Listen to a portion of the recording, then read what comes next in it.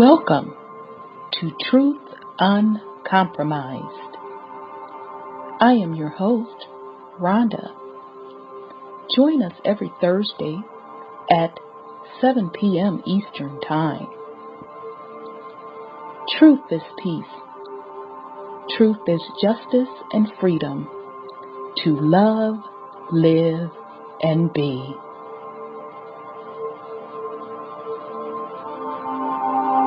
Music provided by SourceVibrations.com.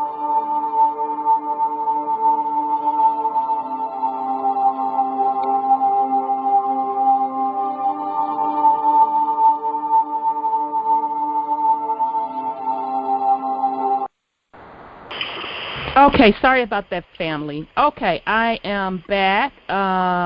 Okay, so Empress Shama will join us shortly. Sister Vinity, I know you're there, and I'm here. Okay, and then Brother Wendell texted me and said he's here. Okay, I see great. him now. Okay, Brother Wendell, I'm opening up your line. Brother Wendell, you there? Yeah. You know this thing getting gooder and gooder. And I ain't finna be missing nothing. I don't miss no calls, baby. I done told you all that. I know. I said that's not like him to be late. I'm like, let me relook. I could have missed it, whatever. So he'll just have to hit me up when he's ready. Anybody know anything about these calls? No, I don't miss no calls. I know that's right. How are you this evening? I'm all right, baby. Let's just keep it pushing. Cool. Well, I think Empress has joined us. You there, Empress? I am. I'm here. Love and light, everybody. Greetings, beloved. Greetings, Curly Horn. Curly Horn number 2. I know. Let me say what I want to say, and then I'll get back to you, Wendell. Okay. Okay. Let me put it on the porch for 1 minute because I have to make an announcement right quick. I have just got a call from KG, and KG is going to be coming on the call next Thursday. And the reason why it's got to be next Thursday is because there is some legal stuff that's going on right now, and he and the board advised him that he needs to wait until next Thursday to come on the call. Okay. Okay. And so and for that those, will give. I'm sorry. No. Ahead. I was just going to say for those that don't know who KG is, because I was shocked when somebody didn't know who that was, those that have been following Dr. Henderson. So he is the principal of the Melchizedek Trust. Is that correct? That is correct, and that him and I have sit down and met. He's the one that I met with all last week. Now, I want to explain just briefly without, going into what he's going to talk about tonight, just to give everybody an overview, because sometimes people are misled because they don't know about trust. They don't know there's all kind of trust that are out here in regards to dealing with commerce and us. So I want to make it real clear that the Melchizedek Trust have to do with the different goods and services and programs that fall under that. The humanitarian projects is a better word for what I'm saying. So he is the principal behind all the companies. You remember we submitted our companies and our business plans to when we got indexed, or before we got indexed, we emailed those, and I did the same thing and sent my business plan and sent all my information in regards to my company to bring it under the 501c4, under the humanitarian projects.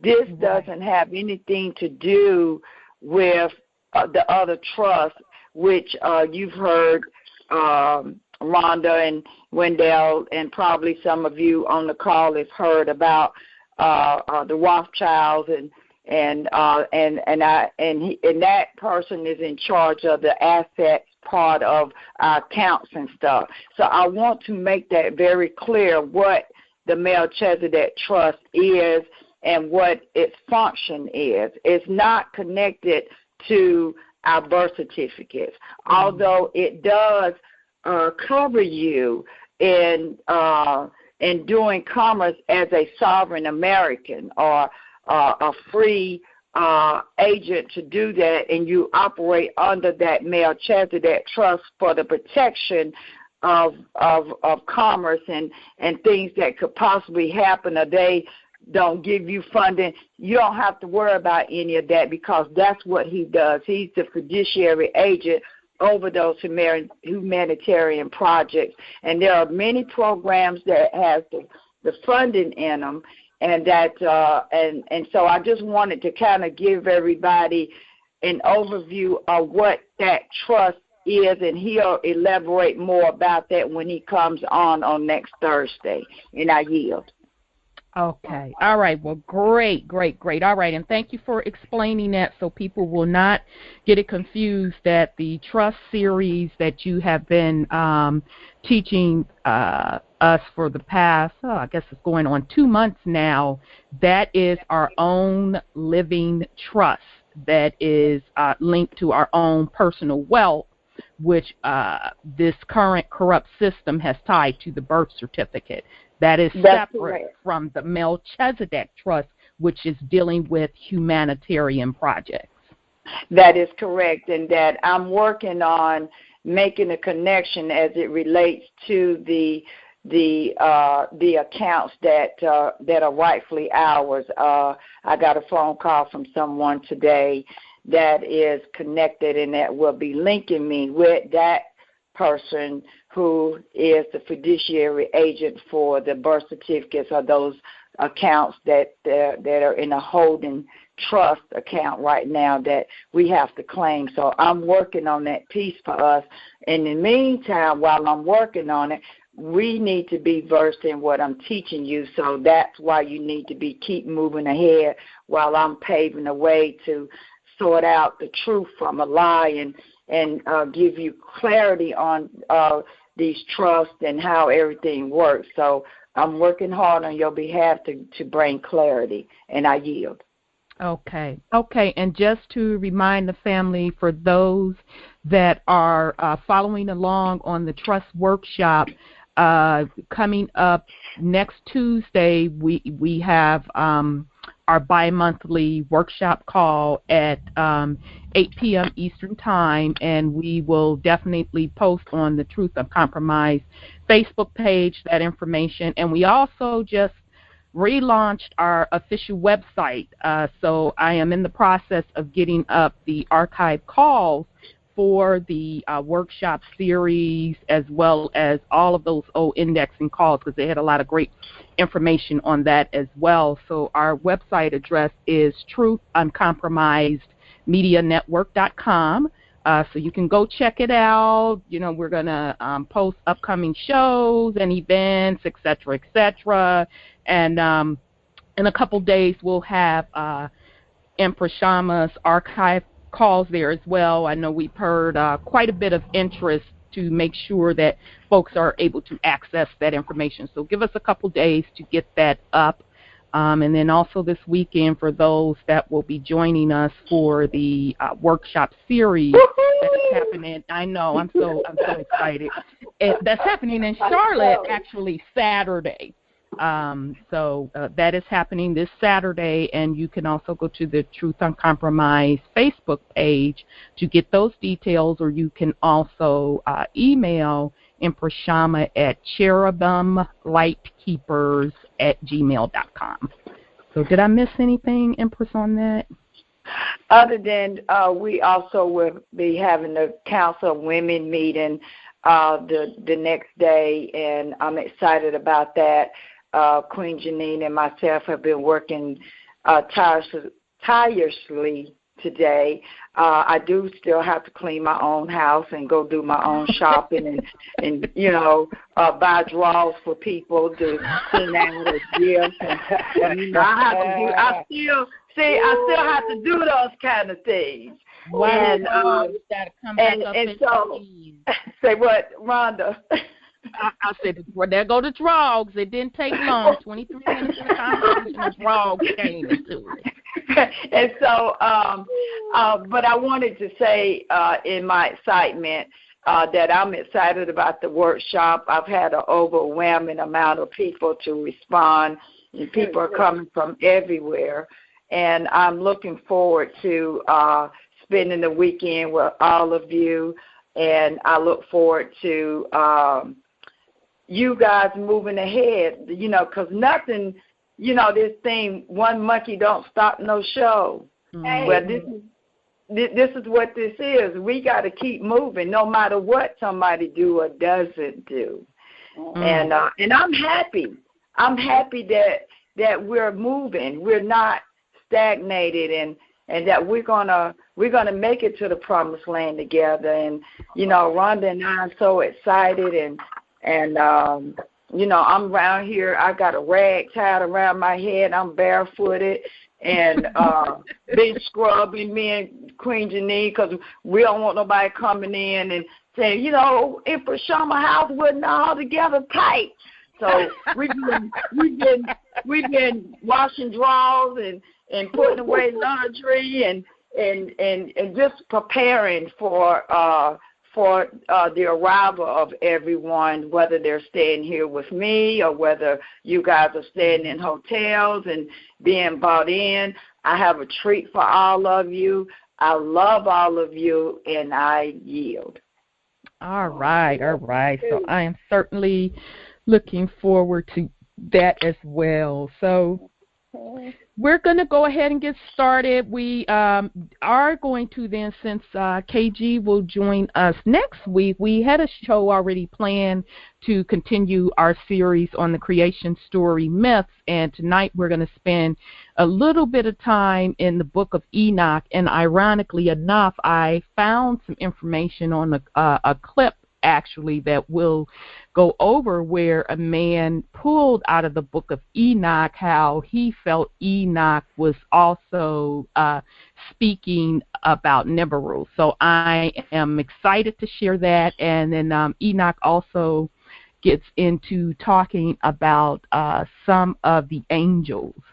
So I found that ironic because we did a couple of shows on angels, and then here we go back to the Book of Enoch, and then he's talking about angels as well. So we'll go over that as well. But before we get into the main topic, we have to get into the weekly news. So, oh boy. As usual, there is a lot going on. Particularly, let's start at politricking today. So that is political news. I found a bunch of stuff coming out of RT News. I'm not sure what's going over there on RT because they used to be at one time owned out of Russia. And then all of a sudden, supposedly it changed ownership over to someone over here in the Americas. And then I just saw a couple of minutes ago where the founder of RT News, he was in New York, and he was murdered. So I'm like, it didn't make big news. I just saw it, a blurb somewhere. So I'm saying all that to say, I am not sure who is currently owning this particular news outlet, who's backing it, but the stories that they've been putting out are pretty fascinating. So this particular one, the heading is CIA tip led to arrest of dangerous communist Nelson Mandela, says former U.S. spy. Now, this came out May 15th of this week, And so it says a former CIA agent has finally confirmed what the world has long suspected. The U.S. agency was behind the arrest that put Nelson Mandela in prison for 27 years. 2 weeks before unrepentant 88-year-old Donald Rickard died, the CIA spy confessed to filmmaker John Irvin that his tip led to Mandela's arrest, according to a report in the Sunday Times. Rickard defended the arrest of South Africa's most wanted man in 1962, which he says was necessary to capture the world's most dangerous communist outside of the Soviet Union. Rickard, who was officially working with a U.S. vice consul in the South African city of Durban at the time, said he learned Mandela was on his way out to Natal, traveling between Johannesburg and Durban. I found out when he was coming down and how he was coming. That's where I was involved, and that's where Mandela was caught, says Rickard, according to France 24. The former spy didn't explain how he received the information, but said he believed Mandela was completely under the control of the Soviet Union, a toy of the communists, and about to incite the people of Natal into a mass rebellion against the apartheid regime. Wow. Okay, so they was pissed because supposedly and allegedly they thought he was a Soviet spy and he was going to cause a mass rebellion against the apartheid regime, the same regime that are treating these people in slavery conditions on their own land. Oh, okay. Okay, wow. Yeah. Natal was a cauldron at the time, said Rickard. And Mandela would have welcomed a war. If the Soviets had come in force, the United States would have had to get involved and things could have gone to hell. We were teetering on the brink here and had to be stopped, which meant Mandela had to be stopped, and I put a stop to it, he added. The arrest led to Mandela spending almost 28 years in prison before becoming South Africa's first post-apartheid president in 1994 and one of the most revered human rights activists in history. Mm-hmm. Filmmaker previewing his production during the week Cannes Festival.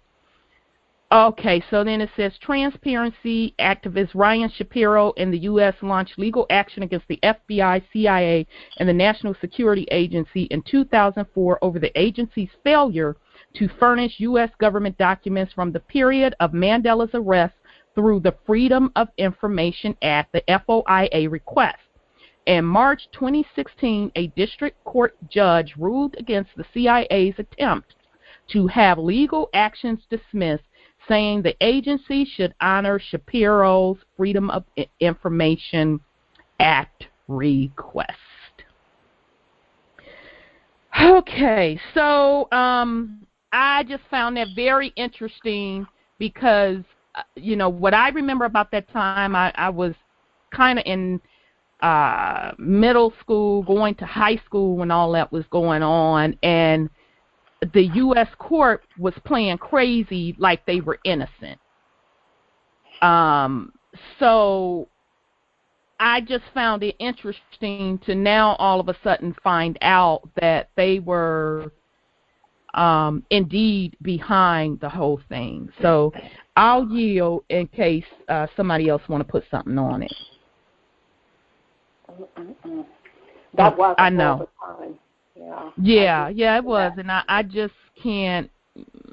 Yeah, I can't believe it, but it just never seems to amaze me the amount of dirt that the U.S. corporation has their hands in. Yeah, and still do. Absolutely. That's all they do. Mm-hmm.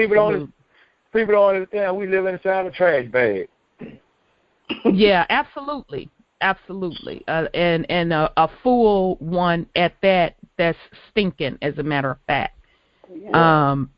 So the other thing that struck my attention this week, and this came out on the 15th, was that a report on the CIA torture won't be revealed under the Freedom of Information Act. So now, I don't know if people remember the Abu, I guess they were calling it Abu Ghraib prison, where there was reports of torture. And that particular prison is right off the border of Cuba, if I remember correctly. Yeah.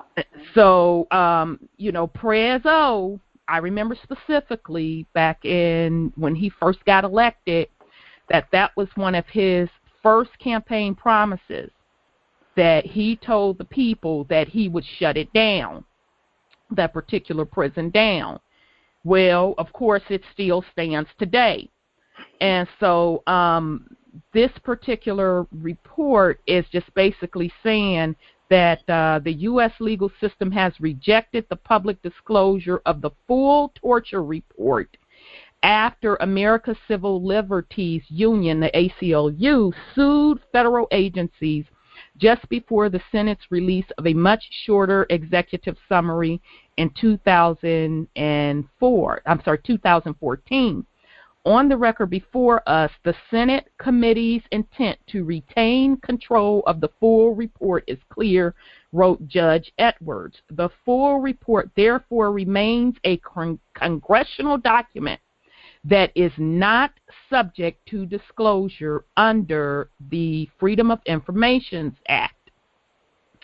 Okay, so it was saying that this unanimous ruling by a three-judge panel concluded that the 6,963-page so-called Senate torture report can't be made public under the Freedom of Information Act because the content is officially controlled by Congress and the congressional documents are exempt from the open records law. So I'm just going to stop there. I know it's just disgusting. That's all I could stomach under this, because there you have it right there. Because first of all, these Congress against progress is what they really are. They work for us. We're funding them. So wow. Now you mean to sit up and tell me that you're withholding information from us pretty much because you said that you can, because it's your congressional document? No, anything that they do is ours. They work for us, not the other way around. And this is the part of the problem with what they call their legal system, which isn't a legal system. It is an administration system run amok. So with that, I'm going to yield in case somebody else want to put something on it. If not, we're going to definitely move on. Okay. Okay. All right, so the other thing that I found very, very interesting today is this one is going to bring back a lot of memories for folks that have been following this. This came out on the 16th, and this is out of RT News also, and literally the heading is comical, if not so tragic. Libya needs safecrackers to retrieve Gaddafi's era gold coins. What? Yeah. So say that again. I know. Okay, let me read it slow. So I know I have a southern twang, so I may not enunciate words properly. It's comical, if not so tragic. Libya needs safecrackers to retrieve Gaddafi-era gold coins. Part of the conflict is that there is still a competition over the Libyan resources which was one of the main causes behind the conflict and intervention, Edmund Garib, professor of Middle East history and politics at the American University, told RT. In the eastern coastal city of Bayda in Libya, there is a vault with gold and silver coins worth $184 million, which belongs to the central bank. But Libya's cash-strapped government doesn't have the code to open it. So it has hired a pair of safecrackers to open a vault full of precious coins. Oh, my goodness. RT discussed the situation in Libya with Edmund Garib, a professor of Middle Eastern history and politics in the School of International Service at American University. So the Eastern Libyan government has gold coin and silver coin reserves, but no one has access to them. Isn't it a quite comical situation? So Edmund goes on to say, if the situation in Libya was not so tragic and terrible with two governments, and more recently there is a third government established by the international community, you have different areas of the country controlled by different militias and tribes. Some of them are Salafi, some of them ideological, some of them ethnic. This would indeed be a very comical situation. Perhaps it would be good for a movie script or a thriller. But the situation is tragic, and to a certain extent, the situation is also a consequence of regime change policies. The external intervention, which brought the regime of Muammar Gaddafi down, and brought the grotesque and horrible end to his life. All this was, again, what we saw in Iraq, based on pretext, manipulated intelligence, accusations that were not later justified. And so the situation, in many ways, we are seeing a country that's being fragmented. And there is, again, a threat of a new intervention or new interventions by Western powers. We hear that the U.S., British, French, Italian forces are in the country in small numbers, of course, but this may be upped. We see ISIS control of certain areas, so the situation is extremely fluid and complicated. But again, all of this is a consequence of an invasion that apparently was not well planned. General Carter Ham, who was the head of the AFRICOM, said a few days before the invasion took place in Libya, this conflict, apparently we do not have a good plan for tomorrow and for the future. So to a certain extent, Libya is still suffering from the consequences of that invasion. Okay, so this article just goes on to talk about the invasion itself, and then the only other thing it says, what role should the international community play now? How do you assess the efforts to bring stability there? What should be done? And he just goes on to say, I think the main thing is to try to get them to talk to each other, blah, blah, blah. Standard BS stuff, as far as I'm concerned. And then the last comment, how could you comment the situation with safecrackers, which were hired to open a vault full of precious coins? And so this Egan guy goes, well, again, if it wasn't so tragic, it would be comical. A head of the central bank doesn't have enough money to pay for the employees, so he hires these two safecrackers. On top of it, they want to melt the gold, even though they probably would get much more money if they sell the coins as they are, because people would love to have souvenir or memorabilia. But because of the picture of Gaddafi on the coins, They don't want to have the political implications of this. So they are willing to melt them and to make less money than if they sold them as coins. And on top of it, the people of the town are saying that it is their money. It is a messy and complicated situation. Yes. Okay, so here's my... that, Go ahead, brother. You know what that cartoon look like? What cartoon? You say it's comical. Yes. I immediately got a cartoon picture in my head with 5 guys standing around, all of them with their thumb in their mouth, the other hand up their butt and the key laying on the ground. and here's my whole take on that particular situation. Let's go back and just refresh the family's memory on the whole Gaddafi thing, because I don't want to take that lightly. Let's start about why they even got up in his business. Let's start with so-and-so that. Yeah. Okay. Gaddafi, I'm sorry, go ahead, Empress. No, I thought you was asking a question. I'll wait till you finish. Okay, because I'm finna go on my rant right now, because they didn't piss me to so-and-so off.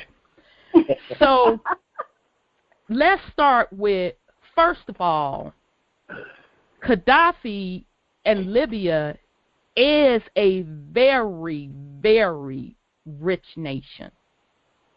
It is very rich in gold.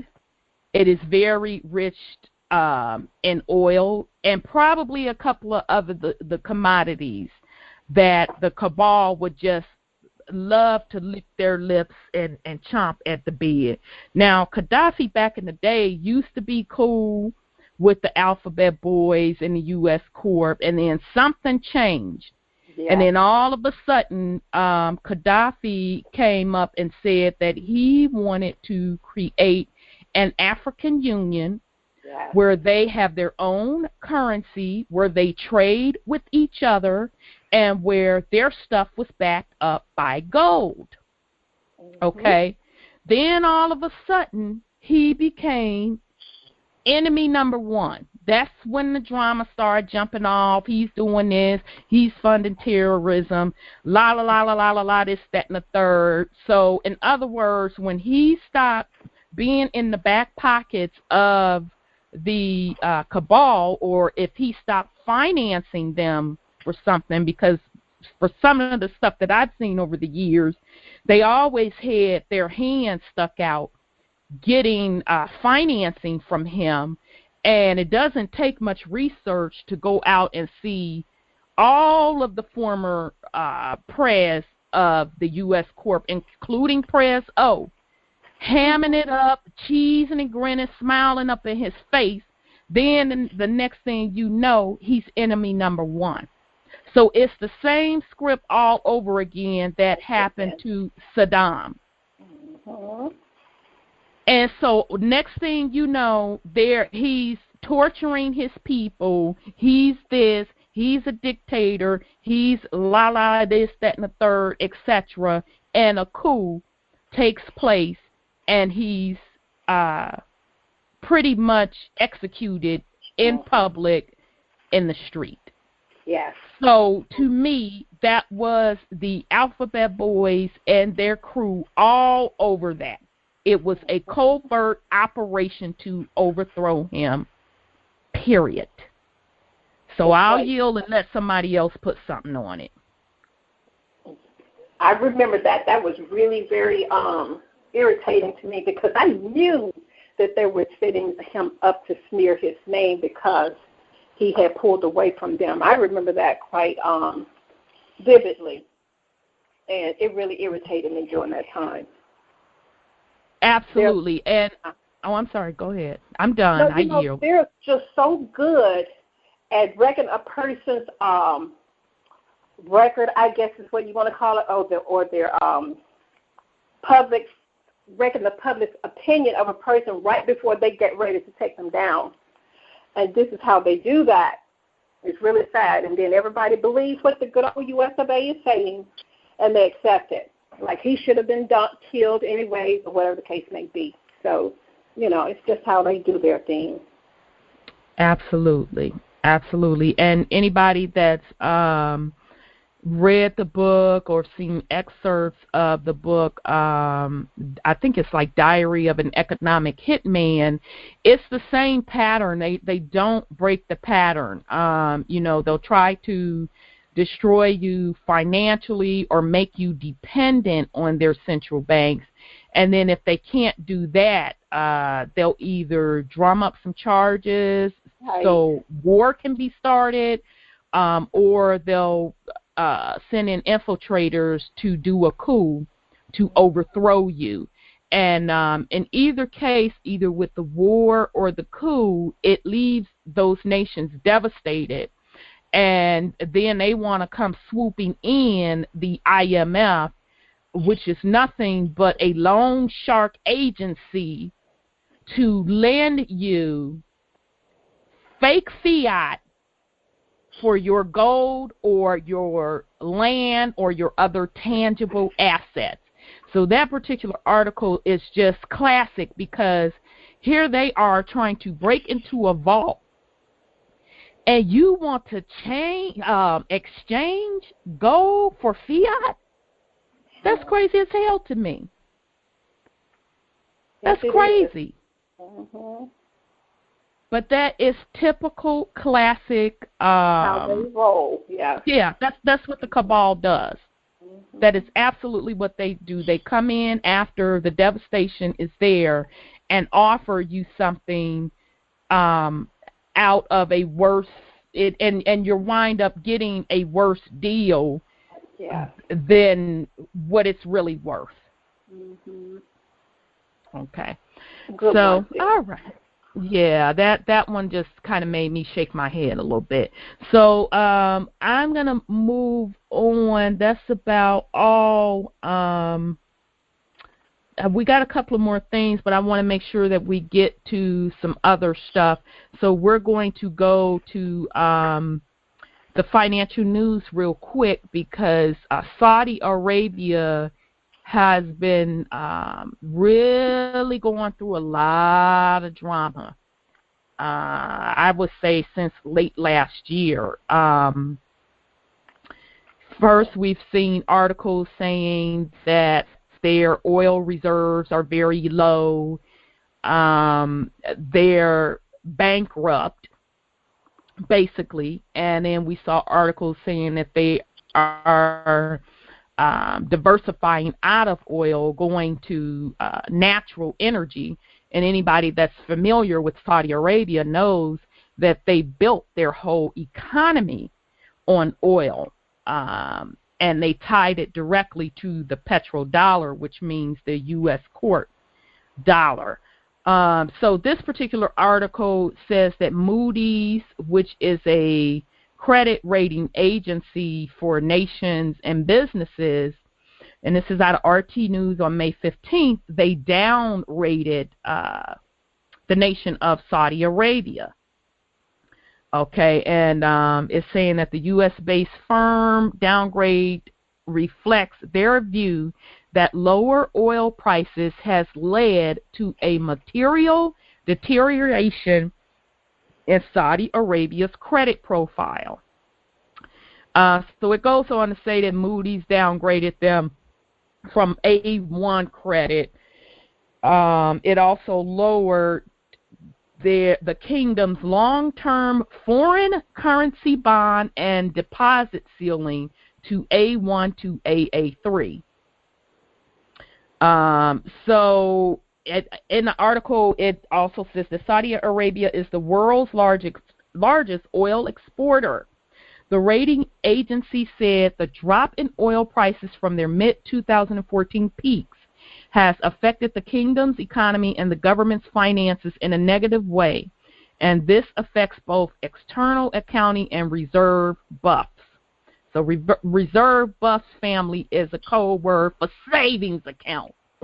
While the government has ambitious and comprehensive plans to address the shock by diversifying its economic and fiscal base, those plans are at an early stage of development and their impact remains uncertain. Moody said. Over 70% of the country's income comes from energy exports. With the plunge in crude prices, Saudi Arabia ran a record deficit of over $90 billion in 2015. So here's what I want to say about that. First of all, we've been discussing with the family since late last year that we are moving from an oil-based economy. So that's what the term petrodollar means, that the dollar, instead of being backed up by hard assets like gold, they tied it to oil, which means dollar. But it's always been manipulated and inflated, etc., to keep the Ponzi scheme going. And Saudi Arabia was a huge pawn in their game. So now that the world has pretty much moved on, so meaning Russia and China partnering up with the other nations to move on to a gold-backed standard, so meaning for every dollar or yuan, or I think Russia's on the ruble, that you have the applicable amount of gold. Okay, so the world has moved away from this whole money based on nothing, based on supposedly oil, and going over to a different gold-backed currency. So that left the petrodollar, which was what the world was using to trade with and what the world was using to set the price of everything, that left it as not the cream of the crop anymore. So if your economy or your currency is still tied to that petrodollar, you're going to be hurt pretty bad. So this is what Saudi Arabia is now experiencing. They are experiencing the fall of the petrodollar, which is the American dollar, and that also includes the euro as well. This is what Saudi Arabia is experiencing. They're experiencing the economic decline of that old system. Okay? Now, Moody's, let's discuss them a little bit. I'm refresh folk memory. If you had any inkling of what happened in the 2008 financial crash, Moody's, and damn it, I can't think of that other agency, rating agency's name right now. They were the two rating agencies that was responsible for also giving credit ratings for those banks. Say that again, Empress. It was Dun and Bradstreet. Yep, DMB. I'm like, I know it on the tip of my tongue. So, I know you know it. I do. So, okay, they were the two agencies responsible for providing credit ratings for all of these companies, and specifically I'm talking about the banks in this case. So when I say credit rating, I'm talking just like they want to sit up and rate our credit, they got credit too, okay? So now if they're supposed to be watching the finances and rating the bank's credit worthiness and measuring their debt against what assets they really have, and you still was rating them as A1 up until the so-and-so crash, something was seriously wrong with that. And so if you don't know what I'm talking about, there is an excellent movie that is out, and it's probably on video right now, and it's up for a lot of independent film awards. It's called The Big Short, and it tells you how the 2008 financial crash happened, how everything was a Ponzi scheme, and how these credit agencies turned their back. Okay, they basically went along with the fraud. They knew that these banks that had all of these derivatives on the books were insolvent, but they were still rating them as A1. So I say all that to say, I promise you, family, I have a point. I say all that to say, now Moody's is coming out saying they're downrating them from A1 to AA3. Well, this is just Rhonda's humble opinion. If you couldn't rate the banks as insolvent back in 2008, I'm going to take your A1 to mean F- for Saudi Arabia. They're probably insolvent as well.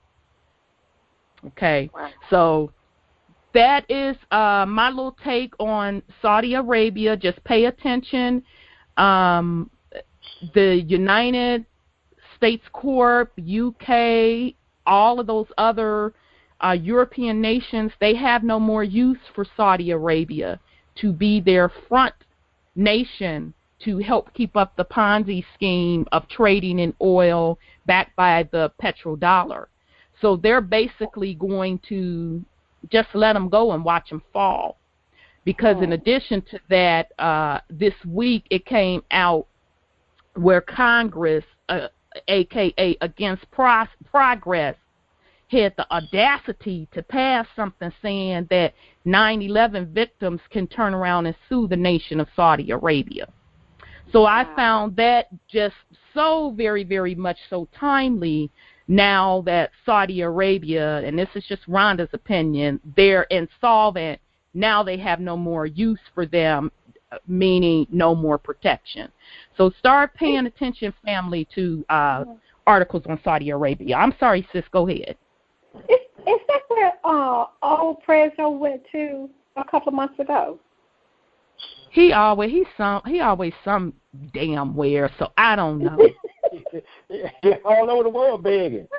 Or maybe that was Morocco. He was one of them. I was thinking he went to Saudi. Maybe, I don't know.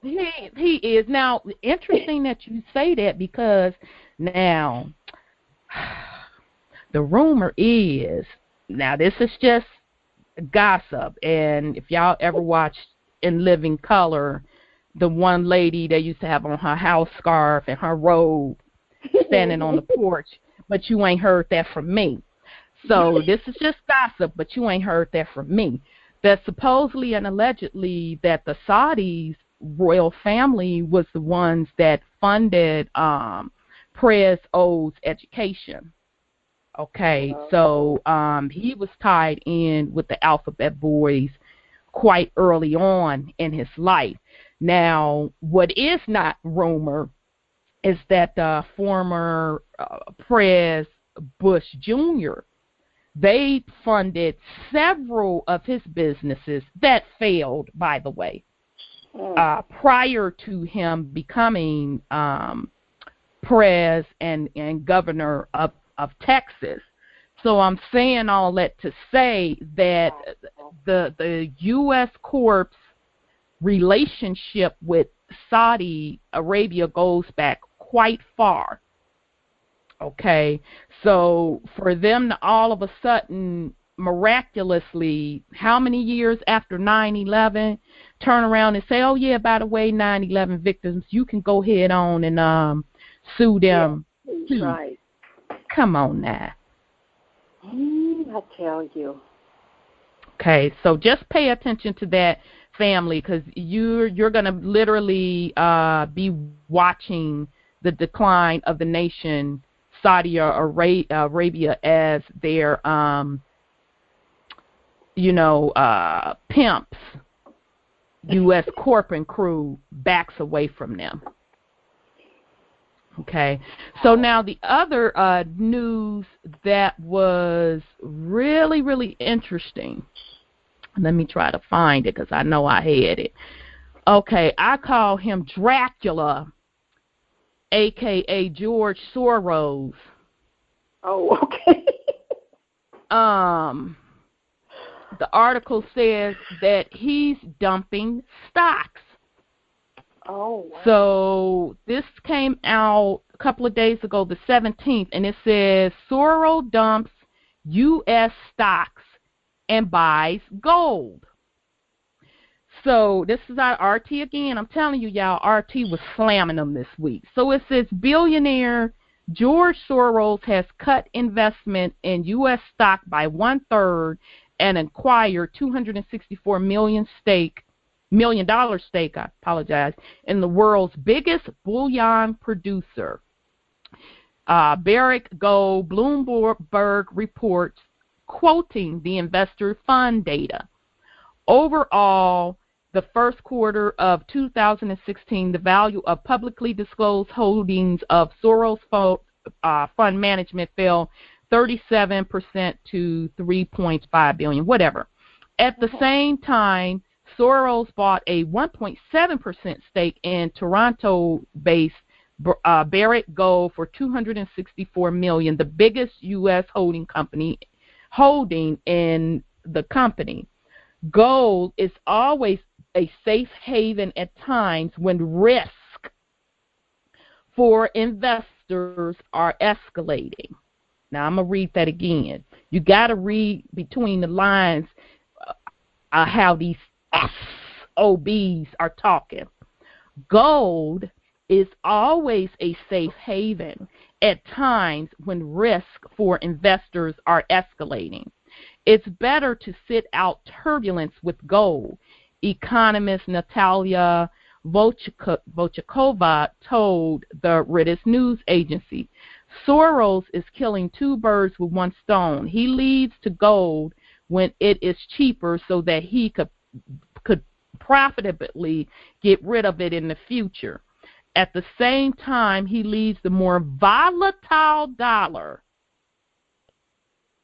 for a more stable asset. She just contradicted herself. Now I'm going to read that again.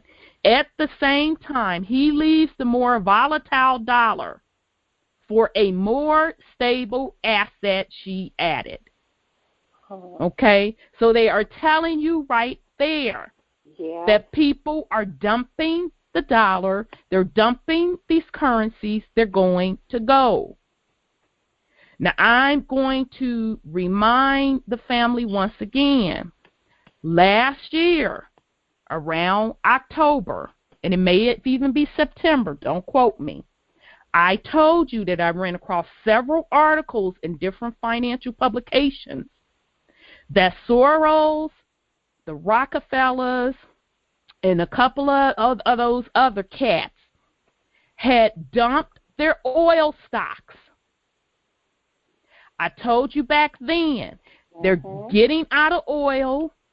They know that the petrodollar is done with, and they're probably secretly behind the scenes buying up gold, moving into other tangible assets.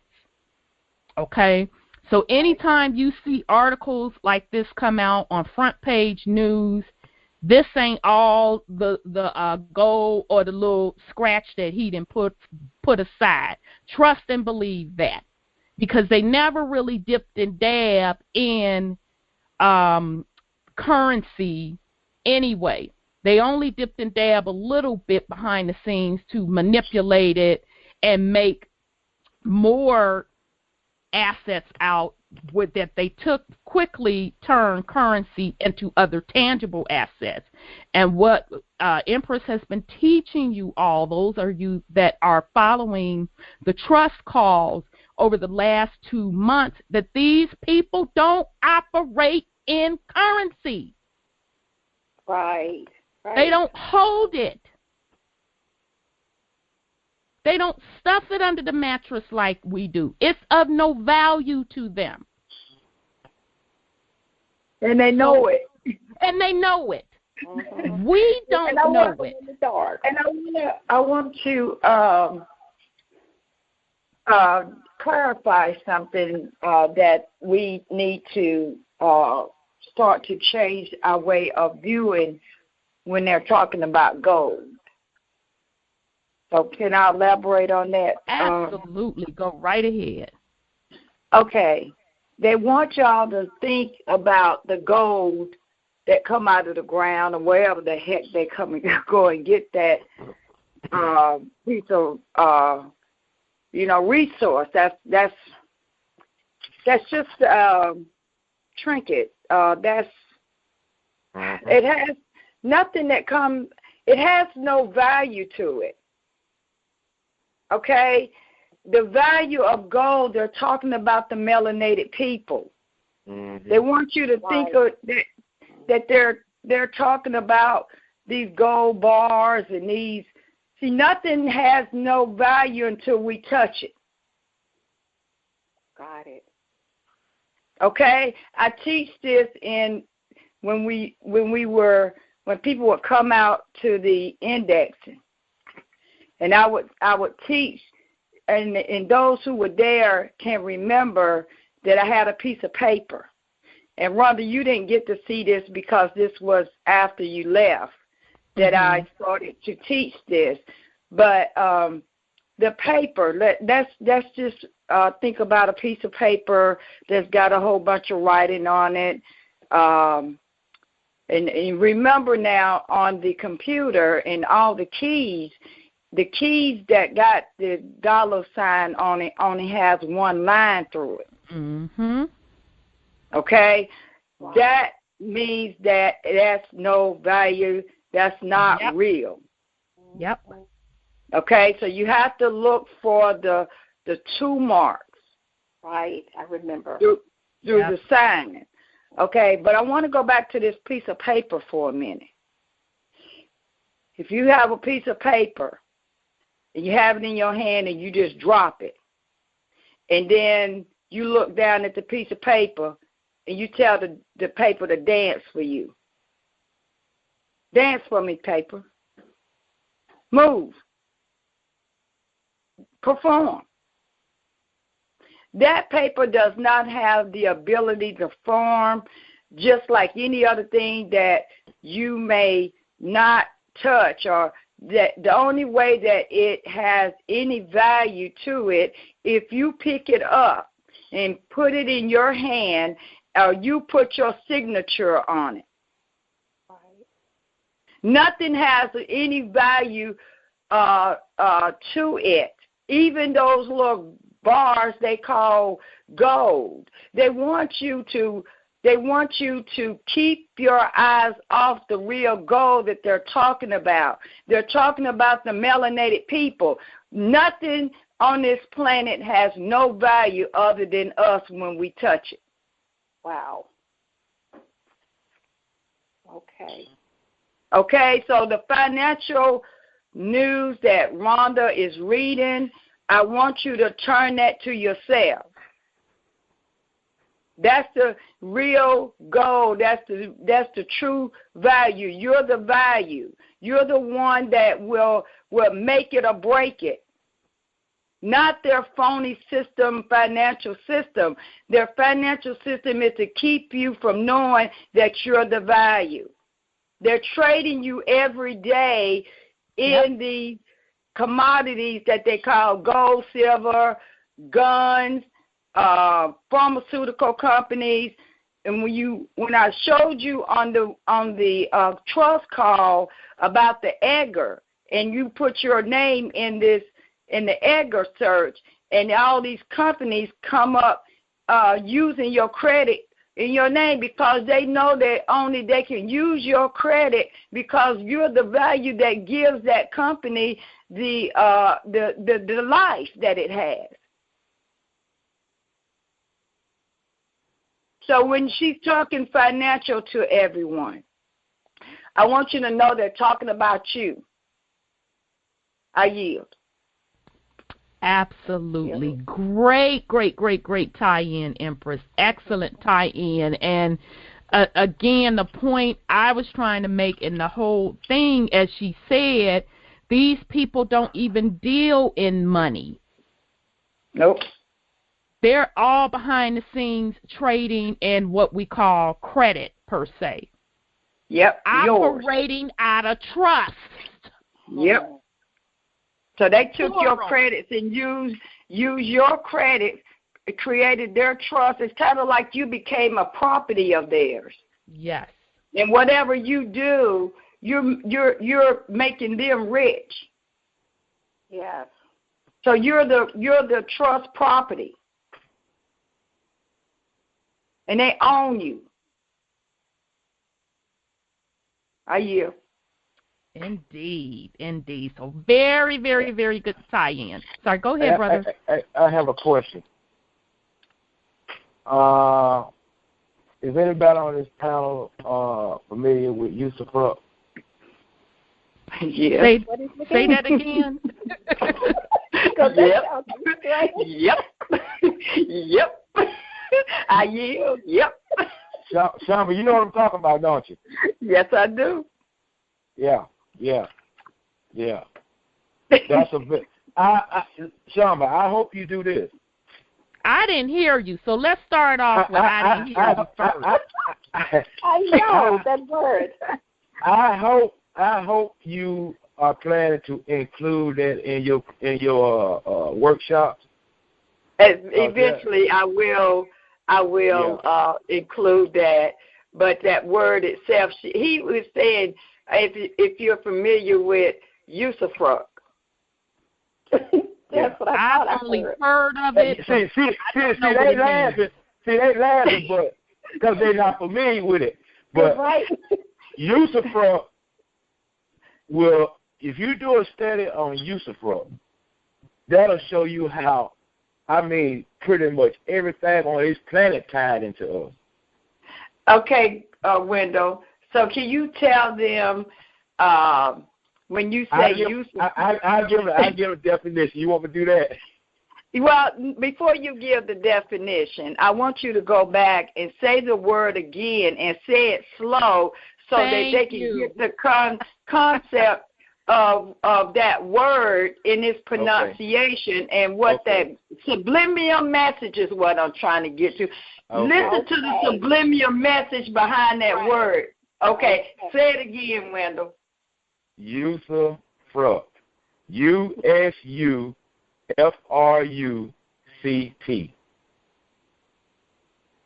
And the short definition of that is use of your fruit. Mm-hmm. Okay. Wow. And that means that you sow, and I can't say that word over the air. But I just imagine what I was getting, you sow fruit. Yeah, right? You sow. Yeah, you. Okay. Right. I just want you to. So right. That is really what's happening. Is that you are being that. Yeah. Out of your fruits and your labor and your work. It's real. The thing is, like I said, the study group that I was in, we got a hold to usufruct, and we were right there at the door. We were right there at it, and then you know how it goes. Something happens. You have to stop everything and come back at it later. Right? Infiltration, may we say? Yeah. Mm-hmm. Yeah. Talk about in your face. But that you can do a real extensive study on that. You really need to and have to, because there's a lot of moving pieces to that thing. You got, the military, martial law, and all that stuff is a part of that. It's all a part of that. See, we've been living under martial law our entire life and don't even realize it. Absolutely. When they're around here talking about martial law going to be instituted, that's been done. Right. War was declared on us from the day we were conceived. Absolutely. And technically, I think they said martial law took effect, I want to say, after the Civil War, and that we had still been under that, and supposedly and allegedly the Civil War, once again, it was two folds. Number one, it was the melanated people fighting each other. The dirty Moors against the other Moors on how we were going to operate this land, and how folk that we gave leases to operate on the land to do commerce were to do it. that was one fold, and then the other fold, the slavery, quote, quote, was again still all about a financial system, like Empress said. Yeah. As the people being the commodity. And I apologize, when the melanated people were fighting each other, that was back when this hellhole was started by the so-called founding fathers back around 1773, 1774. That's when the whole takeover and the standing up of what we think is the Constitution, how they did the switcheroo on us. But it really all started with the melanated people, us fighting each other on how we were going to operate on this land and who was going to control what. So I apologize for that, for mixing the two, confusing folks. Yeah. That's okay. Yeah. Okay. But let me say this one last thing about usufruct. Sure thing. If y'all want to get a jump on it, just start looking up different things on that word. Just start with that word, and just start looking for different topics that tie to it. I mean, it's so much tied to that, it's ridiculous. FRUCT. Yeah, USU yep. FRUCT. That used to be, and I did do that process, by the way, Wendell. See, you know what I'm talking about. You know exactly. We were right there at the door with it. They ain't gonna let you get through the door on that one. I'm just gonna tell you that right now. We were right. Let me show you how close we were. We had a brother that was going to show us everything. If something happened, we never called him. He never invited us to the next meeting. That's how close we were. Yeah, there's a guy that was showing us how to do this. And like I said, they're not going to let us go through the door on that one, just like the courts won't let us win. Mm-hmm. Mm-hmm. The same thing. Yeah,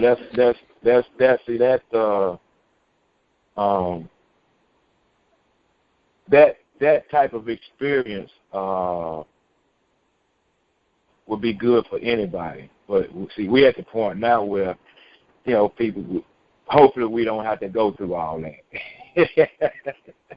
But the information would be excellent for everybody to understand how all this, it's a web of just a humongous web that you will understand how all this stuff was working together and how it was just so diabolical. It was brilliant. It's brilliant now, but I think that'll open a lot of people's minds all the way up. If your little pineal gland is on freeze, this will open it up.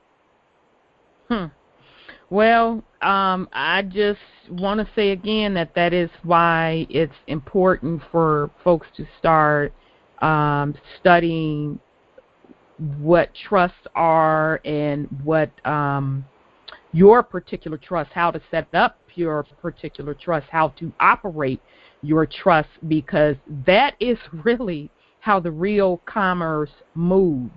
Yeah. Okay, and that is how you take your ownership back of your divine being and of your labor. You're supposed to be the driver of that. So, you're supposed to drive yourself instead of being pimped out. Okay, so I highly encourage folks to start studying up on and following along with that series on trust. Because this is perfect example what we're giving you tonight in this financial update with these folks behind the scenes making moves in the shift of economy change. And if we're still thinking we're dealing in paper and we're trying to chase after fiat, we're still missing the picture.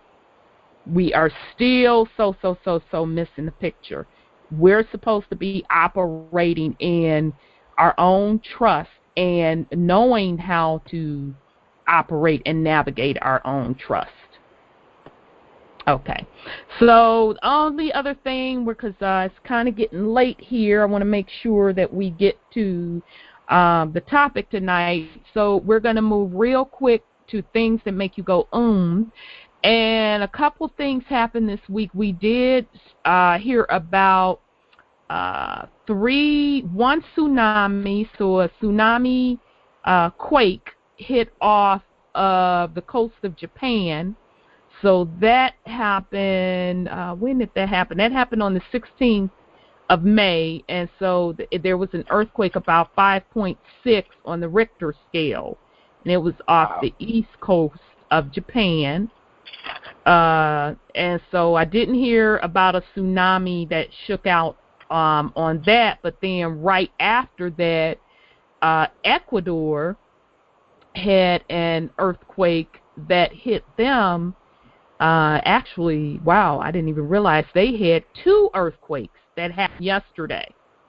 And this one was even bigger. So they had been hit within 24 hours with a 6.8 magnitude quake. Wow. So I didn't hear of any other. There were some light injuries, but I didn't hear of a tsunami on that. But they did show quite a bit of damage in Ecuador. And then there was also right behind that off of, I want to say it was Alaska, which I found highly, highly, highly, highly interesting. And this happened on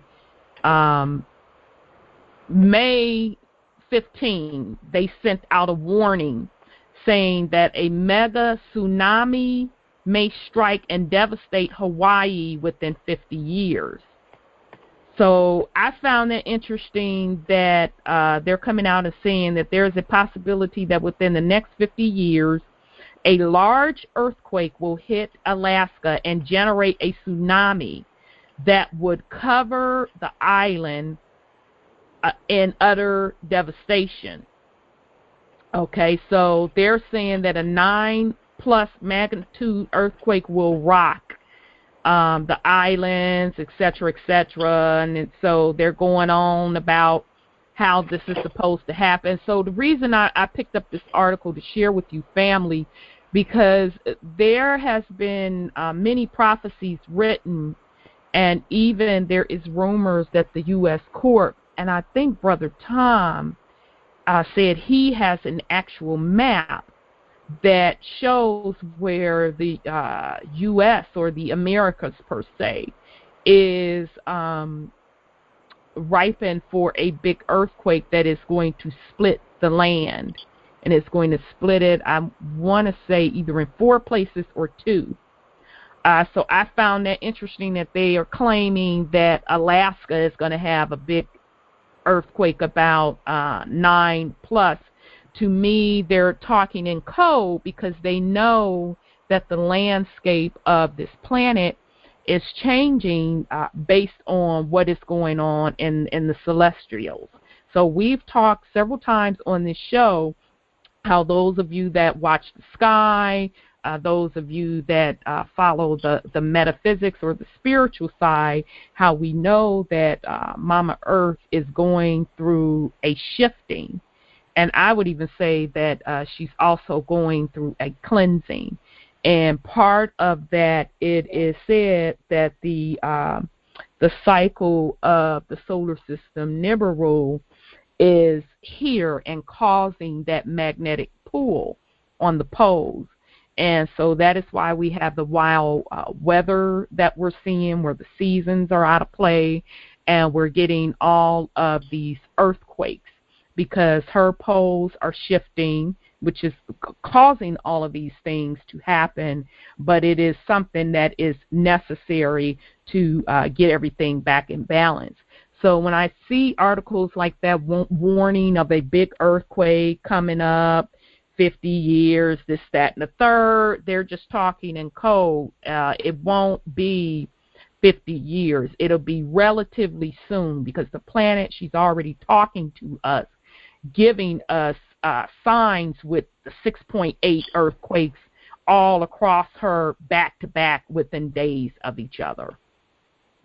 Right. So just pay attention to that, family. That's important. So I think that's all I had. I had another one where they're claiming that aliens possibly maybe existed in the past. So I kind of chuckled to myself on that one.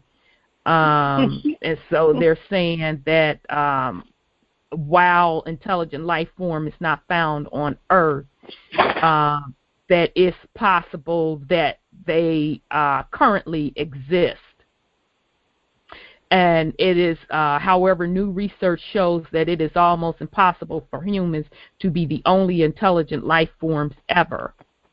In a study published late last month, empirical evidence shows the likelihood of humans being the only intelligent life form in the history of the universe as 10 billion trillion to 1.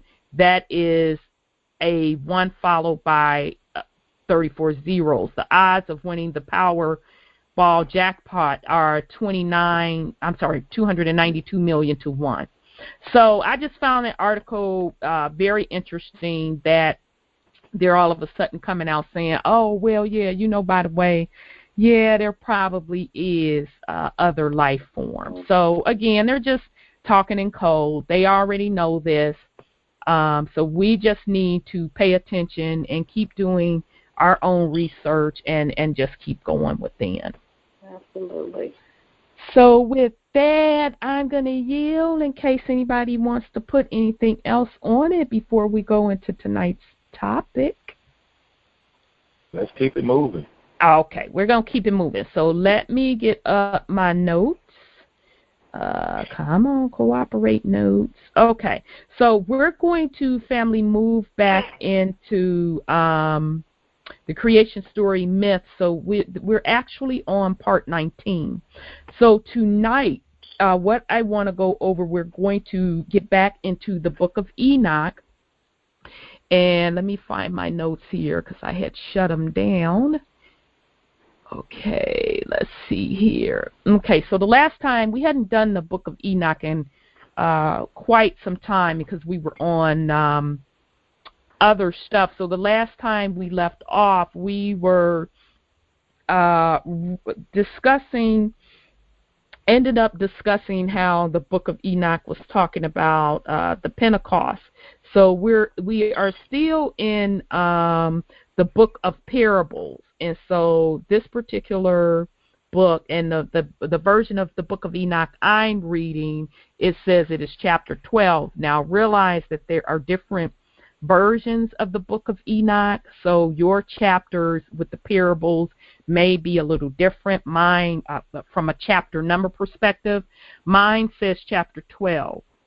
Okay, so we left off at the particular third parable, and so it is picking back up talking about the righteous and about the chosen.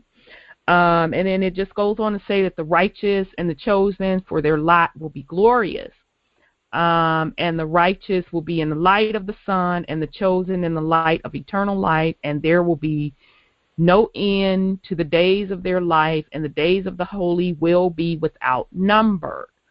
So that particular verse I found, again, pretty interesting, because as we are, a lot of us, especially those of us that particularly have been with us over the last couple months or over the last year, we know that how, and as Empress spoke of, how the people had a number placed on them. And so that number is either equal to your birth certificate number and or your Social Security number.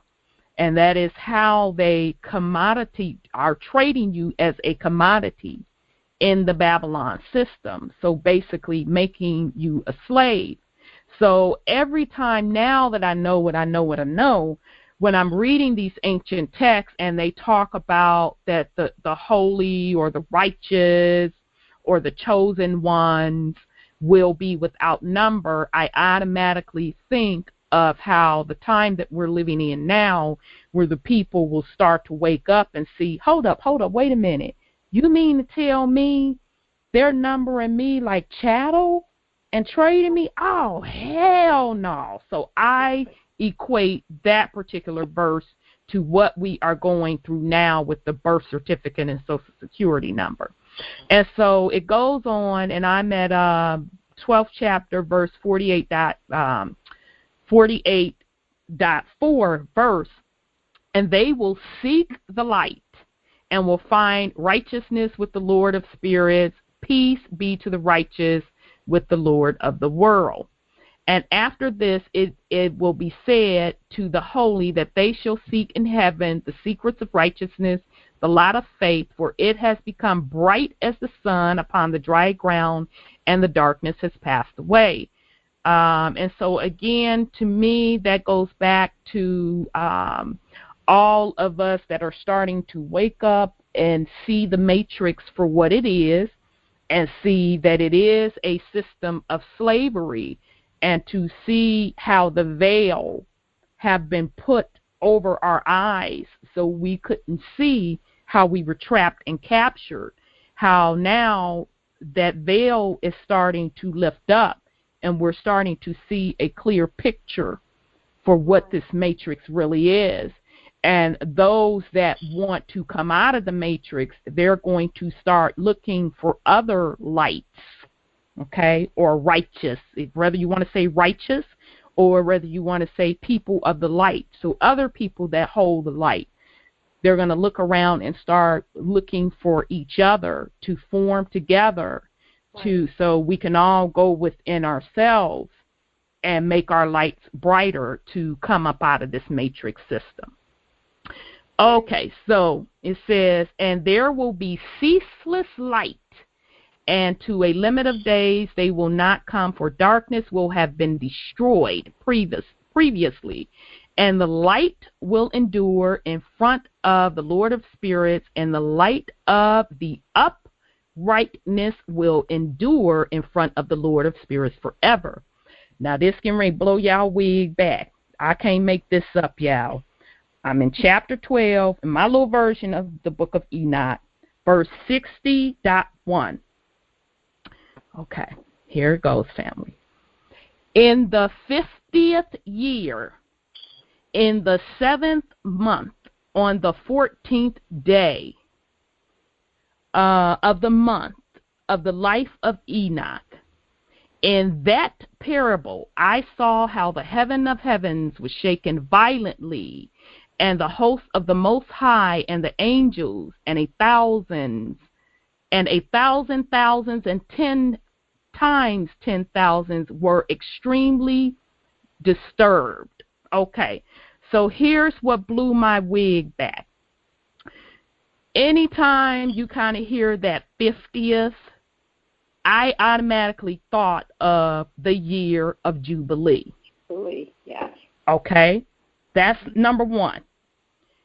7th month, if you count, we can't use this Julian or Julius Caesar calendar.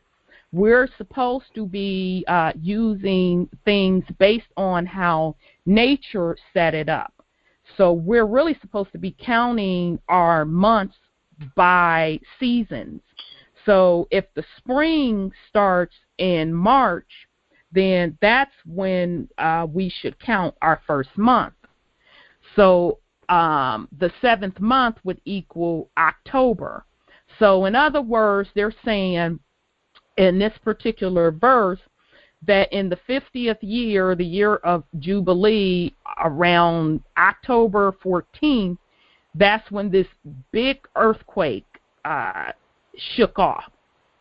Okay, and then it says, and then I saw the head of days sitting on the throne of his glory, and the angels and the righteous were sitting around him. And so again, they're speaking of the time of judgment. And a great trembling seized me, and fear took hold of me, and my loins collapsed and gave way, and my whole being melted, and I fell upon my face. So now let's remember, family, this is Noah at this point, who is the great-great-grandson. Oh, that's my Oracle, Tahuti. Yeah, come on, Oracle, put something on, and I'm going to bring you in a minute. Let me get this little point out. Yay. Okay, so this is Noah telling this particular vision that he's being given, and he's speaking of what's happening, what's going to happen in the future. So let me hold on and bring Oracle on so he can put something on it. Dang, Oracle, where are you at? Okay, what number are you? Okay, Oracle, I'm trying to find you. Oracle Tahuti. Where are you at? Are you on 4059? I'm going to try to open you. I think this is you. So let me bring you on. Yeah. Greetings. All right. I thought that was you. Greetings, Oracle Tahuti. How are you this evening? I'm doing well. I'm on my way to the plantation to put my hours in, but I wanted to join in and let you all know that I have been listening. I've been driving, but I'm at the point where I'd like to join in. Yes. My brother Wendell, he always has something going on. He was talking about usufruct, and that, from my understanding, is the usage of something in its original state that we have the right to benefit from, and that is the meaning of usufruct. I was kind of chuckling when he started out because Wendell has a habit of asking questions, but he's a smart brother. He knows the answer. Yeah, he be knowing. That's why I'm like, come on with it. Yeah. So I just simply say, Enoch, go ahead and lay it on us because you already know the answer. Right. You know. But he brings up some very interesting subjects where we should be used to and learn the usage of language. Yes. Because with the usage of language, we are able to command our position. So these various words that Wendell mentions from time to time, I feel is of great importance, you know. So that's just my way of chiming in. I've been off the phone and I didn't hear the current subject matter, so I'll yield and listen to see where we are. Okay. All right, Oracle. So, yeah, you just tune in whenever you're ready. I'll leave you unmuted. So you put something on it whenever you want to. Yes, ma'am. I want to ask a question. Go ahead, Brother Wendell. How y'all be knowing I already know the answer? Because that's the way you are. You don't put anything out there unless you've done research on it, Wendell. I learned that about you. Okay? So ain't no need in blowing smoke. We know where you're coming from. You know. And I appreciate you for that. Yeah. Hey, that's just old school training. You know how they go. Yes, sir. Yeah, you don't put your neck out there to get it chopped off. You put your neck out there so you can help somebody keep their neck from getting chopped off. Yeah. Yes, sir. I know that's right. Okay, so let's see, where were we? So, okay. So basically that was Noah kind of giving us a prophecy that in the 50th year, and he's saying the 7th month on the 14th day, And I'm coining the 50th year as meaning a year of Jubilee, that sometime in that year that there would be a huge violent earthquake, and the earthquake is going to be so violent that even in the heavens above that it would be felt.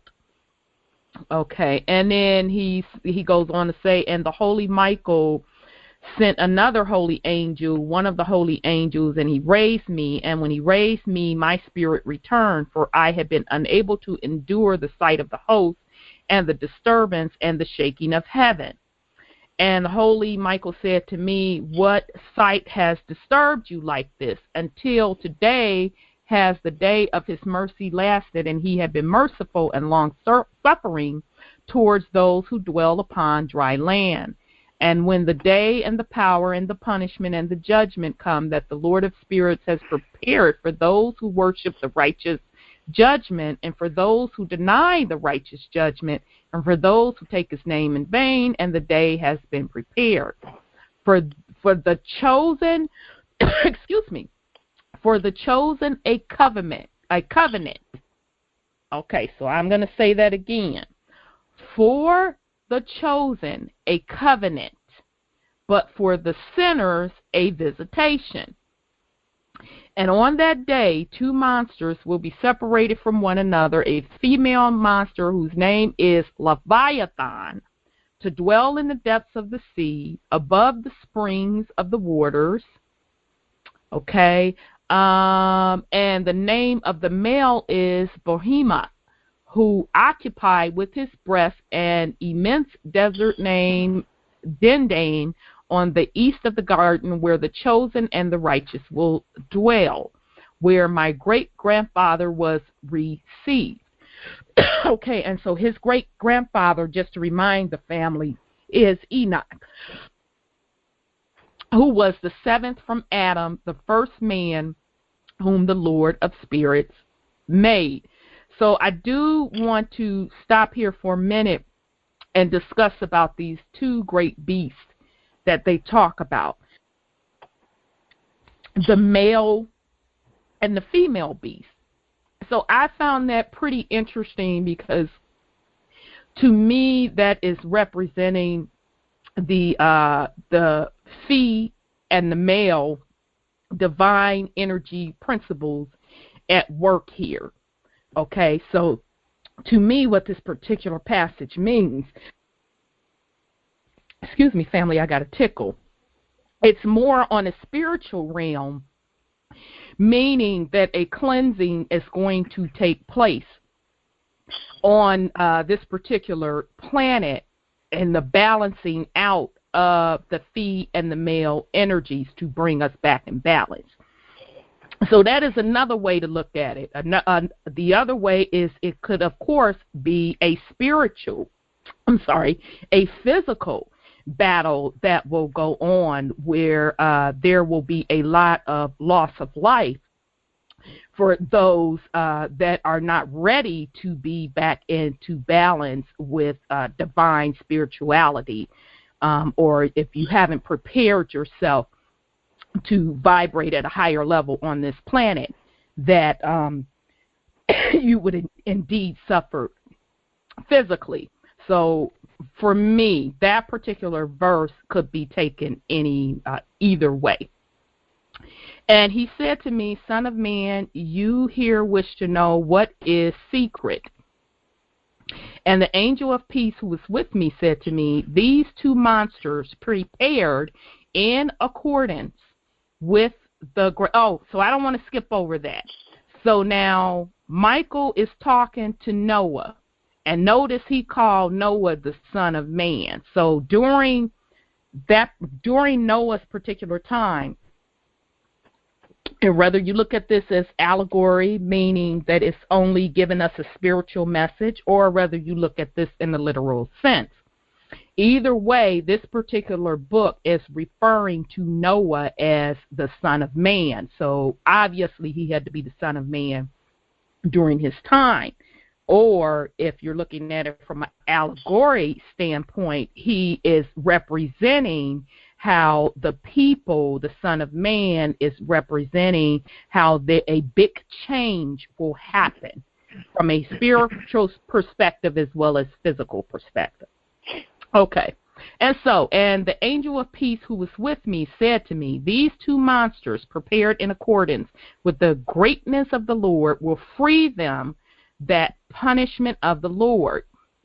And children will be killed with their mothers, and sons with their fathers. So again, this goes back to this passage talking about some type of cleansing or some type of punishment happening to folks that have been unrighteous or aren't prepared. Okay, when the punishment of the Lord of Spirits rests upon them, it will remain resting, so that the punishment of the Lord of Spirits may not come in vain upon these. Afterwards, the judgment will be according to his mercy and his patience.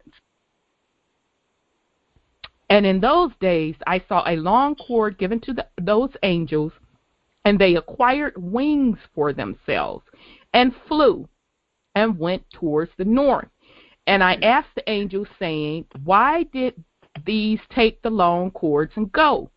And he said to me, they went so they can measure. And the angel who went with me said to me, these will bring the measurements of the righteous and the ropes of the righteous to the righteous, that they may rely on the name of the Lord of the spirits forever and ever.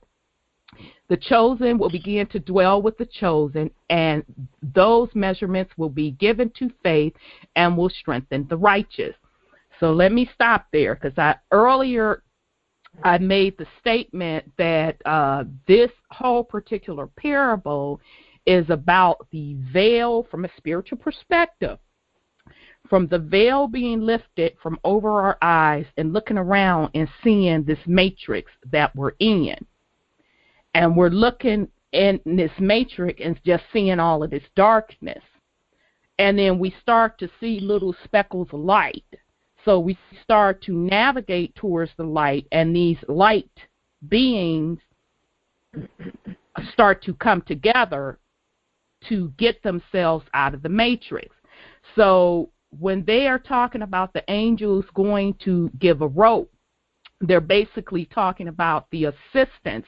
Now, whether you think of the angels as literal angels, whether you think of the angels as the galactics, we just did 2 shows about angels and galactics and how they're really one and the same. Bottom line, these particular verses are referring to the angels taking account for who the righteous or who the light are upon the planet, and making sure the rope that they are referring to is making sure that they start to link to each other so they can be each other's strength. Okay? And so that's what I got out of that. And so it says, and these measurements will reveal all the secrets of the depths of the earth, and those who were destroyed by the desert, and those who were devoured by the fish of the sea, and by the animals, that they may return and rely on the day of the chosen one. For no one will be destroyed in front of the Lord of Spirits, and no one will be destroyed. So meaning that the righteous would not be destroyed, but those that, the 2 monsters that they talked about above, the male and the female monster, are going to start purging out the darkness, okay? But those that keep hold of the light will still be okay, okay? So now whether or not you want to take that literally as a physical death, or whether or not you want to take that in the spiritual realm, meaning that you start to take ownership of your own spirituality and start to raise your vibration, which, quote, quote, means raising your light, okay? So you can no longer be deceived. Okay, then it says, and all those in heaven above received a command and power and one voice and one light, like fire was given to them. Okay, so we're going to talk about this fire and this light a little further down. And him before everything they bless and exalted and praise in wisdom, and they show themselves wise in speech and in spirit of life. And Lord of spirits sets the chosen one on the throne of his glory, and he will judge the works of the holy ones in heaven above, and in the balance he will weigh their deeds. And when he lifts his face to judge their secret ways, according to the word of the name of the Lord of spirits, and their path according to the way of the righteous judgment of the Lord Most High, they will all speak with one voice and bless and praise and exalt and glorify the name of the Lord of spirits.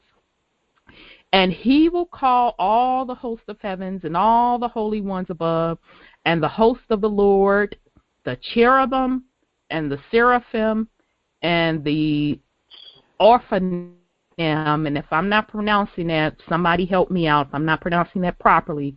And all the angels of power and all the angels of principality and the chosen one and the other host that is upon the dry ground and over the water on that day.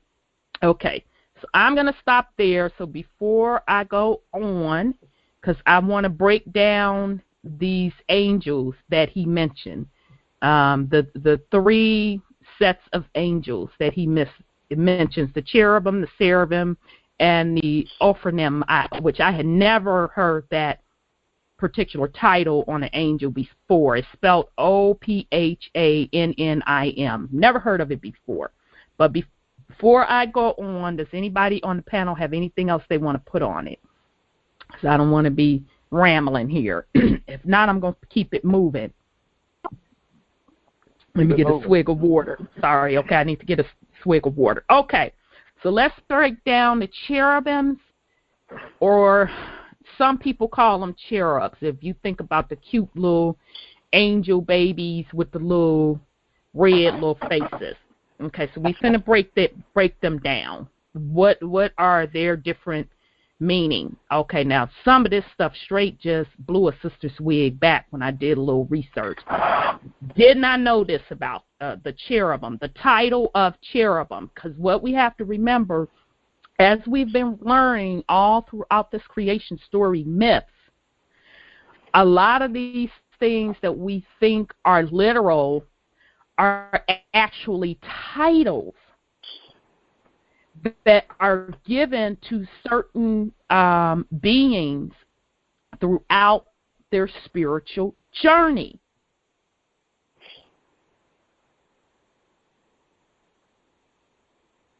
Okay? So rather that be also talked about various other titles, and I know in the Book of Enki, Brother Wendell mentioned several names that we kind of figured out were titles. In El Holy Tablets, we saw names that we have figured out that are titles.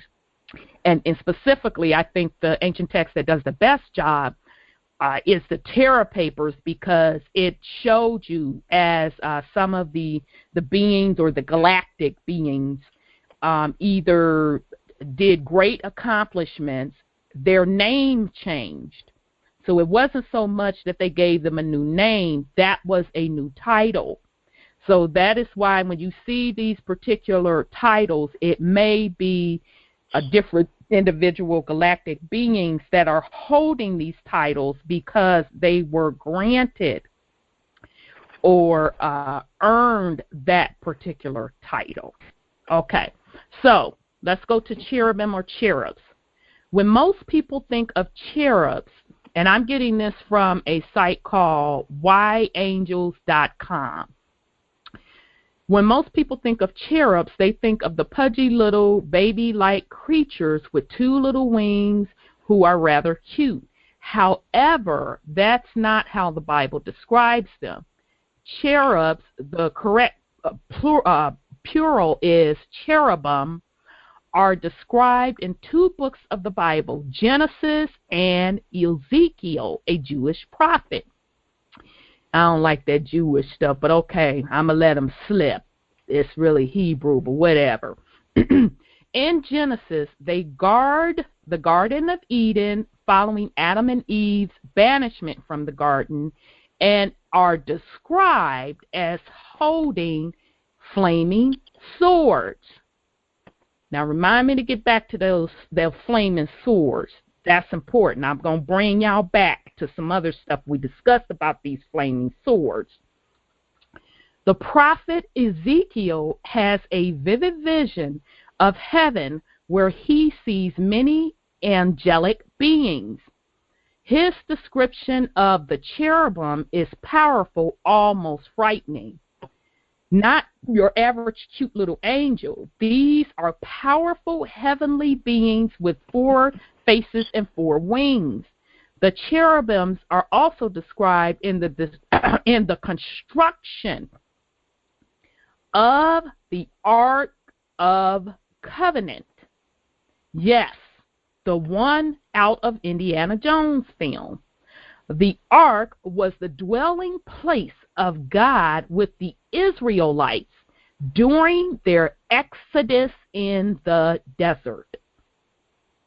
The Ark was placed in, I even hate to say it, Jewish temple when it was built in Jerusalem. I'm going to say that the correct way because that really pisses me off with that Jewish situation. There was no such word. The ark was placed in the Hebrew temple when it was built in Jerusalem, or Jerusalem. The holy part of the temple where the ark was placed and where the highest altar was located also featured statues of cherubim. Okay, and so what they're telling you is the reason those statues of the cherubim were in those temples, because their title is to guard that Ark of the Covenant, because they helped construct it. Okay, so in Ezekiel's vision, he also described another type of angelic beings that seem to be associated with the cherubim. Their description is even more strange to our eyes. Certainly an amazing scene. Ezekiel's vision might seem strange. It might well be that human eyes and senses just can't properly describe the wonders of heaven. The Bible doesn't say how many cherubim there are, but we're told that Ezekiel saw 4, and there may be many more than that. Their role is to guard God's holy domain and present from any sin and corruption.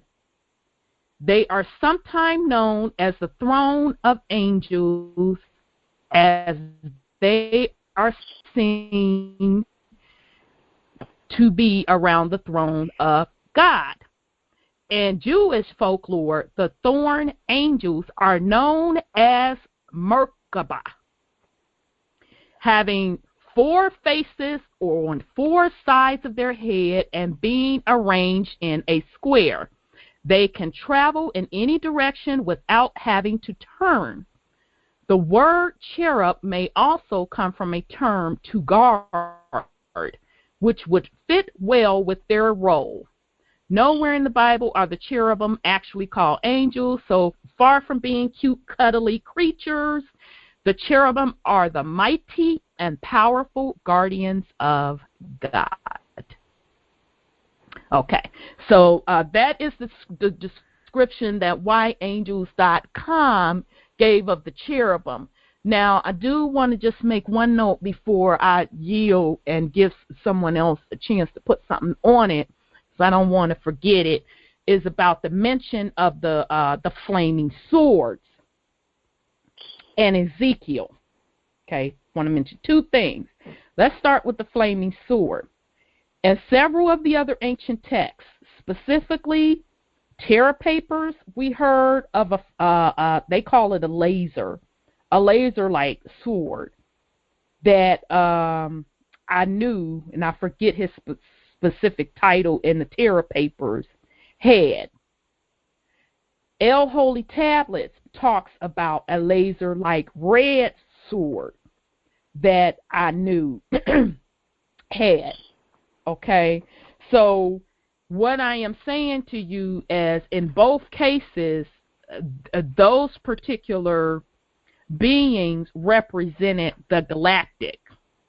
So anytime that I see something dealing with the flaming sword, anything like that, you know that what they are describing is technology that we had not seen on this planet. And specifically, y'all know I always bring Star Wars in some type of way, because I'm telling you that's where they got their damn story from. They got it from these various ancient texts. That's where Star Wars even got those laser swords that Darth Vader and all them fight with the different colors. Because the colors represent the agreeable and disagreeable side. Okay. Now, Ezekiel, anybody that's done any studying on Ezekiel and these wild visions that he supposedly and allegedly had, everybody equates Ezekiel visions as being what he saw of what they're calling aliens or galactic beings. So I never knew that in part of Ezekiel's vision that he was saying that he saw cherubims. So anybody that don't know what I'm speaking of on Ezekiel and the Ezekiel wheel, just go and do a little research. They have tons of YouTube videos that are describing how Ezekiel's visions were definitely talking about an alien encounter that he had, or him encountering galactic beings. So before I move on, I'll yield in case somebody else wants to put something on it. But I found that fascinating, the description of the cherubim. Okay, I'm surprised don't nobody had nothing to put on it. Okay, then. Well, you got the same thing we got, baby. Okay, wow. I was all fascinated to hear that breakdown of the cherubim. That is a very powerful description of that particular title and what their responsibility is. So the other angel or title or galactic title, however you want to put it, I had never heard of it before. It's called, it's spelled Ophanim. I think it's pronounced Ophanim. Okay. And it is saying that in Hebrew it means wheels. Okay. And so it also could mean spears. I found that interesting. Whirlwind. I found that interesting. So here we finna break it down, y'all. So Ophanim refers to the wheels seen on Ezekiel's vision of the chariot, or in Hebrew they said Merkabah. And so they gave us a quote on Ezekiel 1st chapter verses 15 through 21. These are first constructed as angels in one of the Dead Sea Scrolls. And it gave 4Q405 as the reference. As a class of celestial beings in the late section of the Book of Enoch. And we'll get there, the 61-10, 71-7, where with the cherubim and the seraphim they never sleep but guard the throne of God. These wheels have been associated with Daniel 7:9. And then I think Khalid, he just texted me. And what are you saying, Khalid? I'm sorry, family. He is saying I represent the double E sound. Okay, I don't know what you mean, Khalid, so you're going to have to get in the queue and put something on it, baby. It's not comprehending for me right now. So it's saying the wheels have been associated with Daniel chapter 7, verse 9, mentioned as Galgal, traditionally the wheel of Galgalian, in fiery flame and burning fire.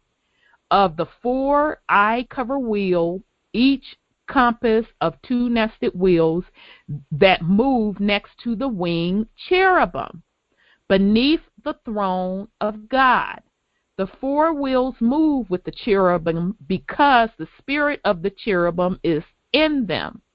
These are also referred to as the many-eyed one in the late second book of Enoch. For some of the Ophanim are also referred to or equated as the thrones, since the throne of God is usually depicted as being moved by wheels. In the vision of David, chapter 7, 9th verse. However, the thrones are a distant form of celestial spiritual beings, usually portrayed as adorable elder men in Christian scriptures. The cherubim carry by moving the Ophanim the throne of God. Okay, so I found that interesting as well. So did anybody have anything else to put on that one? Okay, so then it was just going off to say that that the thrones are also known as Ophanim, are creatures that function as the actual chariots of God driven by the cherubs. They are characterized by peace and submission. God rests upon them.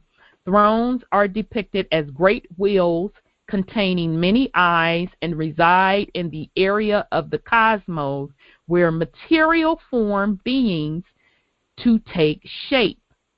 They chant glorious to God and remain forever in his presence. They mete out divine justice and maintain the cosmic harmony of all universal laws. The Ophanim in specific spiritual traditions. Okay, and so then it goes on to say that the Ophanim as occupying the second of 10 ranks of angels in his exposition of the Jewish angelic hierarchy. So some man named Maimonides says that they are the second of 10th ranks of angels. And then the Ophanim are mentioned in a prayer, and it is often sung by congregations as part of a traditional Sabbath morning service. In the Jewish angelic hierarchy, thrones and wheels are different. This is also true in the Kabbalist angelic hierarchy. Now, this was interesting. This is the Nation of Islam take on the Ophanim. The Nation of Islam identifies the Ophanim with the mother plane, which Wallace Fard Muhammad describes as a small man-made planet located approximately 40 miles above the Earth that will one day destroy the cities of white people. His successor, Elijah Muhammad, also identified them with the contemporary sighting of flying saucers. Okay, so I'm going to stop there. So those are the descriptions. That last one on the Ophanim was out of the Wikipedia, and the other two, the cherubim, and the seraphim description came out. Did I go do the seraphim? I didn't do the seraphim. I'm sorry. They came out of yangels.com. So the seraphim, the word seraphim, one seraph, two or more seraphim, means burning ones or nobles. They are also sometimes called the ones of love because their name might come from the Hebrew root for love. Seraphim are only fully described in the Bible on one occasion. This is in the book of the prophet Isaiah, when he is being commissioned by God to be a prophet, and he has a vision of heaven. I hate to say, in Jewish folklore and some later Christian works, the seraphim are said to be the highest rank of angels. This is probably because of their very close proximity to God, and art, seraphim are often read because of their names, burning ones, and are shown holding there go that flaming sword with the words, holy, holy, holy on the blade. The coal in Isaiah's vision that touches his lips is used to signify that Isaiah is now purified and fit to be a prophet. The coal came from the altar in heaven, so would be very powerful. Fire is also used in many religions and faiths as a way of purifying and cleansing something. So that is the description of the seraphim. So did anybody want to put anything else on it? If not, we're going to move into a clip that I wanted to share with the family. Okay, I'm sorry, I'm trying to find it. Okay, so what we're going to do, family, I ran across a clip. I'm trying to find the source that talks about the Book of Enoch and how in the Book of Enoch he is discussing Nibiru, and he also goes into a little of the Ezekiel. So I'll have to find the source. I could have sworn I put it here somewhere of the YouTube video. So this video, we're going to play like the first 12 minutes or so of it. So if the panel wants to mute their phone, that would be great. The title of this YouTube video, it is called Enoch's Doomsday Prophecy May Allude to Planet X. So it's a 50-minute video. We're not going to play all 50 minutes. We're going to do probably close to 15 minutes, and then we're going to come back, discuss it a little bit, and then we're going to open up the queue. So if the Dream Team could mute their phone, that would be great. Again, the name of this clip is Enoch's Doomsday Prophecy May Allude to Planet X. So here we go, family.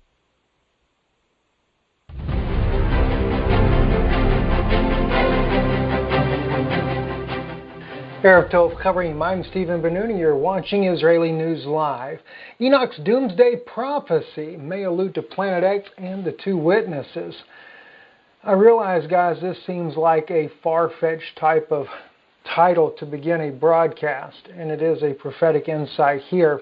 And I know that there are some people also that do not believe that the Book of Enoch is an inspired work, but there is a lot of evidence that supports that it is. One of the main reasons, though, why the Jewish people of today do not accept it as an inspired work of God is because there's so many allusions there in the Book of Enoch that clearly identify Yeshua to be the Messiah. And of course, the Ethiopic version that we have today was actually believed to be written around the 7th century. But after the discovery at the Qumran community and finding all the different fragments for the Book of Enoch and how accurate they were in comparison to that of the Ethiopic version of the Book of Enoch, and how that it was part of the biblical library at Qumran, now there's been some new suggestions that yes, this indeed is a very authentic book. And as anything, as I would always say, when you're dealing with something outside of canon, I cannot 100% authenticate of its full accuracy. There are things that make me wonder, like the size of the giants. You know, did someone do a typographical error or something like that? But nonetheless, I do look for those clues, for that common thread that matches the Bible. And as strange as this title of this broadcast may sound, we're going to look at this very carefully, not from the conspiracy theory point of view, but from a biblical point. Looking from our own canon, from the book of Revelation as well as the book of Matthew, as well as the scientific evidence that is out there in comparison to what I discovered in the Book of Enoch in chapter 80. Now, keep in mind, there is more than one version of this out there, and I am using the Lost Books of the Bible version by Joseph B. Lumpkin. So just so you're aware of that, it is a little different than some of the ones you find online as far as the English translation. I do think it's probably the most accurate that I can find available in English. But there again, that would be to an opinion. But I have looked at both versions that are available just to be sure, and the consensus of what is written there is pretty much the same anyway. It doesn't seem to change the nature of what's there. Let's get started in this then, guys. The numerous theories of the coming Planet X or Nibiru, this is something I want to start off with, has gave way to all sorts of conspiracy theories. Planet X caused Noah's flood. Now, I'm not saying that these things are not true. I'm just showing you how the theories that are out there. The plagues of Egypt were caused by the return of Planet X. At the same time, you can keep this simultaneously with also the terminology of Nibiru.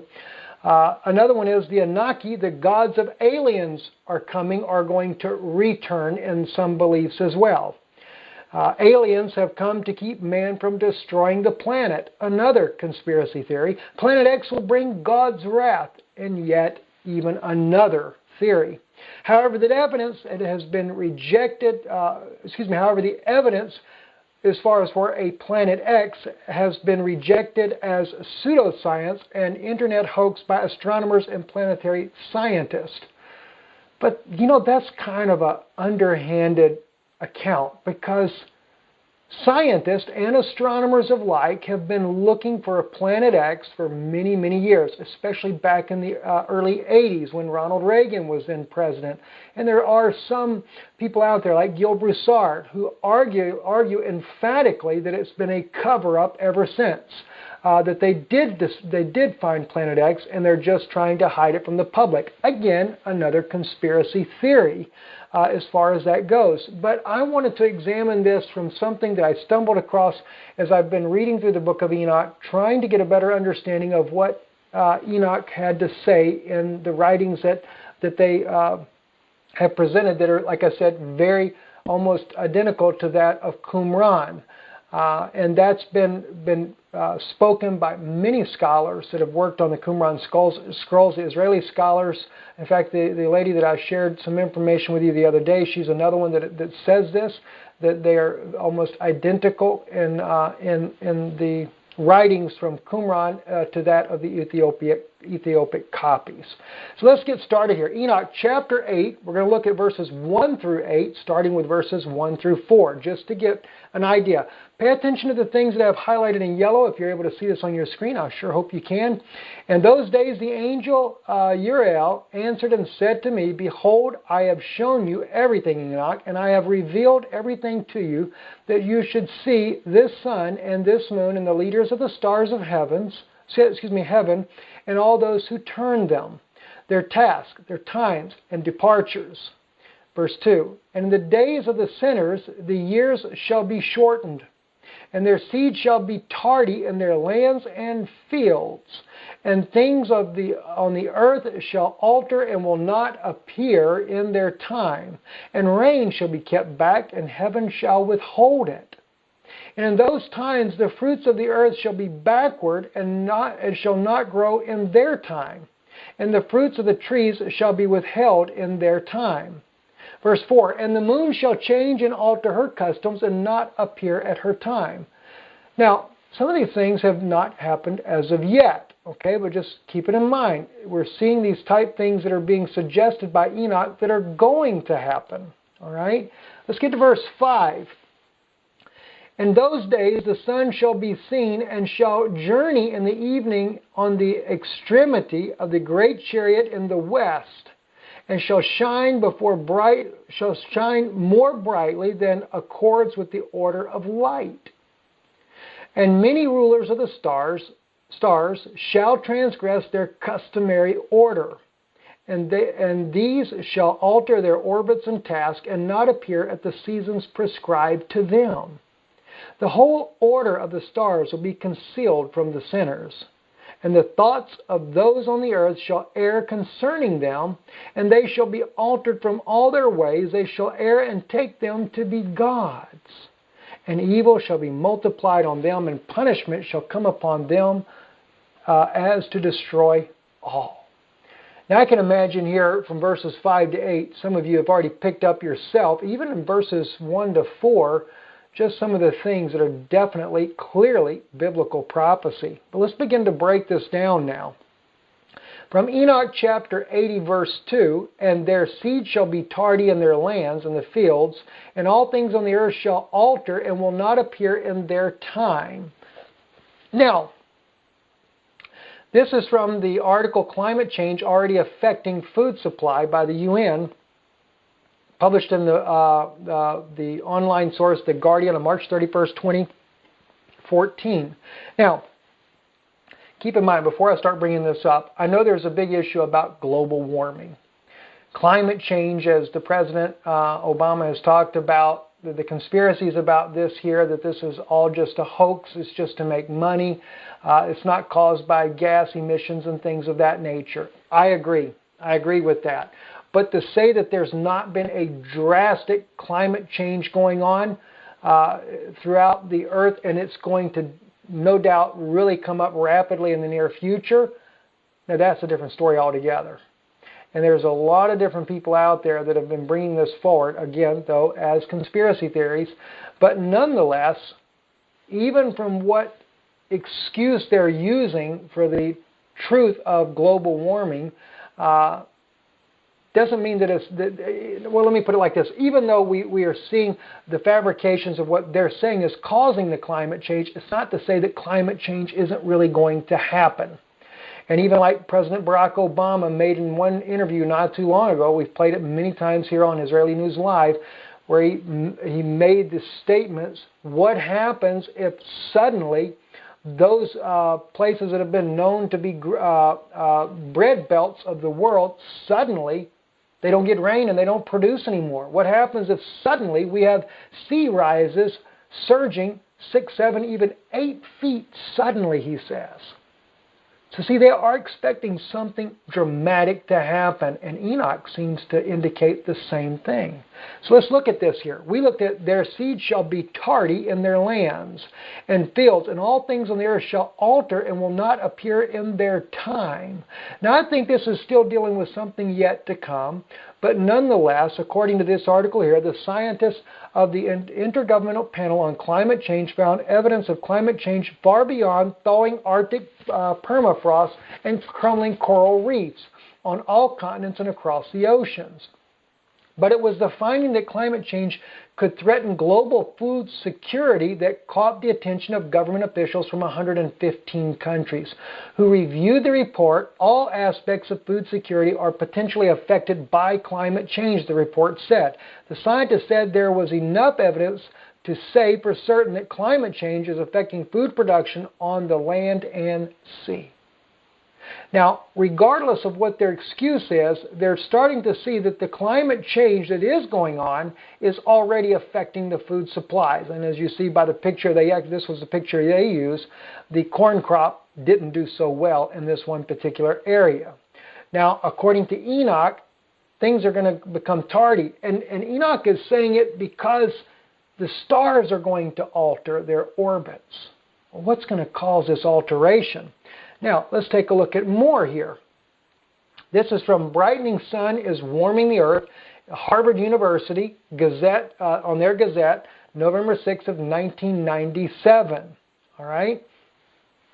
Now, the scientist, by the way, that speaks, there's two scientists. One of their names is, oh gosh, I forget. Let's see, it's Bolinus and Soon were the two scientists that work on there. The first one, Bolinus, is people, once you see her picture on the next screen there, you'll know who she is. Many people, I've seen her many times speaking. But anyway, she said this here, from the Harvard University, she is a professor there. There are better explanations for global warming than air pollution. Two Harvard researchers say the sun is increasing in brightness and radiance. Changes in the sun can account for major climate changes on Earth for the past 300 years, including part of the recent surge of global warming. claims Sally Bolinas, an astronomer at Harvard's Smithsonian Center for Astrophysics.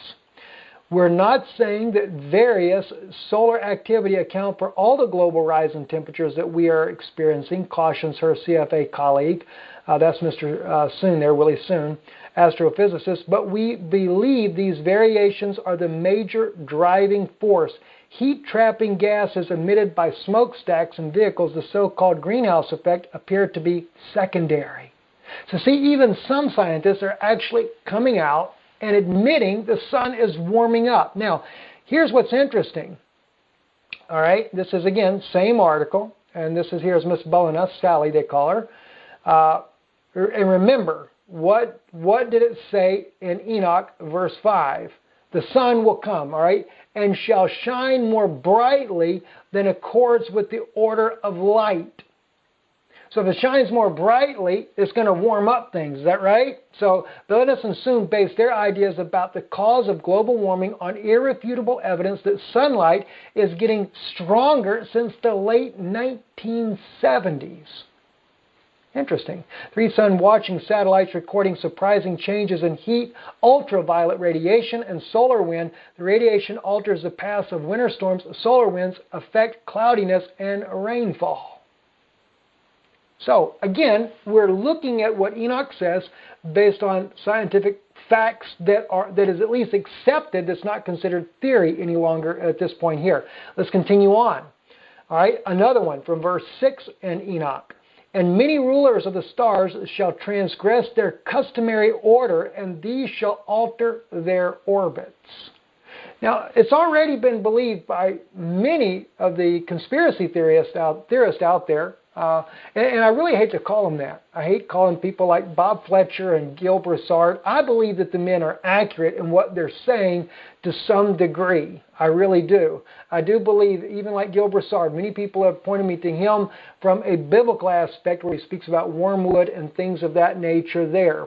Bob Fletcher as well. I've spoken to Bob already. We want to have Bob on our program here. He's done a lot of congressional investigation work, and he's done a lot of work on this, and he brings out some powerful points proving that it is a cover-up about Planet X, starting back with Ronald Reagan in the early 80s when he says they actually discovered it. He's spoken to it. He said he's seen it his own self through the telescopes, etc.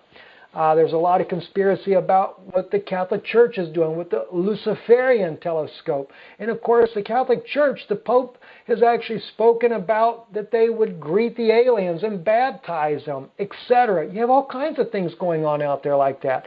But now let's take a look, though, at some astronomers that are actually speaking about the orbits already altering. All right? Again, because Enoch says the stars shall transgress their customary order, and these shall alter their orbits. Okay. Batjagin and Brown inferred its presence from the peculiar clustering of 6 previously known objects that orbit beyond Neptune. Now, they're talking about Planet 9, as they call it. This is what they are saying. They do liken it to Planet X because Planet X has been the elusive planet that they've been trying to figure out for years. Where is it at? Something must exist because they see changes in the orbit of. We can say planets, stars is really what they are, but it doesn't mean that they have to have burning heat or anything like that, all right? It's still, because when we look up into the sky, we can still see Jupiter and Venus, and it looks just like any other stars in the heaven. They're reflecting light is what they're doing. So whether or not you want to call them planets or stars or whatever the case may be, at the end of the day, they're still stars is what they are, but not stars in the typical idea that they're all a bunch of burning ball of fires out there. All right. Now, anyway, he says 6 previously known objects that orbit beyond Neptune. They say there's only a 0.007% chance, or about 1 in 15,000, that the clustering could be a coincidence. Instead, they say a planet with the mass of 10 Earths has shepherded the 6 objects into their strange elliptical orbits.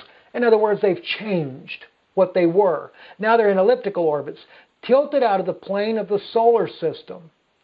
They were in the solar system at one time. All right. Now he has joined the centuries-old search for a new planet. His method, because by the way, this guy here was very much into the killing of planets, saying that they're not planets. But anyway, it says, join the centuries-old search for a new planet. His method, inferring the existence of Planet X from his ghostly gravitational effects, has a respectable track record. In 1846, for example, the French mathematician Urbain Le Verrier predicted the existence of giant planet from irregularities in the orbit of Uranus. Now, see, Uranus, this is nothing unusual. This is real.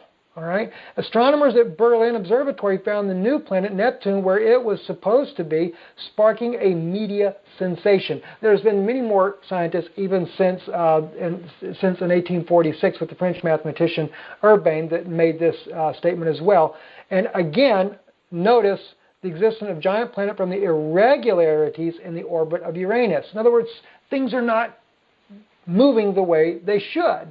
All right. Now, Enoch goes on, and many rulers of the stars shall transgress their customary orbit, these shall alter their orbits, right? Since then, a handful of other icy objects have turned up in similar orbits. By combining Sedna with the 5 other weirdos, as they call it, Brown says he has ruled out stars as the unseen influence. Only a planet could explain such strange orbits. Again, doesn't matter if you want to call it planet or star. To me, it's all one and the same. All right, in this regards here. Only could explain such strange orbits. Of his 3 major discoveries, Eris, Sedna, and now potentially Planet X, Brown says the last is the most sensational. Killing Pluto was fun, he says. Finding Sedna was scientifically interesting, he says. But this is head and shoulders above everything else. In other words, they're really looking for that Planet X. But then again, like Bob Fletcher says, they already know it's there. They've already seen it. Maybe they're just trying to break the ice with the public slowly. Who knows? Here's another catching thing, though, that really got my attention. And immediately when I read this, I knew exactly where this was coming from. They shall be altered from all their ways. They shall err and take them to be gods.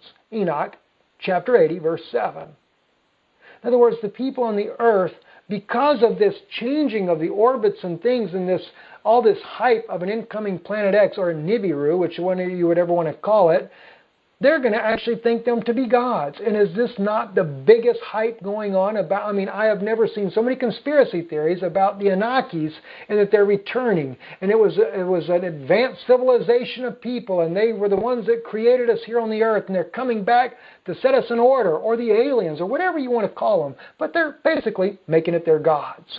All right, now, give you a little idea behind that. The Anunnaki are major players in the paradigm making its way into popular folklore. Via the work of the late Zachariah Sitchin, an economist by education and profession, and the author of several best-selling books, including Genesis Revisited, that explore ancient mythology and the mysterious megalithic ruins found around the globe. These various books also seek to demonstrate that there was in ancient times an extraterrestrial race that genetically manipulated mankind for various reasons. The Sitchin thesis, Sitchinism as it's called, now embraced by numerous other writers who have incorporated into their apparently a new worldview, essentially asserts that these ancient Sumero-Babylonian gods, the Anunnaki, are aliens from the planet Nibiru, Sitchin's 12th planet, as he calls it, which passes by the Earth every 3,500 years or so, at which time they planet hop the Earth and create mischief. And this is what is believed that caused Noah's flood. This is what is believed to even possibly happen during the time when Moses and Aaron were there and the different plagues that struck Egypt. But definitely Noah's flood, they believed it knocked the earth off its axis, caused the heavens to break loose and everything else. Whereas this time, they're speaking about how that and this again, I'm just saying it theoretically, but if this truly is a Planet X or Nibiru coming through, that it's going to spin the earth upside down. And Gil Broussard makes some very good points on this from a biblical point that he uses. And then at that point there, it's not only will it flip the earth upside down, but then the United States will be caught in its tail of fire, bringing down the fire and brimstone on the earth. All right, family. So that video is a YouTube video. He actually posted it, I want to say, on the 16th, and it's called Enoch's Doomsday Prophecy May Allude to Planet X and the Two Witnesses. And that is off of the YouTube channel Israeli News. That clip is 49 minutes. It is very, very good. I think he did an excellent job of pulling out things from the Book of Enoch and tying it into Nibiru. So what he was actually giving us is ahead of where we are in the Book of Enoch, but I felt that I wanted to bring it to you because we have done recent shows on Nibiru, and we also just finished doing 2 shows on what are angels and who are the galactic. So I did want to share that with the family, because the reason that I decided to include the Book of Enoch in the creation story myths theory is when I started reading it, I saw how it talked about the esoteric side of everything, and how it also talked about the true shape of the planet. And I saw and understood why this book was kept hidden out of what they call the Holy Scriptures. So again, I highly encourage the family to check out his particular video on Israeli News Live. I think he did an excellent job of tying in the Book of Enoch into Planet X. So with that said, before I open up the phone lines, does the panel have anything they want to put on it? I'm surprised, Mandela, you didn't have nothing to put on it, especially with his little stitching comment. So, okay. Well, I am going to... Hey, Rhonda. I should have known. I forgot my phone was muted. I'm surprised. Well, he don't want to say nothing about stitching. What? Well, see, this is what I'm working on. I'm trying to see. I'm trying not to say nothing about the book until I get done with it, so I can have some time to go down through that thing. Mm-hmm. But my question is this: why does everything always go back to that? What, to stitching? To the Anunnaki, Nibiru, stitching the whole. Yes. Yeah, I agree. And so now, Wendell, this was gonna make you bust up. Now I'm minding my so-and-so business. I was totally doing research on something else, and then across my YouTube timeline, that came. I said, oh, hell to the no. No, it didn't. So I just accidentally ran up on that, and when he was tying in the Anunnaki, Planet X with the Book of Enoch, I said, you got to be kidding me, right? So I knew that you would get a kick out of that, because it all still ties back to that. Yeah. What, they're still saying isn't true, and we're all conspiracy theorists, but yet every week they're coming, every 2 weeks. Every 2 weeks they're coming out with articles on these alleged new planets and planets that they found, and one in particular 10 times the size of Earth. Yeah. That's right outside of our solar system, but we're the conspiracy theorists, though. Yeah. Now, this is what trips me out. Mm-hmm. I'm constantly trying to take a break from it and go and listen to what somebody else is talking about, because I go everywhere. Mm-hmm. I'm running across people who have, with interviews and sitting and all of this stuff, and I ain't looking for it. Right. So obviously it's meant for us to keep talking about this information, because even when we call ourselves taking a break to put on other topics because it hit us, it still leads back to the same thing that we've been talking about in the creation story myths. Yeah. Now, I I'm gonna give you one of the things that I found out, because that number we talked about last I week. thought about you. Yep. The 5777. Yep. Okay. I'm in the 12th tablet. In the Book of Enki, right? Yeah. And I get to a paragraph where it says that the Earth years started to count at this particular time. Interesting. Guess what the number was? Oh, hell to the no. Don't tell me the 3,570. It was 3760 BC. Now, what's more interesting is this. If you subtract 3760 from 5777, you get 2017. See, you almost made me say a real bad word. Say that again. Say that MF again. Just say it again. According to the Lost Book of Enki, Earth years started to count not in shars from Nibiru's calendar. We just put it like that. The Earth calendar started count 3760 BC. Now we took that number from the Bible code, the 5777. Right. If you subtract 3760 BC from 5777, you get 2017.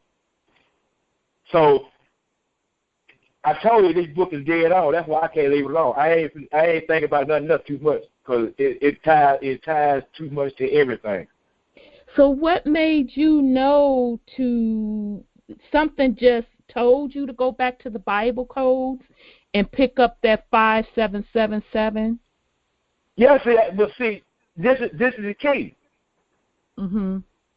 Like I said, when you mentioned the number last week, I mentioned something about the orbit of that planet.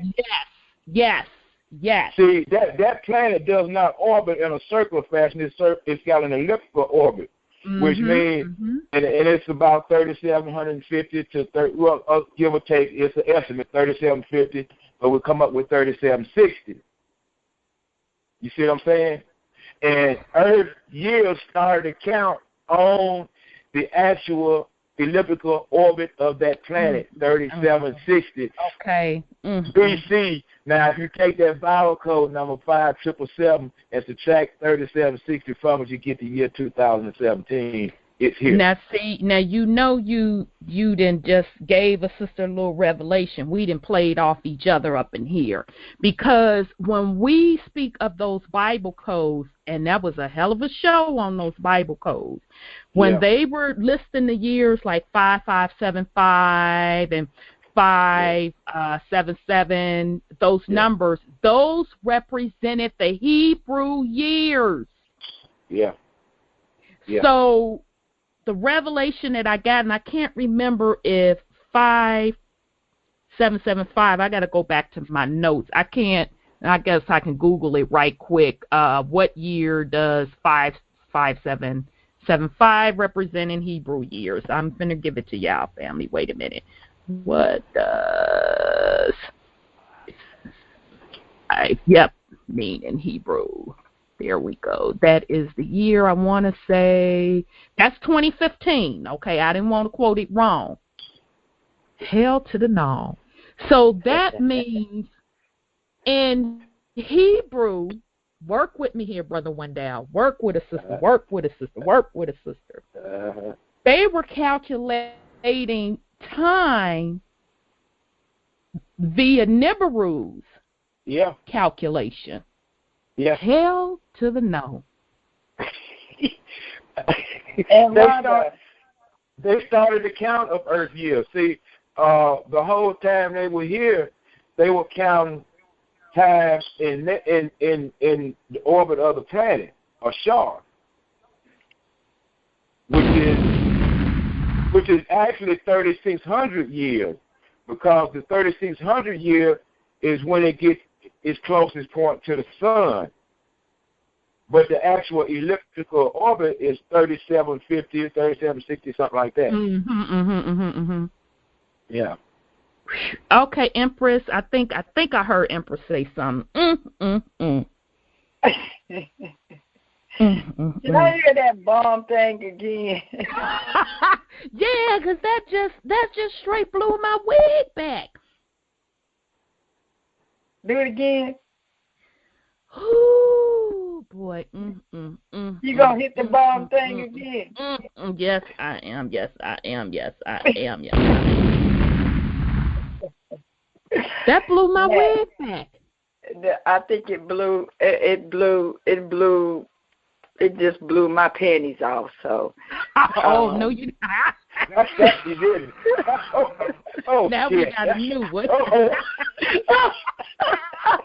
Y'all tripping. You know what? I can't with y'all tonight. Yeah. Okay. All right. So I was they're back on now, so we good. Okay, good. All right. So here's the thing. I want to go back just a little bit because this might just kind of tie into what you're talking about with in regards to time.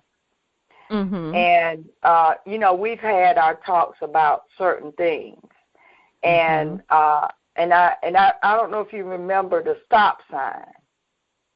Mm-hmm. Remember the stop sign? Mm-hmm. That I showed you. Yes. Okay, so you I'm go. with you now. Okay, somebody was marking the time on the stop sign, and so I wanted to tell you when you was talking about the Jubilee, the 50, right? Mm-hmm. And you was talking about July the 14th. Mm-hmm. Right? Mm-hmm. Remember you talking about July the 14th? Right, because but that's on the back of that. That's the back of that stop sign. Okay, 1993. And then they put a line through July the 14th, 1993, and that was 50 years from 1933. I got to do another bomb on that. I just got to do another bomb on that. Okay. So hence the 50-year mark yet again. From 1933 to that July the 14th, 1993. All right. So when they hit that 50th year from that bankruptcy, mm-hmm. from 1933 to there, and then they put a line through it, and then they put June. It was June the. Let me go back. June the 19th. Something happened in June 19, 2007. Because that was the next date on that sign. That's interesting because we know what happened in 2008 with the economic crash. Okay, so, then Kundalini. Well, the crash actually started in 2007. Exactly. That's where I was going with that because it actually started in 2007. Absolutely. Okay, well, they was writing on the back of the sign that the crash was going to happen in June the 19th, 2000, and everything was written on the back of the sign, 2007. June 19th, 2007? Yeah, something happened on June 19th, 2007. And so I'm trying to figure out what happened in June. And I want to say, did Kundalini write, I call her Kundalini, Kundalini, that's what I want to know, Kundalini, Kundalini. Right. Yeah. Did she do something to renew something on behalf of the Moors? That I do not know, because Okay. I don't know much about her like that. Okay. I'm going to leave that alone for a minute, but I want everybody to think about and get, email me, or email Rhonda and me. We're talking about time here and how it's calculated, and on the back of a stop sign, and maybe one day later in the future or something, we can come back to that, Rhonda. But that ties into everything that we're talking about, because I want to tell everybody that what Rhonda and I, we didn't discover it, but we was discussing it, that it was pointed out to me on certain street signs, the pyramid is there. That is your map. You got to look at the name of the street. That if you look at the signs, they don't start hanging them up on the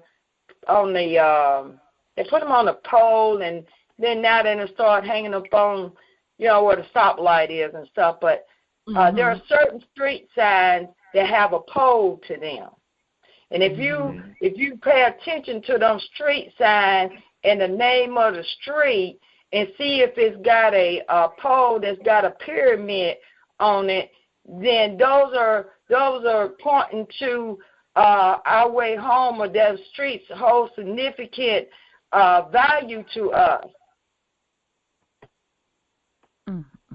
showing us the way home. Our ancestors that are in Nibiru, and I don't think that we all might be from there. I don't know, but I know that's the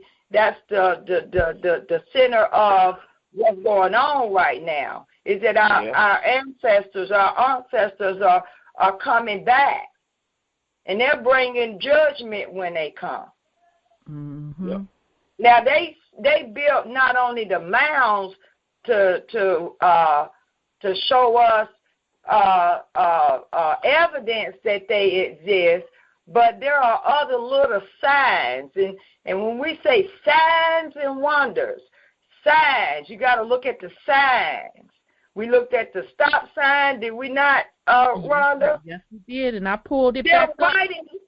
I'm telling y'all, they are writing stuff on the back of the stop signs, and they're writing stuff in regards to street signs, and you have to watch for the pyramids on the street signs, and they're pointing in the direction. If you knew what I was talking about, because I know Elder Tahuti or Oracle Tahuti I'm saying both, Oracle Tahuti and Rhonda got these pictures.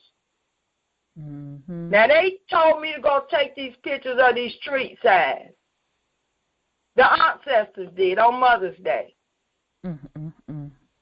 I didn't know why they was telling me to take these pictures of the street sign, and later it would be revealed to me when I went to Texas that they were pointing that out to me. Mm-hmm. Now, who would take pictures of a street sign? And all this time, Friendship Road was one of the roads that our ancestors left for us as a sign of what went down and where we need to go on the way home. That's my home. Mm-hmm.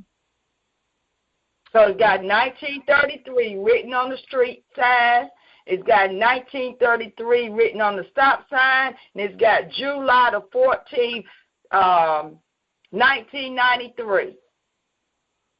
Wow. And I don't know why, Empress, I'm just getting this thought that I am willing to bet that particular location sits on a ley line.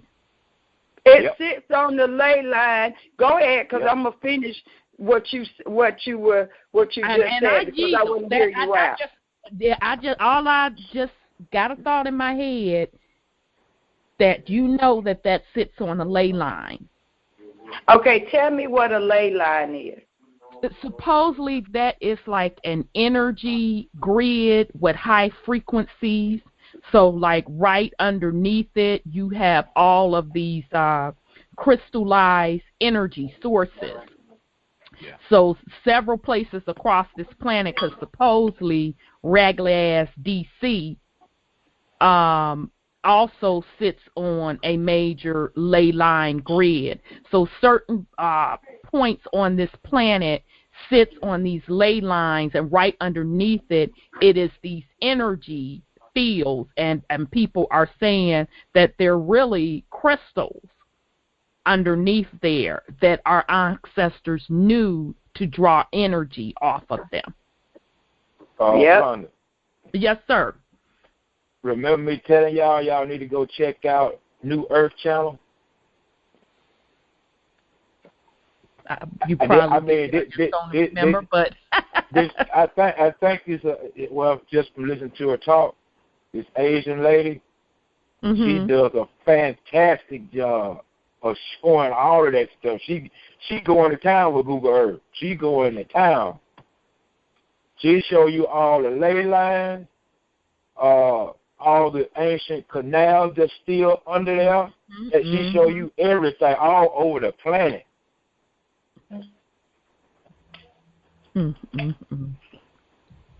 It tripped me out. That is really, really, really, really, really deep. Wow.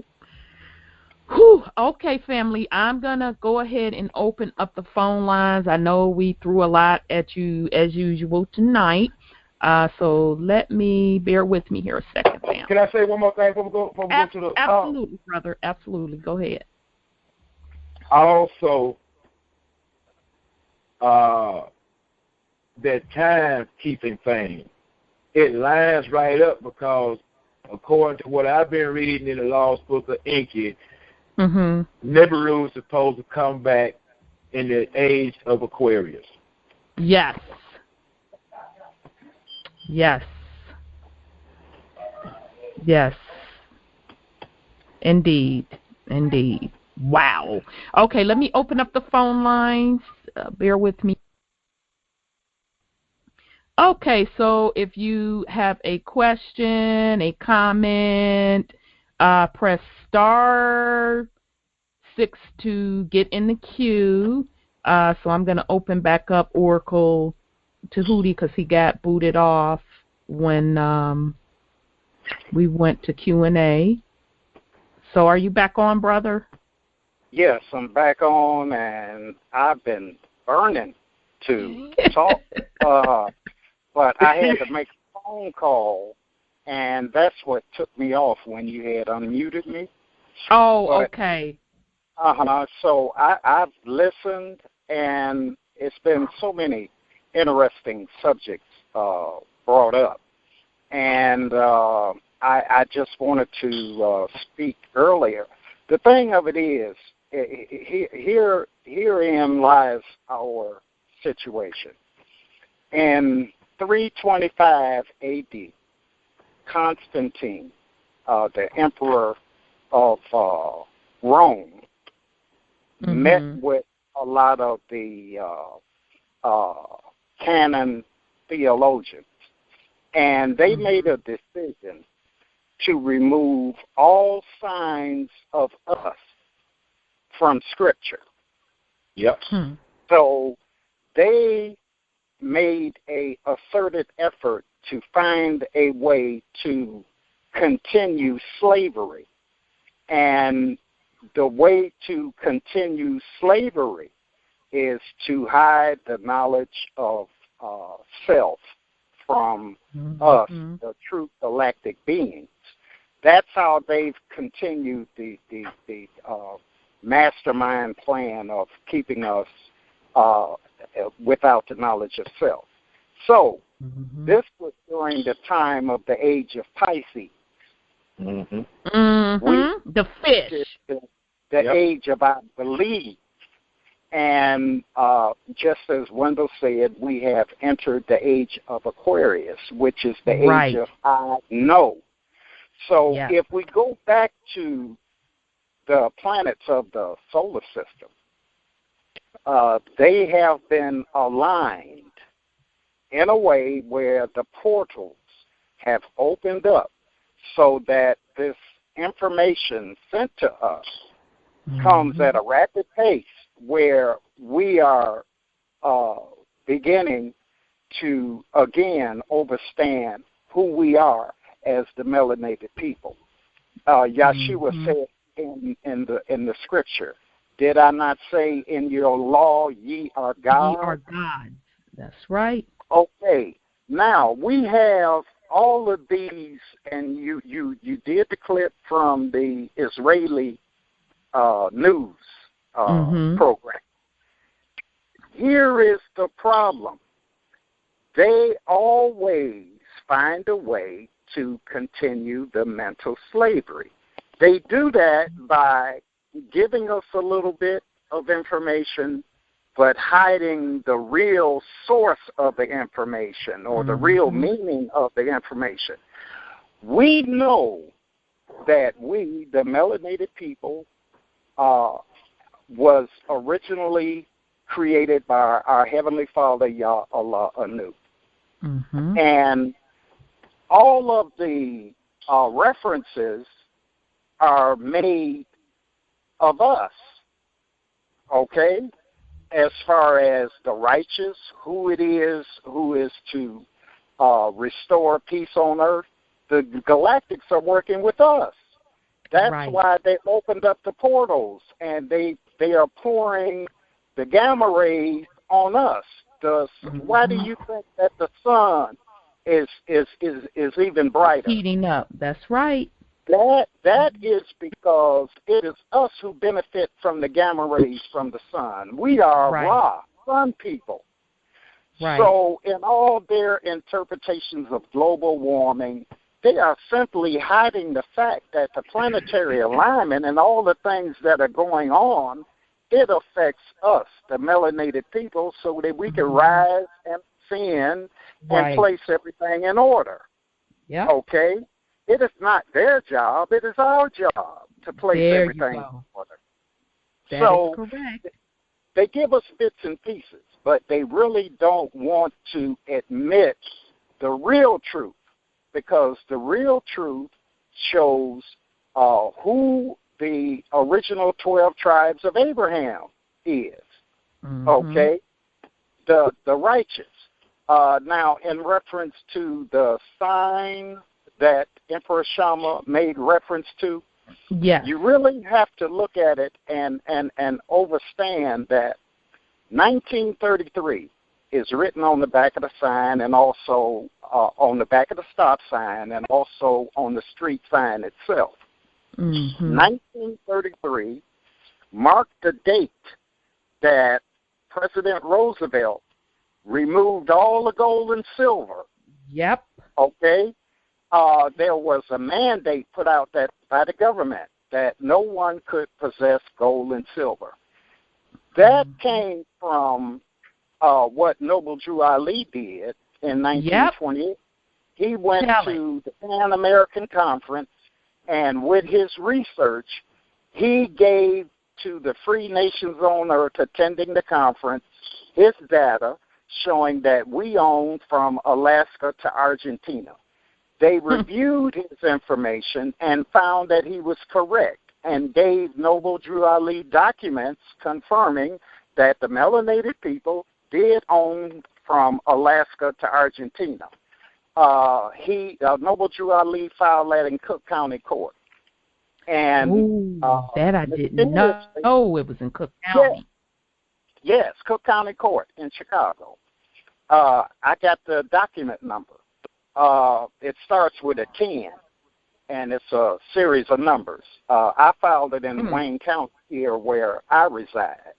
And that's how I operate the trust that I operate in under. So the thing of it is that from starting the next year after Noble Drew Ali was given that mandated, he filed it in Cook County Court.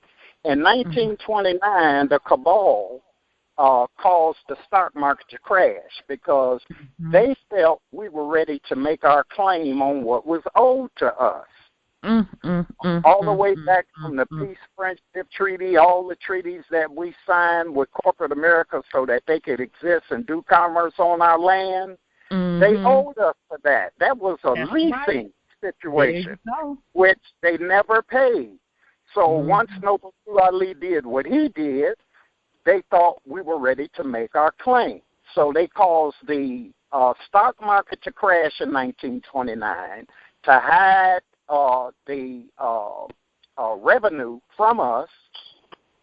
Also, in 1933, they continued through President Roosevelt in making the New Deal, which was they took the wealth and spread it around the earth, okay, because they took all the gold and silver. We went off the gold and silver standard, okay, and they hid the gold and silver around the earth. Okay, and that's what 1933 on the stop sign was referring to. It was referring to they will attempt to hide your wealth from you, and they worked. And 1933 is a very important date.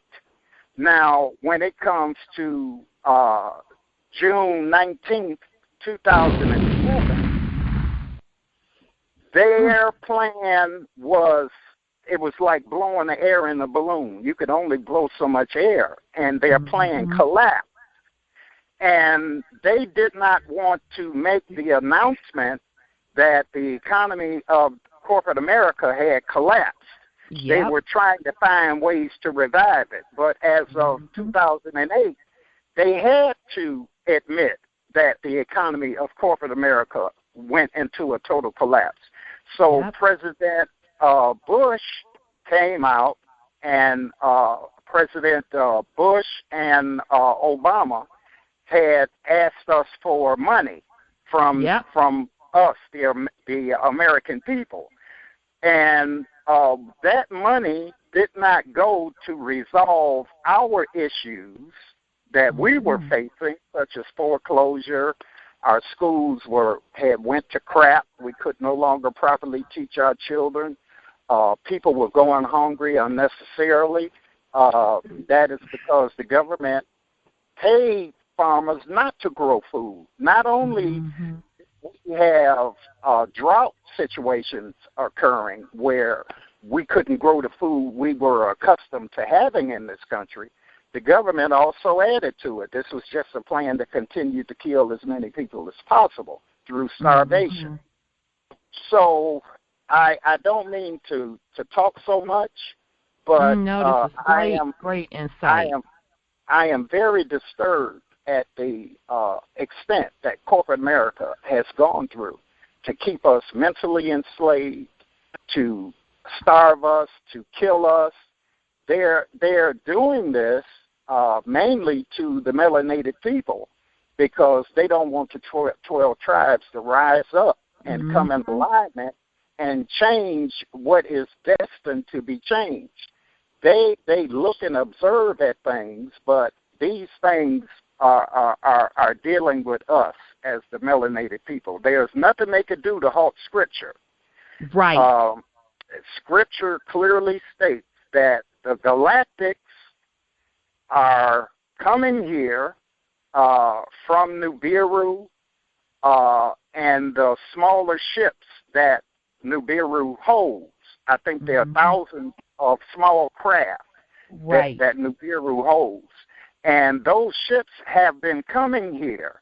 They are not to come. Those ships are here, and they are working at various areas in this earth to assist us in our ascension, to be the people we were created to be.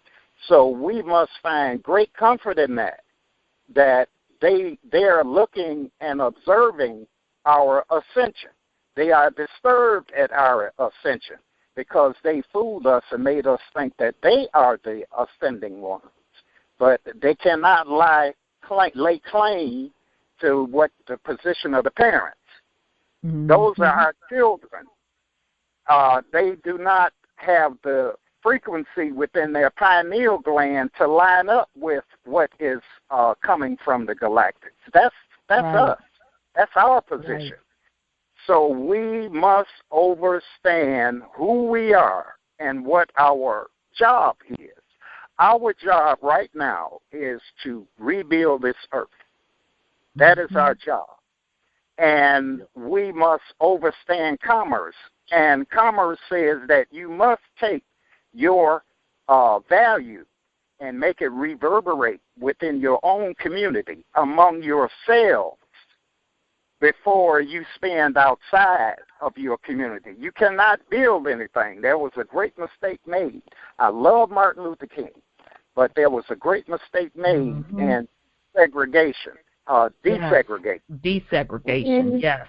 Yes, we had a great civilization going on here in the 50 states of the United States.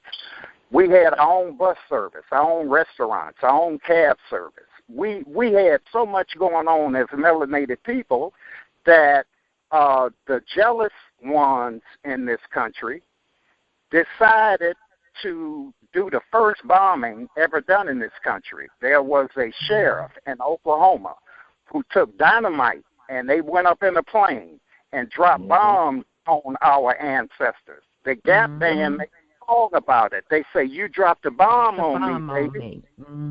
That was because we had such a great civilization going, Rosewood and other cities in this country. We had our own banks, our own industry. We were manufacturers and producers. We even produced pushing brooms. There was so much that we as a people did. And I'm not speaking on a racist term, but the Caucasian could not stand it because we knew how to take the same plot of land and grow twice as much or 3 times as much food on it. That is because of our ancestral knowledge of how to work with the land. So that is something we have to get back to, is working with the earth, because the earth is set and poised for our input, because we vibrate at the right level to work with nature, because we are nature itself. So that vibratory level is being made strong right now, today, as we speak. And we must focus on our duty and what it is we have to do. And we can reshape this earth and bring about the change to bring that new heaven and new earth. And those in opposition, they're falling apart. There'll be nothing that they can do to stop us from rising and shining. And I yield. Absolutely. Wow. Great insight, Oracle Tahuti. Thank you so much for that. I'm going to go to 256. Ooh, you really brought that home. Okay, you need a shot of liquor behind that. I know, right? Woo! So I can rub the nickels together, Wendell. You know, that's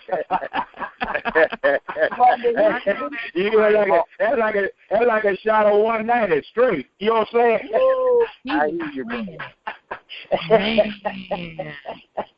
Wow. He saw the same pictures that you saw, Robbie. He just broke that down so eloquently.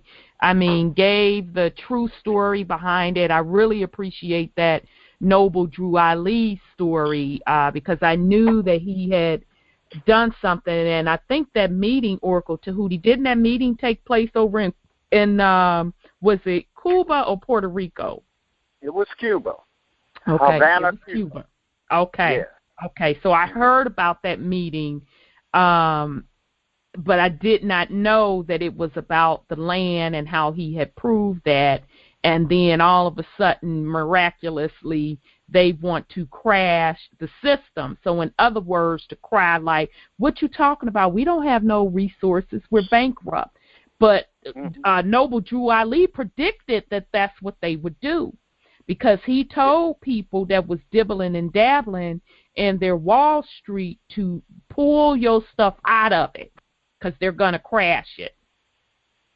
And that's exactly what they did. But, wow, I never knew the backstory behind that. So thank you so much for that.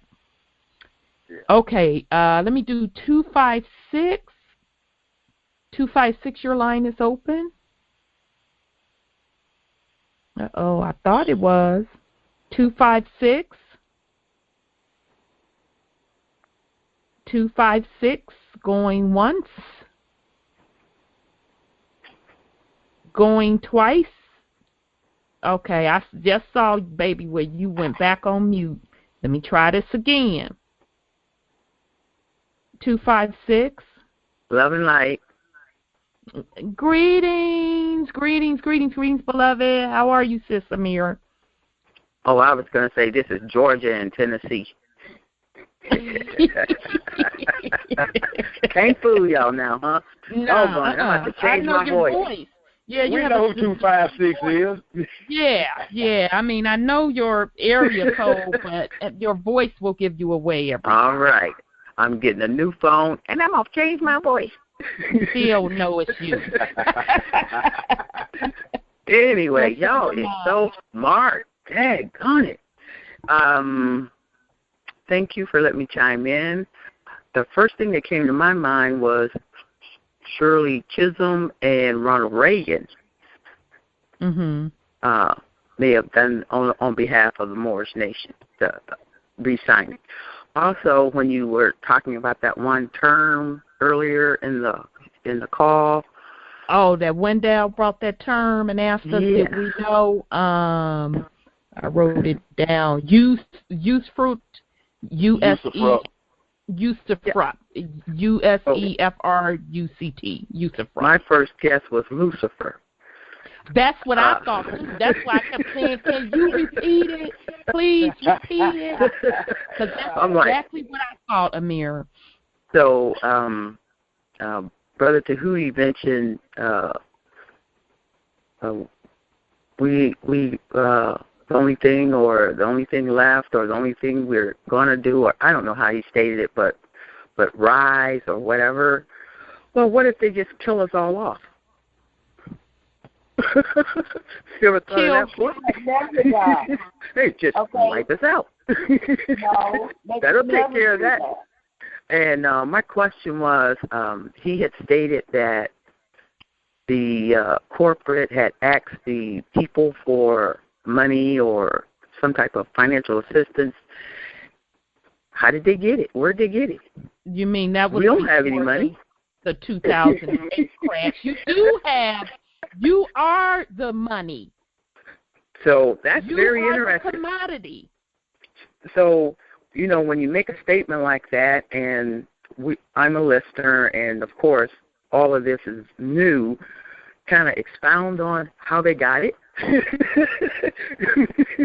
We know where they spent it, but how did they get it? They got it by acting as our trustees of our estate. Thank you. See, I didn't give them permission. It's a lot of things that they do as trustees that they don't need your permission, because we are considered wards of the state until we take over our trust. Right. Until you step up and claim it. They are able to manipulate our wealth, acting as trustees of our estate. Got it. Thank you so much for expounding on that. Okay. My concern is the trust workshop. I would like to ask Sis Sharma, are she going to open her training on Tuesdays to everybody and anybody who want to take the workshop, or is it just closed right now to those of us who've been listening for a while? Because there may be friends and relatives sitting around, and they may be interested in taking the workshop. Are we allowed to give them that information of how to access the training, or how should we handle that? And then the last question is, the special guest that was coming in and wasn't able to come in tonight, what makes him think that will be cleared up by next Thursday? That seems to be a delicate issue. And finally, they're holding the gold. Isn't that the people's gold?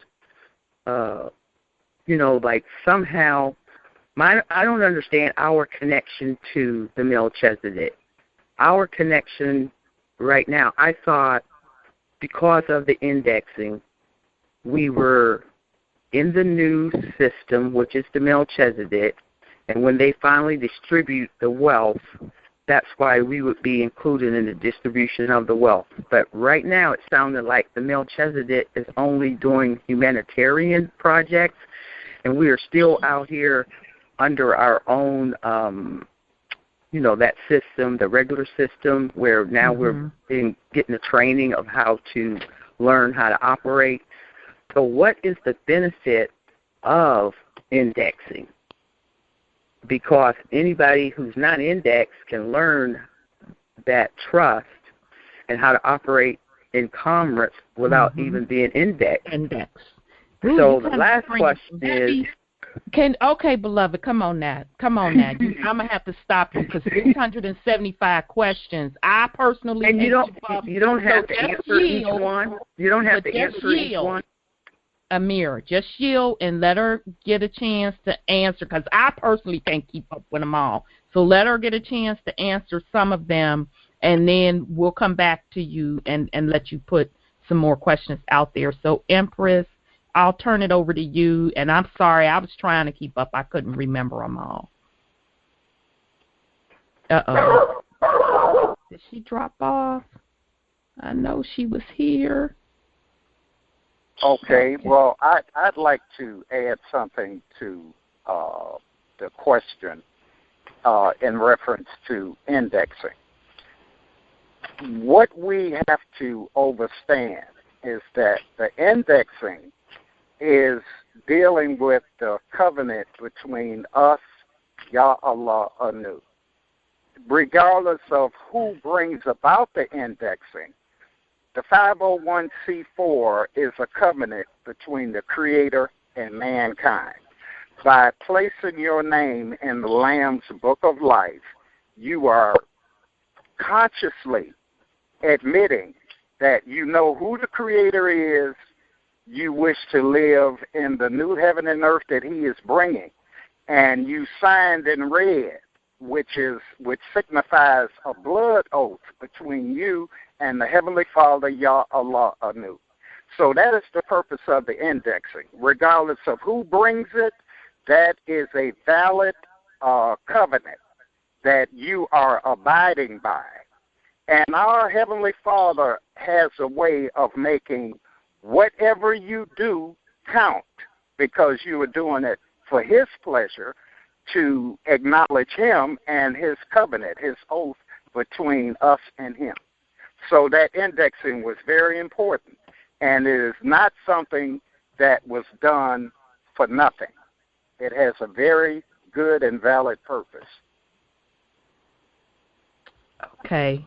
All righty. So I'll just have to wait for Empress to chime in because she did make a distinction earlier this evening about... Okay, there she is. Okay, there she is. My apologies. I was talking to the gentlemen that are hosting the workshop, and I was telling them about all you guys that are coming. So they was like, "Is that many people?" I said, "Yes." So they're excited. I wanted to make sure everybody had enough copies. I didn't want them to bring a little bit and not have enough. So my apologies. Now, what was the question? Okay, so Amira, if you want to start off with a couple of your questions, I know one that may be burning on your heart is about the whole indexing. What is the purpose of indexing? And how does that tie into the Melchizedek Trust? So I don't want to take words out of your mouth or mess up your question, so sorry, you're going to have to repeat some of those questions. No, it was just about the trust workshop. Is it going to be open to anybody and everybody who wants to take it? Like, we may have friends and relatives who are very curious and want information of how to access it. Is it okay to give them that information? I haven't done it, so I wanted to ask first. Or just tell them to go to the call and try to get the information or give out the email. Is the training workshop going to be open to anybody and everybody, or is it just us who's been listening so far? That was the question. Well, it's open to any and everybody, but I would suggest that even if they come and they have not listened to the calls, that, they just take in the information and just store it away, and then come on the trust, listen to the trust calls, so that they can come up to abreast to where we are, so that at some point they're going to be able to incorporate them trust calls in what you're going to be learning at this workshop on Saturday. So I'm not going to close the door to anybody that wants to come. Thank you so much for letting me chime in, and I just wanted to leave what my interests were. You don't have to answer all of them. Just, make a note that that's interest out there. And I appreciate you answering the questions, Sis Sharma, Brother Tootie. I yield. All right. Thanks, Sis Amira. Now, I'm sorry. I just wanted to remind her that they need to email me an RSVP because the food is being catered, and I wanted to make sure that I have enough food for everybody, and they get a copy of what the materials that are going to be handed out there. So it's imperative that they at least RSVP. They can pay when they get there. That's no problem. I yield.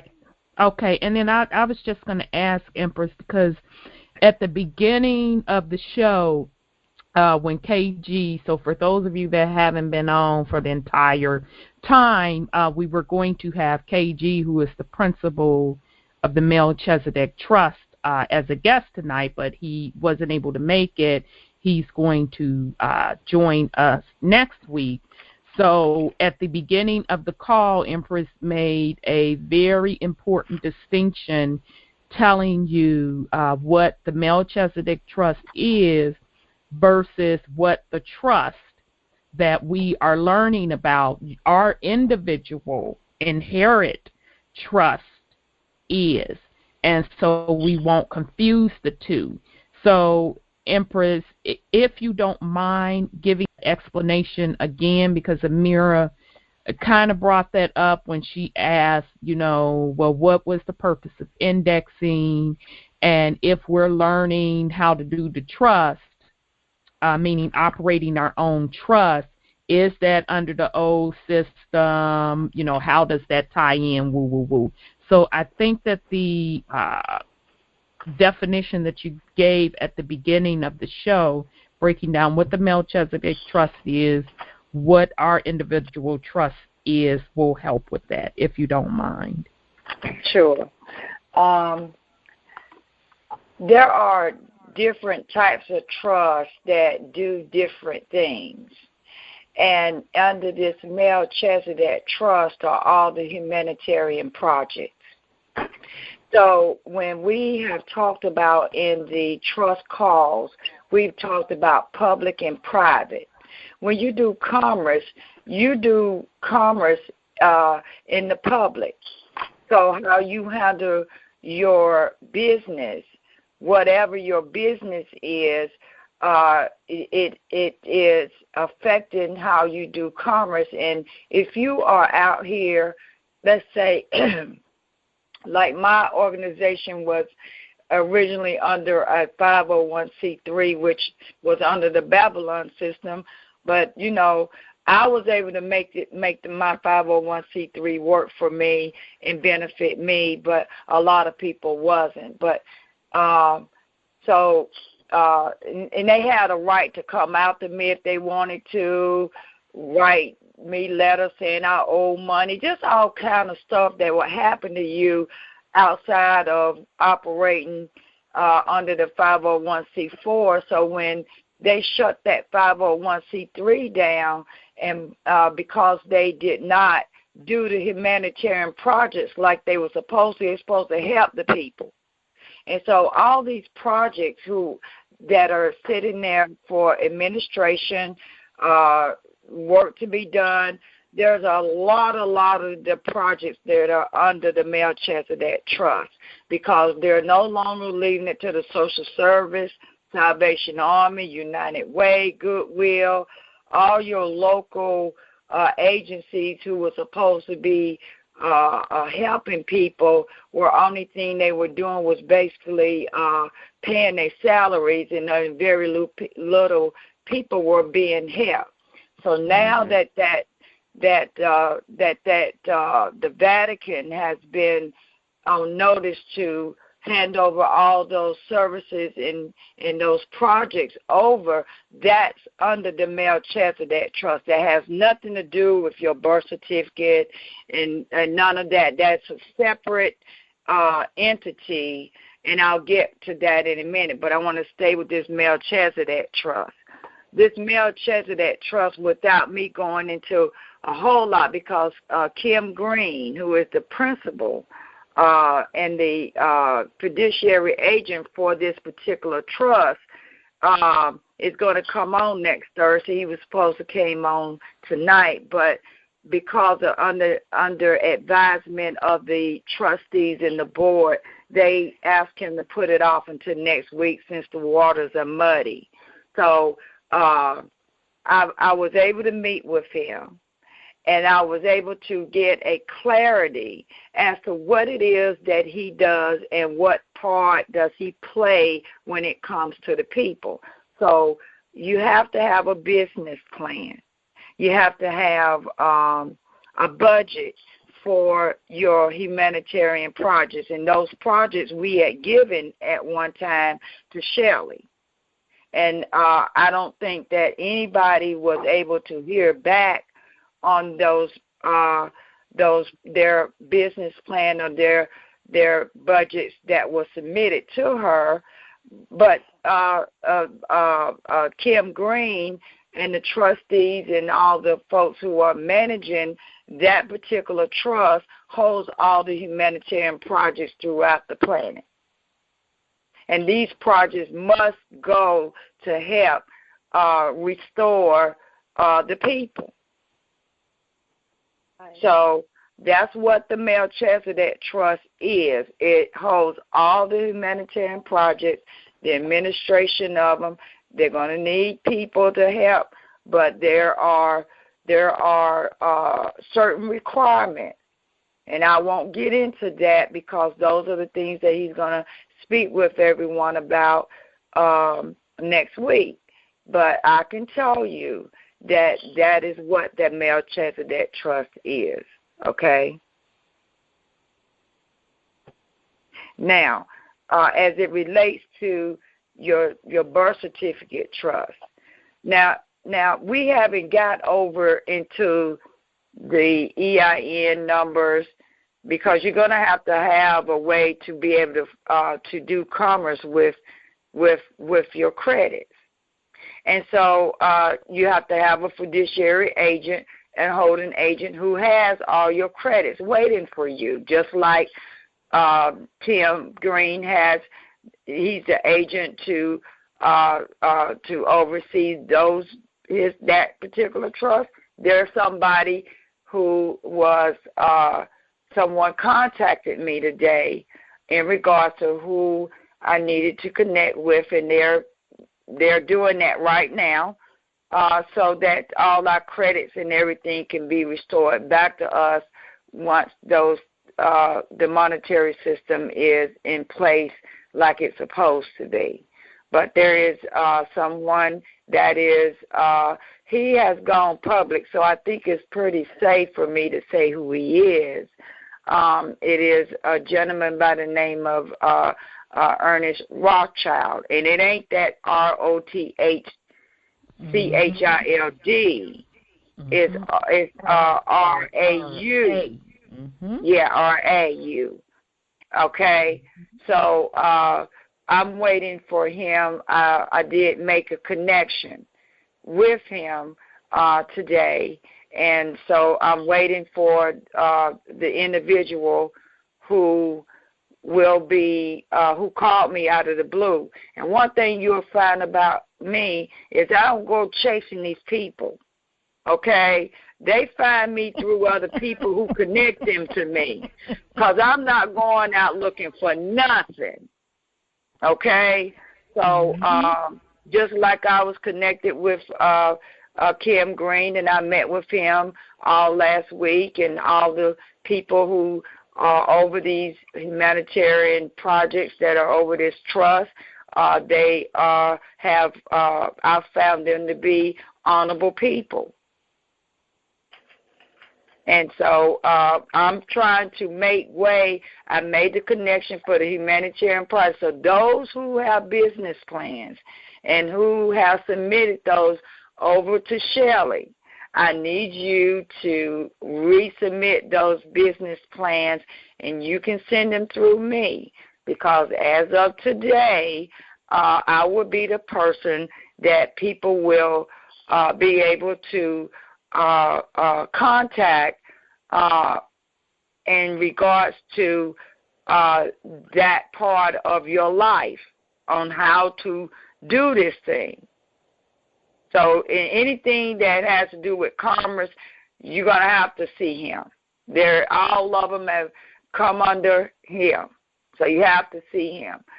This other gentleman by the name of Ernest Rothschild, I'm waiting to hear from him so that I can get some clear instruction as to how you can, the word I'm trying to say, maximize your rights and your credits that you've created, and that's been taken away from you. So I yield. Okay. All right. Well, thank you for that explanation, Empress.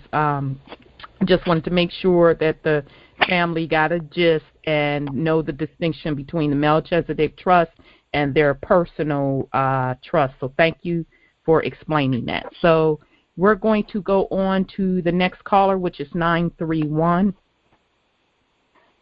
931, your line is open. 931. Okay, they're probably playing with the doggone boards again. Yeah. 931. Okay. I don't see where they're unmuted. Love and peace. I'm sorry, I had the phone muted. Okay. I stepped away. Love and life to the family.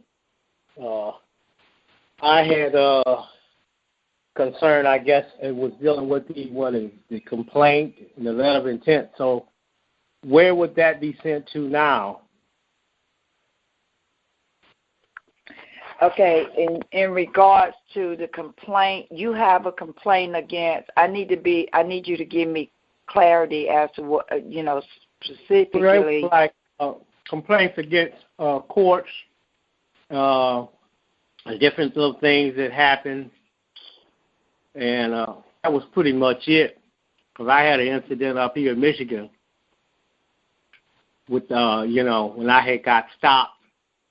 And it pretty much was like a profiling, because I just had bright lights on and I was behind the police. He pulls over, and as soon as I go past, he flashes these lights on me. Okay. Mm-hmm. So that was So I went to jail that night. Whoa. It was no crime. Were you confrontational? Were you confrontational with him, or? No, I wasn't confrontational at all. I never get confrontational with him. Mm-hmm. So that, It took you to jail. Yeah, it took me to jail. Mm. And how long did you stay? And what was the charge? And how long did you stay? I stayed. I stayed overnight. I think I got bonded out the next day. Charges, I didn't have license and none of that. So I guess that was the charge. But see, the whole thing initially, I'm like, well, why was I pulled over? He's talking about bright lights. I mean, that's not a crime. Okay. I don't know what you can do. What I can do is get you in touch with somebody that can. Well, I've got two people that can help steer you in that because they're credible people that I have used and helped me resolve my issues with these folks, and I haven't had any more problems. So I would suggest that if you would you please email me and tell me you're the gentleman that I spoke with in regards to the ticket, and so that I can and you leave me your phone number on there, and I will contact you and link you up with the two people, and I'll tell them about you and give them your telephone number, and they will call you. Okay, I appreciate that. Okay. I just wanted to make a comment.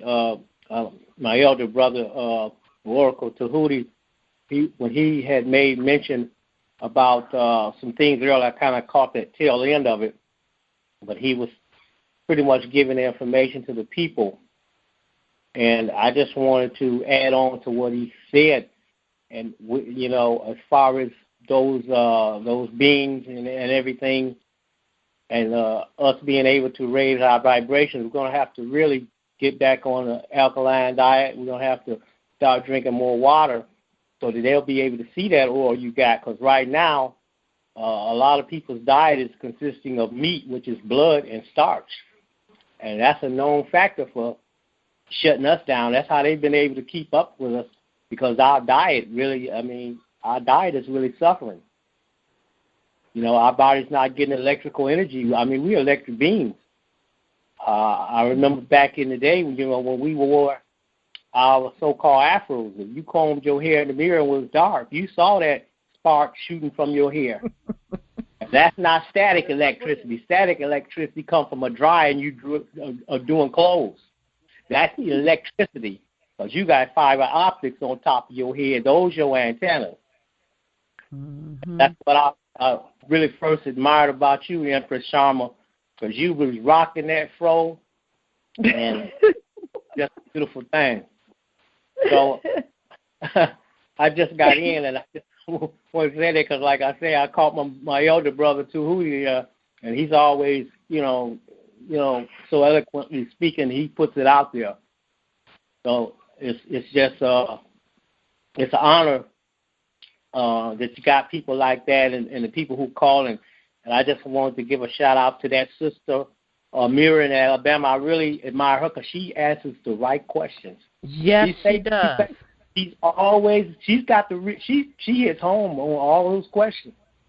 Yes, she asked 179 of them, but they do be good. Because you know what, the questions she asked, I don't have to ask no, because once that sister gets through, it's a wrap. I'm like, yes, she go down the list. Yes, she does. She was being shy tonight. I'm like, let me go on and paraphrase a couple of them important questions. She up here playing. So, yeah, but you're absolutely right. That sister's on point. I love that. We all on point because we at the same spot right now. And I'm so glad I was able to get on this call, because a lot of times I'm going to be waiting for about an hour. I'm like, my goodness, okay, I'll go to sleep, wake up, go to sleep. Is the time yet? But I got on quick. And I want to say love, peace, happiness to the family. I yield. Okay. Thank you, brother. Thank you so much. Okay. Love and light, peace and love. Indeed. Okay. So we're going to go to 248. 248, your line is open. Oh, good evening, family. Oh, this one's on fire tonight. Good evening, beloved. Good evening. Deb in Detroit. And I'm loving all of my family members from Michigan calling in.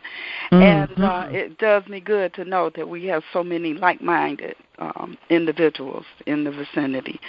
But I wanted to contribute that when you were talking about the angels, the Ophanim, and Ophanim. for short. They are ancestors, and there's a brother named Raz, R-A-S, which is short for, Rastafarian, Raz Ben, B-E-N. He's on YouTube, and he has some videos that show you about the ships, and he's very informative. He has some other videos that he does with crystals and stuff, but he talked about our ancestors and the specific type of ships and signs in the sky that you will see to let you know that they're present. And the other thing is that the Empress had said about our ancestors leaving the numbers on the back of the signs and the street signs, the top signs, and that they do. I mean, I guess, for somebody who maybe never heard that before, they would be like, huh? But it is true. There's a Sister Callie, I heard her on the call one time, and she has a fascinating account of something that's called the Cosmic Prophecies of San Francisco, where there were these giant murals that had appeared along the, I guess hard to describe what it was. It was like a seawall, I think. And it was like it would appear overnight, that no one could really do it that quickly. It's kind of like the crop circles, but there were messages that were left. And it told the stories, told some cosmic stories and some prophecies. So hopefully if she's listening one night, she'll be able to tell us more about it, because she can say it more eloquently than I can. But they do that. They will leave signs and symbols, and so that we have to wake up and pay attention to what's going on. But they are here. Nibiru's here. I've been giving people pictures of 2 and 3 planets up in the sky for the last 2 years. So when I hear, and that was an excellent piece you played, but when I hear the man saying, is it coming? I'm like, no. They're here. It's already here. It's here. Absolutely. I'm so happy because the times that we're living through, even though there's all this other wickedness, that the disagreeable ones do. But we're in the age of Aquarius. The time is ended, and it's just so exciting to see this stuff that's so long been prophesied coming to fruition. All the signs in the sky. With the moon, and the fact too is that the Earth has already rolled over on its side. Yep. Now, I don't know if there's going to be more, but that's why the sun is up so doggone high in the sky that if you're in the house, you got to come out to see it, because it's not at the same angle it used to be at. And the sun and the moon being in the sky, like you said one night, at the same time, 4 o'clock in the afternoon, you got both of them up there. It's like, what's going on? Exactly. So all this stuff that's been prophesied is happening right here, right now. But I love you all, and with that, I say thank you again, and I'm going to yield. Okay, thank you, sis. Love you too. All right, peace and love. Very good information. Hey, yes, Ronald. Yes, sir. Yes, sir. I want to thank that sister for mentioning Brother Ross Ben. He got a book out there called Rock of Ages, our new edition. Oh, I didn't know that. Oh, okay, yeah, because I used to listen to his YouTube videos. He puts out some great information, but I just haven't had time. So if I'm going to try to go search for the one that she speaks on. But yeah, he's been putting out great information for years. So he has a wealth of information talking about the galactics, and also talking about the time that we're living through, and for us to raise our vibration so we can stop allowing these particular beings to feed off of us. So yeah, that brother he's pretty cool. Okay, we're going to go to 316. Let's see here. 316, your line is open. Let me try this again. 316, your line is open. Okay, I'm going to wait. 316. 316. Going once, going twice. 316. Okay, I'll try to come back to you, 316. Okay, let me open up the other line. I think this is my brother Tim. Are you there, brother Tim? Hey, what's happening? Hey, okay, I'm starting out with that echo with you. Already? Yeah. No. Well, I'm gonna make this quick. I didn't want to say too much. I was kind of like in listening mode, really. But I just kind of calling to say hey to everybody, and I was laughing when Empress was on, and she said you blew her panties off. Yeah, she said panties. She was all dainty panties instead of saying bras. Okay. I was back here rolling. I'm like, oh, it's panties tonight. Usually it's bras. I'm like, all right. I thought she was gonna throw the Walmart up in there. Yeah, exactly. Yeah, a hot mess. Girl, you going out there and good part recording. I wasn't even expecting that from her. I was like, I know her, but she did say it clean. She said her panties, because I would have said, yeah, she didn't knock my drawers off, boy. Yeah. I got kind of late. I think I chimed in around about 8:30, so I missed the news. Did y'all cover the missing plane, the Egyptian plane? You know that happened today. That hot ass of a mess. So when I got up this morning, I saw where it was missing, and I said, "Oh, they gonna dig that up out their ass again." So by the time mid-morning came, they had supposedly and allegedly found a wreck. So no, I didn't mention it in the news. Oh, but then again, they said they didn't find it. They said the what they saw, it wasn't from the record. So now I think that they're still missing. So I'm like, oh my God, here we go again. So here we go, another missing plane. Didn't we have this before? It seems like, and you know, well, I was talking to a sister last week when she brought up one of the brothers that got supposedly and allegedly murdered. I'm going to have to mute you, Brother Tim, and then I'll come back because we're getting feedback.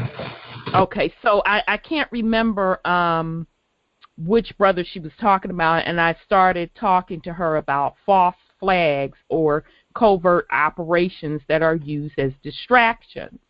And the same thing with these missing planes. And now Brother Black is real good about breaking down, because he watches that closely when they're always talking about an alleged plane crash, and he did an excellent breakdown on the other plane that allegedly and supposedly went missing, and he showed you from a metaphysics side how they were talking in code.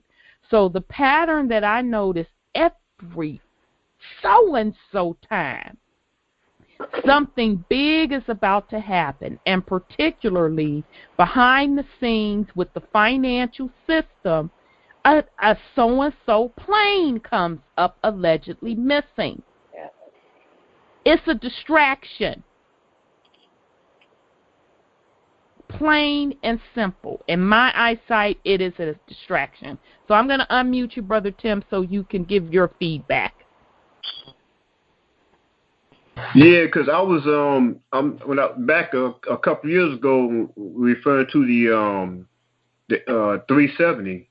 It was a lot of talk, like like the CNN was running an all day coverage on it, and I was telling folks that they never heard of it, about the Diego Garcia, that's right smack dab in the middle of the Indian Ocean, and there was talks going around that plane. There's a possible chance that plane landed at Diego Garcia. Now, I know you heard about that, right? Yes. And Brother Blacksmith broke all of that down. Absolutely, yeah. I've heard of that. And 60 Minutes a few years ago did a piece on that because based off of a book called The Island of Shame, where they had indigenous people on that island, and Britain and the United States kicked those people off that island and set up a Navy base there. And I'm like, wow. And it has a runway, a 12,000-foot runway. So I said, so you can kind of put the pieces together on that. But when I'm hearing about these planes, the other planes, okay, what's going on there? Who was on this plane and what kind of story? But by the story being fresh, you're not going to get everything. So I said, well, give it a few days, then kind of let it kind of lay out on its own, and you'll find out more information about who was on that plane. Right, and so, that's and it kind of takes, brother.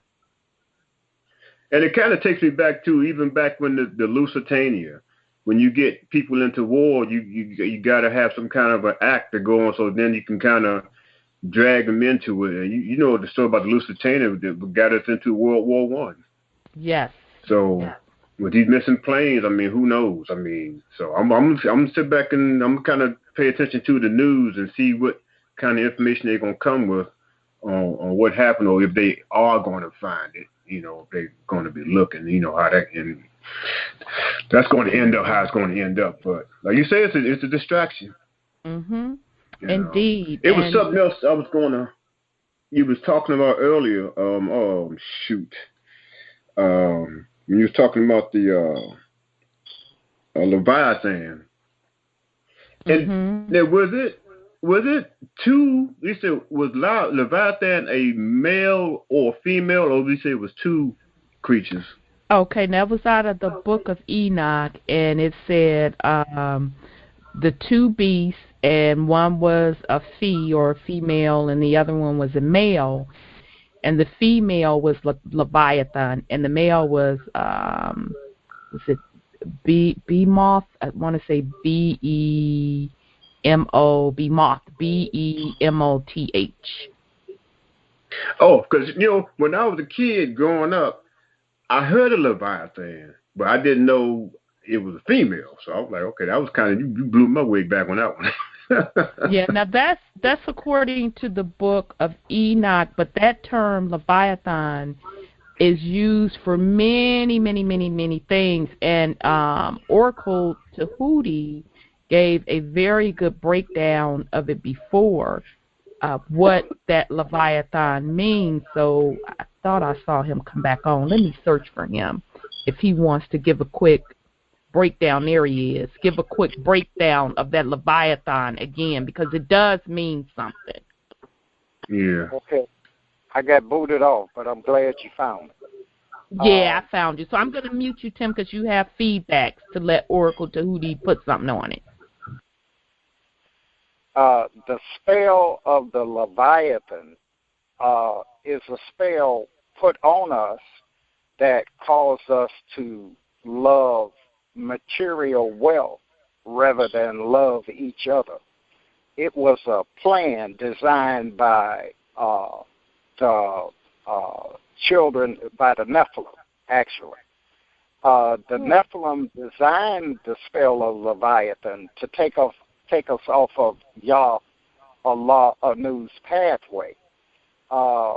And there are certain tests that a person today could be given to show that the spell of Leviathan still affects us today. If you would add a series of numbers that add up to 14, and 3 plus 11 is 14, 7 plus 7 is 14, 8 plus 6 is 14.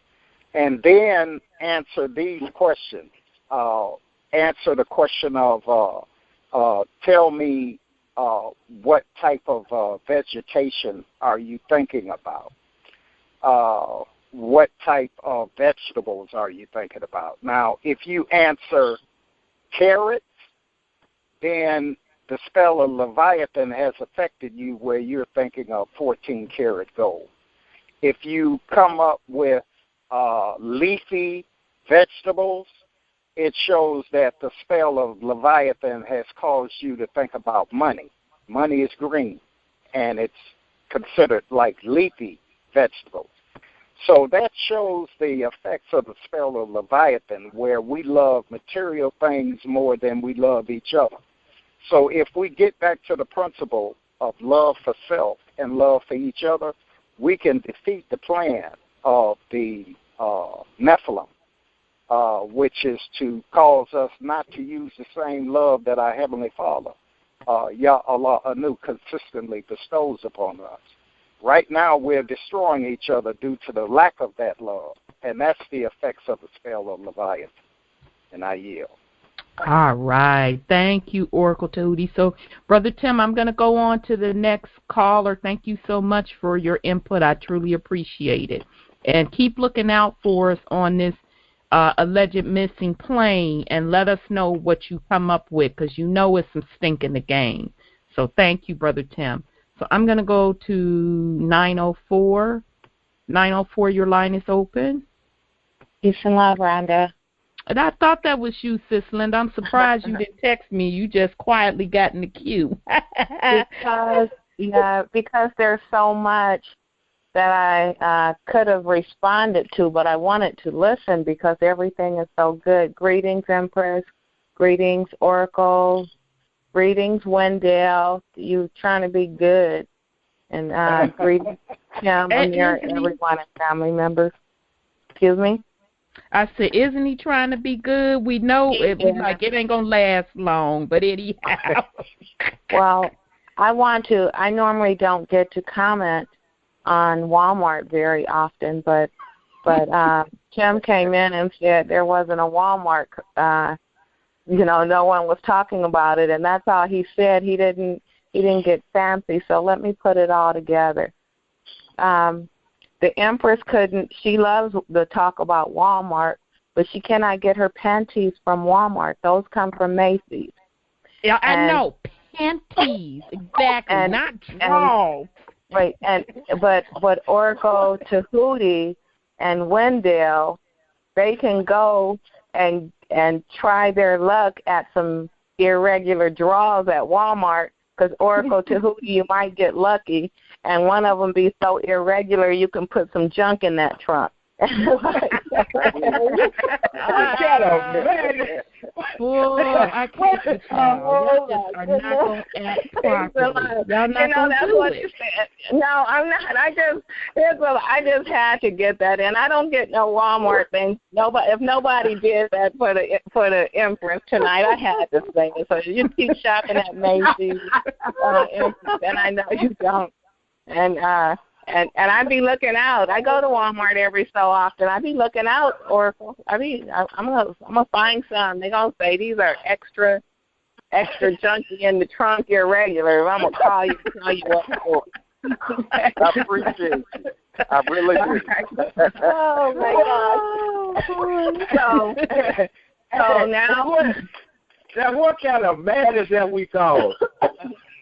I truly don't know, because I had to go buy me some drawers. And but you didn't go to Walmart. You better believe I didn't go to Walmart. I went to Target. Oh yeah, Target. Yeah. You might have been at Walmart. Wait, Rhonda. You might have went on to Walmart. You have Listen, Wendell, listen. Target's irregulars have lace for the women, and they have an extra wide band for the men.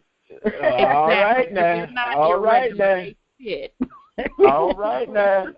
All right now. And Target even has some Sunday underwear. You know how the days of the week, and you can tell they're Sunday bras because they got holes all in them. Real holy. Y'all a mess. Y'all a mess. Oh, I know that's right. Y'all started it though. Y'all started it. So now can I say some serious stuff? Okay, yes, ma'am. No, serious. What you talking about? I know. You can't get no seriousness from draw. I don't know what you. Wendell, I know about 3 people in my family who could care less about draws anyway. Oh my goodness! So that's get them on the right road, then. Yeah. So I want to talk about something that everybody got, something that can help us all. Right. Oracle Tahuti, that he was stating things like in the last conversation. I didn't take notes tonight. I'm not taking notes. But earlier, and then even in this last conversation, he brings it back to like some of the tricks that were done on the melanated people to cause us to forget or not to know who we are, to lose our inheritance. He brought up some things about the 1933, and I want to share that with that with the Bankruptcy Act and all of that, that there was a banking act because people were hurting themselves and trying to bust down bank doors. So that caused them to institute the Bank Relief Act and a type of martial law, which was the War Powers Act. And we're hearing again about a War Powers Act. So I just want everybody to know that, you know, the kind of what goes around comes back around kind of thing. And right. That if people begin to get angry, like if funding is like a bail-in is done in the U.S. banks, the big five, that people are going to really be angry and be like, you know, you're going to give me my money, you know, what are you talking about? It was taken. You know, if it's under $100,000, you can take it.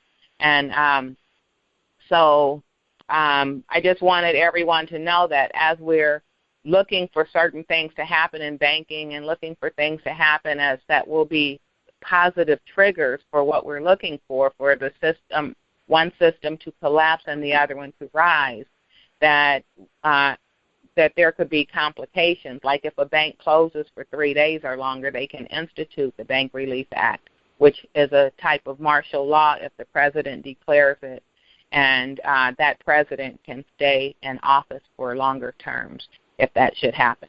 And so so I just want to say that. And the other thing that I wanted to share is I had the opportunity to listen to a Christian radio show tonight. It was David Jeremiah, which is, he's over Cornerstone Church, I think that's the name of it, and it's a really established ministry. And he was talking about the Book of Solomon, the Song of Solomon, where is King Solomon.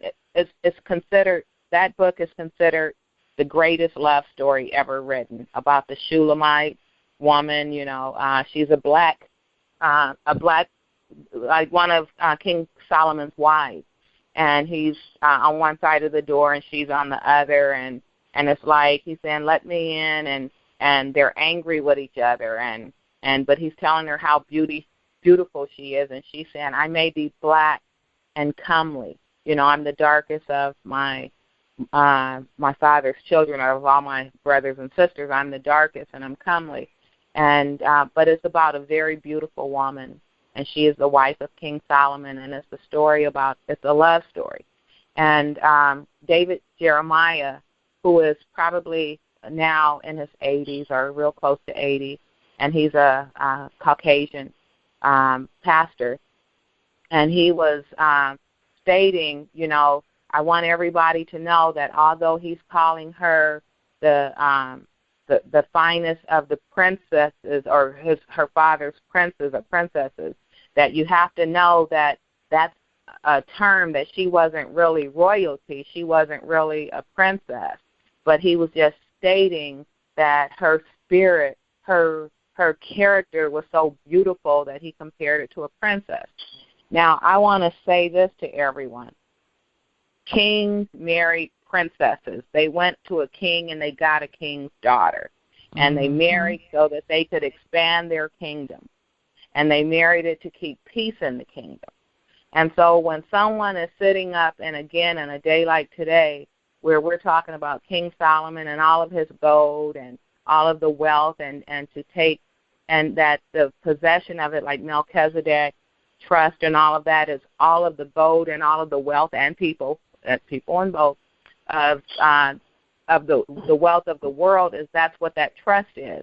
And so this pastor is trying to diminish it and say, but you know, because she was black, she could not have been a princess or royalty. She said that she was dark and had to work in the field. Yes, because as the Empress says it a lot, because just because somebody was a princess or a king or a prince, it did not mean that they didn't work. In every medieval time, a prince, before he could take his father's place at the throne, he had to go out and battle just like everybody else. They had to learn how to do war and jousting and art and get out there like everybody else. How could a lazy king, queen, prince, empress, anybody, if they can't do nothing except sit up, how can they help anybody? And so he was trying to diminish it and say all the ways that she could not be royalty or a queen or what is stated about her in the book of the Bible, and that this story is known to be the greatest love story ever written. And so I just wanted to share that in that way, that we have to be really careful, everyone, because society and movies and our own lack of understanding and knowing of our history can let us believe anybody and say, oh, yeah, she was black. How could she have been the queen? Oh, she said she's the blackest one of all of them. You know, she's dark because she's out in the sun. And so that's to make us feel, no, but remember, the sun is our friend. And the sun is going to help us with our ascension and the healing of our body, even with all of this junk food. You know, and when I say junk food, I'm not talking potato chips and cookies. I'm talking the junk that they grow for us, you know, GMO, the junk food that we have no choice of ingesting because we don't know everything that's in it. But the sun can purify that and pure it. And I just, so I just wanted to say to everyone, black, white, Hispanic, everything, that we are all royalty and we are all worthy, and that we cannot allow anybody, all of us have a heritage, and that we can't let anyone take it from us and give us the one that they want us to have. And right now, that everything is helping us to ascend, and in this Aquarian age is putting the information out at the forefront. And I hope that, my hope for everyone is that we can grab the best and believe it for ourselves, just like we grabbed the worst and we believed it for ourselves. That now it's time to honor the truth and honor who we really are and who our ancestors, we're saying, are fighting, you know, to put the messages out for us, and just hope we get it.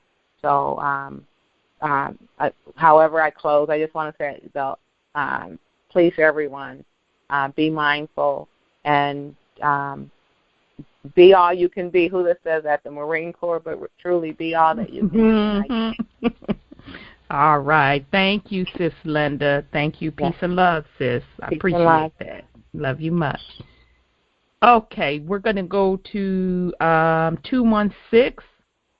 216, your line is open. Greetings, family. Greetings. This is Sister T. How you all doing? Sister T. We're well. How are you, sis? I'm hanging in here. Good. I wanted to ask Empress Shama, who has the Lamb's Book of Life? Who's holding those books? Who's holding that book or those books at this present time? Okay, and I think she just got back on. I saw her drop off. I think she's back on. Okay. Yeah. Okay, there she is. I'm here. Just lost signal. Okay. Okay, what was the question? My apologies. I had asked who's holding the book or the books, the Lamb's Book of Life. Where's that? Where are they currently? They are currently still in possession of Dr. Henderson right now. Oh, okay. Will they transfer over to you at any point in time? I will be speaking with them about the books because they were given in good faith for the people, and I am the Empress for the people, so I don't see a problem where they would not return those books to me so they can be in their rightful place. So I will be asking for those books.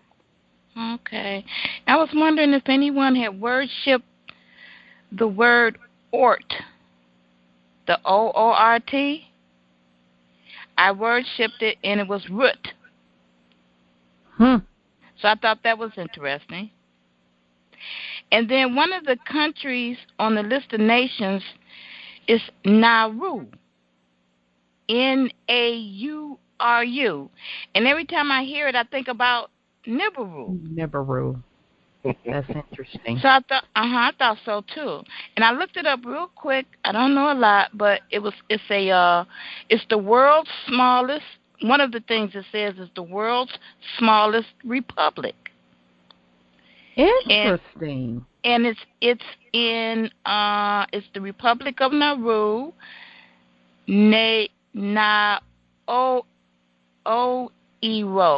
Naoero, Naoero, the Pleasant Island, Micronesia. That's one thing. And then it says downfall of the world's richest country. And this was dated September 29th, 2014. So, yeah, those were just a few And things. now the word Ort, if I may, I think of where they say Oort cloud, but they don't spell it O-O-R-T. I've always seen it O-R-T. And actually, Bobby Hemmett was the one that hit me up on game on that. Actually, him and Dr. Phil Valentine, that when they talked about that Oort cloud, that is melanin. Yes, ma'am. That's what that Oort cloud means. So I find it highly interesting that you're saying the etymology means root. Well, I thought it was O-O-R-T, but it's only O-R-T. So. Well, that's what they say. Now, you know they always change those vowels up to throw you off of your game on what the word is really saying. We learned that when we were reviewing When Rocks Cry Out by Brother Horace Butler. So I believe you're spelling the O-O-R-T, and that would make sense if it's saying root. And anybody that is familiar, even on the technical side, when we say the root of something, that is the very beginning. Right. That's what came to my mind. Absolutely. So that is fascinating that you link those two together. Yes. And then I don't get to talk much, so I want to say these. No, go ahead on and get it in, baby. Things. Thank you. And now, once again, Empress Shama, and Brother Oracle Tahuti, I have heard over time and read, maybe really didn't understand, but read that the Moors were kind of like instructed, or it was said to them that we were not to use an EIN number, that because we weren't employers and we are not to be employees, and we were that 10. When you said the 10, it made me think about that number. It was a social number, but they took it and twisted it. It wasn't Noble Drew Ali. The Honorable Noble Drew Ali did not put it into the. Help me, Brother Tahuti, Oracle Tahuti, please. He didn't put it in Cook County the way they took it and twisted it. The Social Security number. The 10. The 10 number, when I referred to the 10 number, that is a document number that was given to Noble Drew Ali's documents. It had nothing to do with Social Security number. Right. It was actually a document number. Yes. And Noble Drew Ali himself dealt with EIN number. If you look at the filing for the temple, it was done with a EIN number with him being, he suggested you do it as a minister.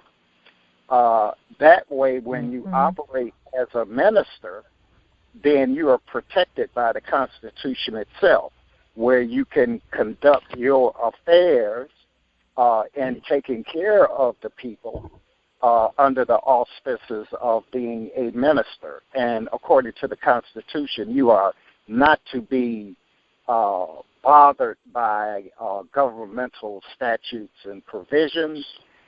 You are to abide by the law of the land as a minister. You are administering to the people.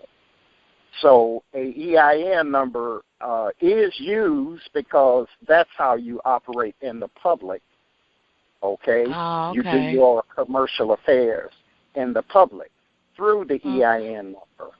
So, yes, the EIN number is something that even Noble Drew Ali suggested, the Honorable Noble Drew Ali suggested you use. All right. And then one last thing, Sister Rhonda. What show is it that Brother Black broke down the the first airplane? What was it? He actually asked me to remember the shows. Oh, I'm sorry. That's something else. But he put it on his blog. He actually wrote an article on it, Black to Africa. Okay. So if you're connected to him on Facebook, you can find that blog, or just to go to Google Black to Africa .com, and it's a blog spot. So it's a blog spot at black2africa.com, and just go to his archives because he broke it down in an article. All right. Well, thank you very much, family. Peace and love, love and light. Okay, peace and love, beloved. Okay, so let's go to, so that was Sis with 216. I'm trying to find my place. Okay, 754. 754, your line is open. Peace and love, love and light. This is Anthony L. from Fort Lauderdale, Florida. Peace and love, beloved. Peace and love. Just want to say hello to the family, Sister Shama, Empress Shama, and Brother Tahuti. I think the number you're talking about is 1010-5905. It's a subscript number, I believe, given to the Moors. It's our party.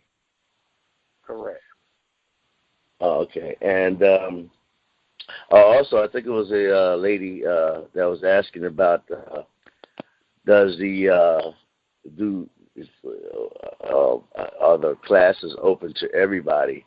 I know Empress Shama answered that, but like Empress Shama said, I guess you don't want to give nobody a loaded gun, and they don't know what to do with it. So I would, probably suggest they probably get indexed first, and know what's going on first, and know what the indexing process is, and then take it step by step and learn how Empress Shama is teaching us, so we don't just get the gun and shoot everybody. We take it one step at a time. How to break it down, how to put it back together, how to load it, how to put it on safe before you fire it, and all of that. So with that, I yield. And I love y'all, family. Peace and love. Love you too, bro.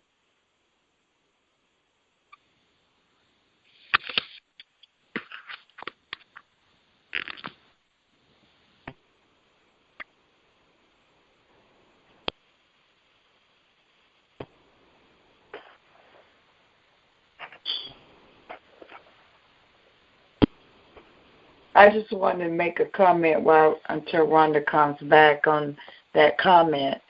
And you're exactly right. But believe me, the information that's going to be given at the workshop is bullets. I have to say, in that you guys had bought your guns a while back, and every time I would teach something, that was a bullet. So you put the bullet in the chamber, right?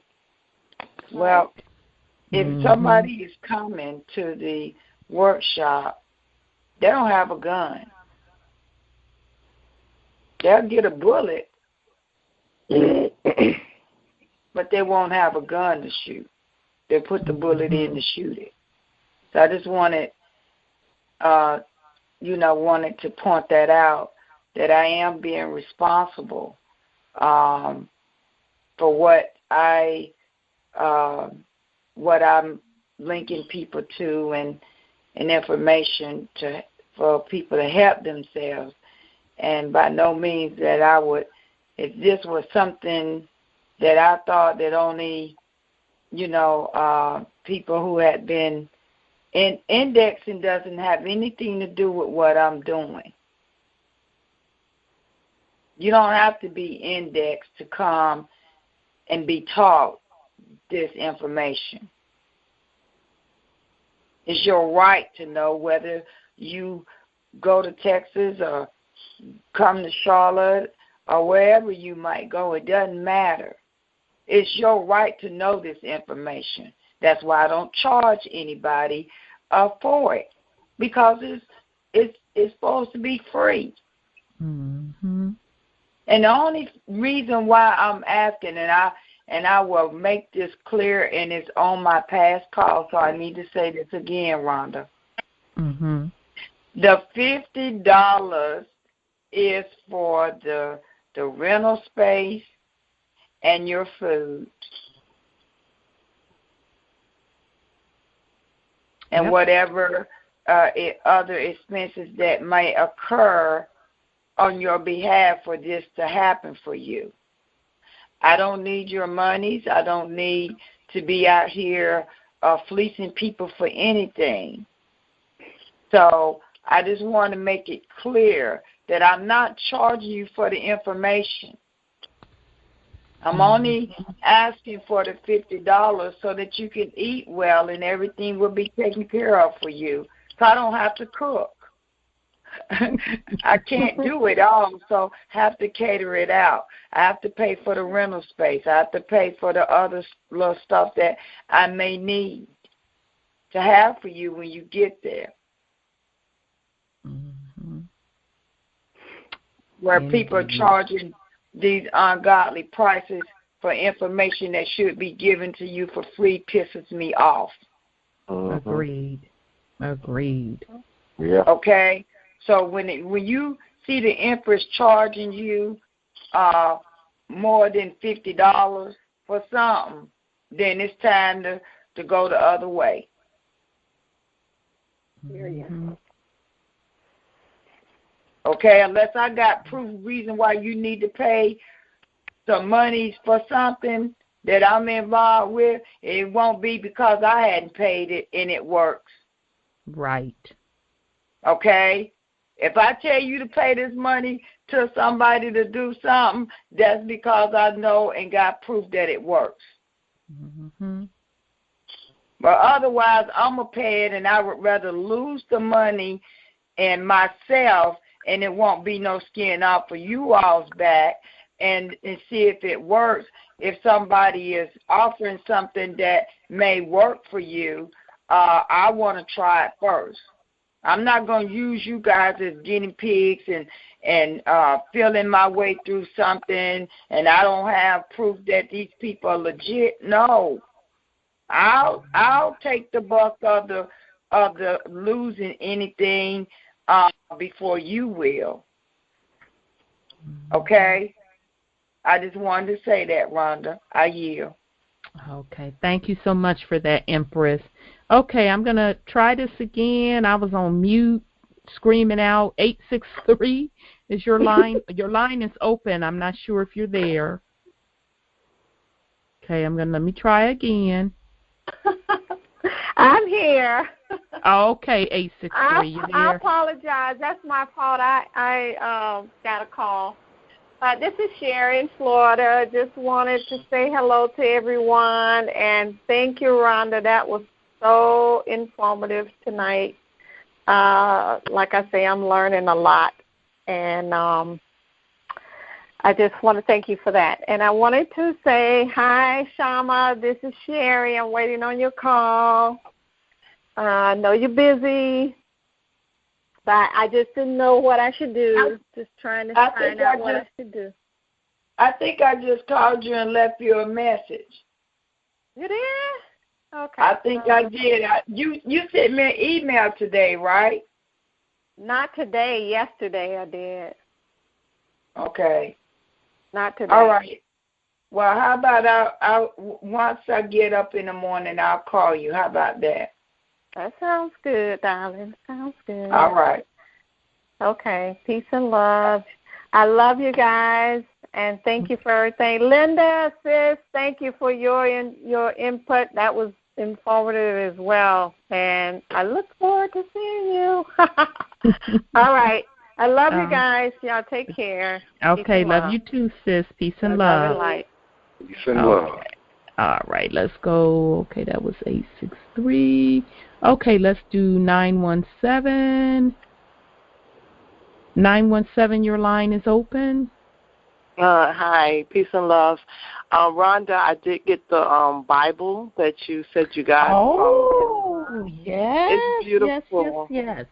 Yeah, it's beautiful. But I made a mistake before. I was saying that Second Maccabees is not in there. No, it's Second Baruch.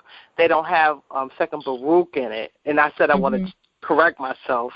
But, I also want you to look up, or, y'all guys could look up the erection of the Tower of Babel. It was in the New York Times. They did it in April.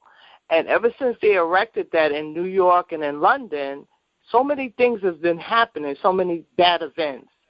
And maybe that's something y'all guys can look into.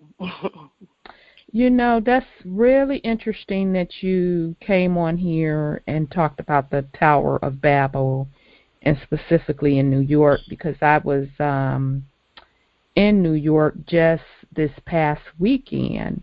And so we were on, I can't remember if we were on the ferry. I think we were on the ferry.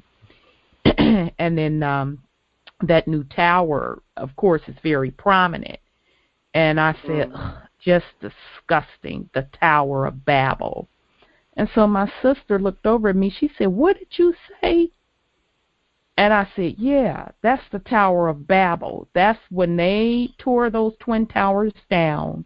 And they constructed that whatever the hell, they call it a Freedom Tower, when it's actually the opposite. Because what they did, when those twin towers came down on 9/11, it was twofold.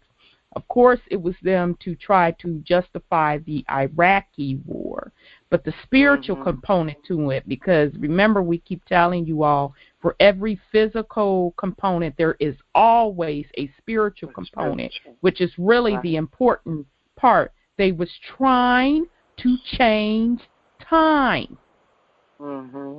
So they constructed that Tower of Babel to symbolize that the kingdom of Babylon will continue to rise.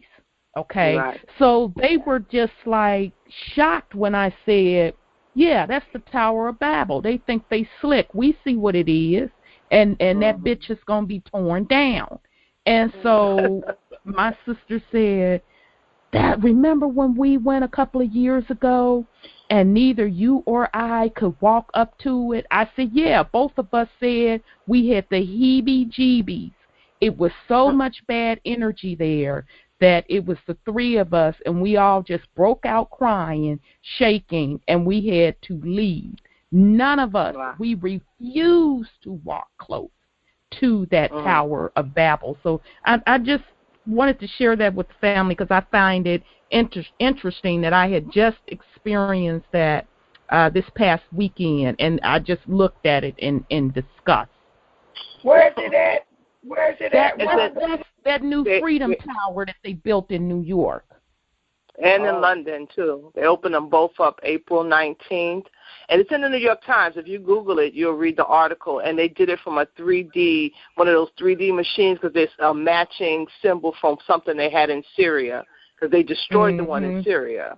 And I was like, I was reading this article and I was bugging out, and I said, well, you know what, I'm going to tell Rhonda and them to research that, because I did not like the way that article was reading. And they said that not only that, they're going to build it in all cities. They're going to try to do it in all cities. And I'm like, oh, boy. Oh, yeah, and so they think, no, we're shutting all that shit down so they can be on record to know that bitch is coming down. That's what I said, too. It's coming down. We know exactly what it is. You ain't got that one over on us. We know exactly what it is. Right. So I wanted to just, let y'all know about that particular article, because I was praying that they didn't get it up. I really didn't want it to be erected, but they did it anyway. So, we're going to have to start guarding ourselves with that. Uh-oh. Did that sis just, oh, man, baby, they done kicked you off. Oh, wow, look at that. Yep, they dropped her off. Well, that bitch is coming down.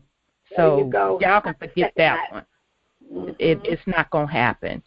So, okay, we're going to go to 323. Okay, 323, your line is open. Okay, let's try this again. 323, your line is open. 323. 323, your line is open. Okay, well, going once, going twice. I'll try one more time. 323, your line is open. Yes, you're there, beloved. They're playing with the board. Okay. This sure is playing with the board. I'm just talking away. This is Sister Star in L.A. Galactic designer. Greetings. I am electrified by my electric food tonight, and I'm just happy about it. And I just had a call that one of my very dear friends and metaphysician, Queen Ajua, made her transition this evening. So I just, send love and light to family, friends, and the LA community, because she's a pillar in our community, especially amongst we the melanated people. Honor and libations to Sister. Yeah. I wanted to comment on the brother that was driving with his high beams on the rear view mirror of the police. I'm from Illinois. In Illinois, that's a ticket. It doesn't matter if it's the police or who it is, because it is obstructing the vision of the driver in the front of you. So you can't even drive. You can have high beams on, but if you come up on a car, you're supposed to turn them off. And if you're in a dark area or something, you could have them on. But then once a car even approaches you in the opposite direction, you're supposed to turn them off, just out of courtesy and common sense. And I wanted to say, well, he's let us know the reason why he was arrested was because he didn't have license. He's driving and would drive up on the police with no license. You're bringing attention to yourself. But hopefully that someone will be able to help him get out of that. But that was just what I was going to say, just on what I know about L.A. and where I'm from, Illinois, about driving. And, because you just have to be courteous and help other people not be distracted, because everybody just can't drive that well. Okay, Mother, can you make a comment about that before she moves on? Absolutely, Empress. Well, I realize that most people are still contracted into the system. I want to, plant a seed, but don't be going to get rid of no driver's license until you get the full story. I'm giving full disclosure right now. Right. Okay? Just like I tell people, don't mess with that trust till you get all the information, because getting geared up for each thing or each task takes time.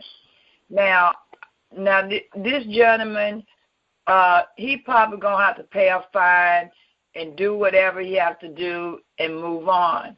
But in the near future, if he want to work on coming out of that driver's license system, there will be a workshop one day or a call that I'll do on how to transition out of your vehicles out of the system, how to rescind those driver's license, and how to use correct language when you're using a motor vehicle and using their motor vehicle book to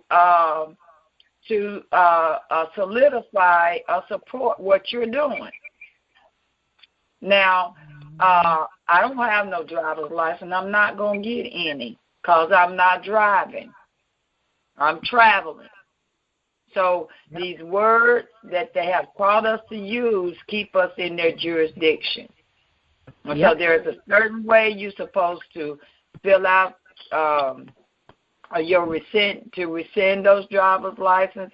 You are supposed to get a state ID.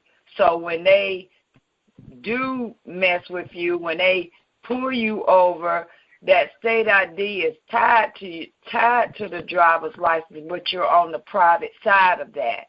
And when they come back to the car and hand you back your license, or your ID, it still got the same driver's license number on it, but it's an ID, and it's a certain way that you fill out that form when you're getting an ID, and certain things you need to know so that when they pull you over and you hand them that ID that looks like a driver's license, when that man come back or woman come back to your car, they're going to hand you back that and tell you to have a nice day. Now, the other issue is if his car is still registered in that all caps name, then he's doing commerce in the public.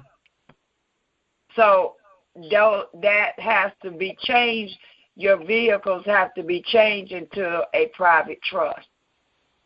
Mm-hmm. Wow. Okay, now when I got pulled over, they said I was doing 95. Now I'm not saying that I'm saying I didn't do 95, and that's my story, and I'm sticking to it. But the point of the matter is, when he pulled me over, he came to the car like a Billy Bad Butt. But when he got done with me, technically, he should have towed that car. He should have took me to jail. Had my things had not been right. First of all, I couldn't touch the car because it was in a trust. It wasn't in my name or in that all caps name. Second of all, he let me go and drive off. He gave me a ticket, and I dealt with the ticket. Lady, you don't argue with him. Take the ticket. Monetize it. Okay? They do it. And but he let me, he said, have a nice day. Now, if I broke any law, first of all, I didn't get no driver's license between the time he pulled me over and he came back to the car and gave me the ticket and let me go and told me to have a nice day. I still was driving what he would consider driving with no license. Wow. Okay. Okay, so there are certain ways you come out of the system, and you don't have to. You have to do it quietly. They're not going to let their officers know that they are trained and that they are a liability because they didn't train them right. They didn't tell them the right laws that they're supposed to be governed by when it's dealing with the private citizens. But your butt better be private when they run you through that system. I yield. All right. I wanted to ask you a question. Several of my questions were answered, though. It's a blessing that other people ask things about information, and it helps other people on the line. But I wanted to know, I have a 501c3, and is it possible to change that, or should I change that into a 501c4? Don't have to. Mr. Green can help you with that. And he'll be on next week. So Kim Green. Okay. And I'm going to be emailing you tonight, Sister Shama. I haven't done it yet, but we spoke the other night, and I sang on your line. I'm going to get all that information to you. And I really appreciate all of you, brothers and sisters, with the help and the wealth of knowledge and wisdom that we are gaining through this networking. Indeed, sis. Well, thank you so much, and we appreciate you, sis. Peace and love. Okay. Peace and love. Okay, the next caller is a VOIP caller, so I will open up your line. Greetings, beloved. Are you there? Okay, let me try this again. VIOP caller, your line is open. This board. I didn't know we had VIP callers. I know. VOIP, your line is open. Hello. Greetings, your line is open. I'm sorry. Hi. I wanted to ask a question about the indexing. I was born in Guatemala, and I was adopted over here to the States. And I was wondering, do I go through indexing here in America? Or is there a way for me to do it through my country? Through Guatemala? If anybody could help me on that. Rhonda, you want me to answer that? Yes. Yes, Empress, because I don't want to speak out of turn, because the way I'm going to say it's going to be different. So, yeah. Too quiet. That's why I asked you, Rhonda. Right. You because I know you read my mind, so I'm like, yes, I'm I just did. Be quiet, because yes, I know what I really want to say. But go ahead, beloved. I need you to hold. I need everybody right now to hold up. Going to be indexed. Okay. That's my strong advice to you. And if you go on and do it anyway, then that would be your choice to do it anyway. But I'm forewarning you to wait. Okay. For further instructions, okay? So do I still send my listing or my naming or? Now I need you to hold on to everything. Okay. Okay, just hold on to everything until I get the full instructions. It started coming down today, my instructions, but they're not finished with them yet. Okay, that's fine. Okay, that's all. So just hold on. All right, thank you. Okay, thank you, beloved. Peace and love. Peace and love to you too. Okay, and I think this is our other Oracle Denise. Let me open up her line. Wow. Greetings, Oracle. Greetings. Oh, see, this thing is just tripping. Okay, sorry about that, Oracle. Are you there? I'm here. Can you hear me all right? Yes, I can hear you. Greetings. Hey. Hi, Oracle Denise. Hi.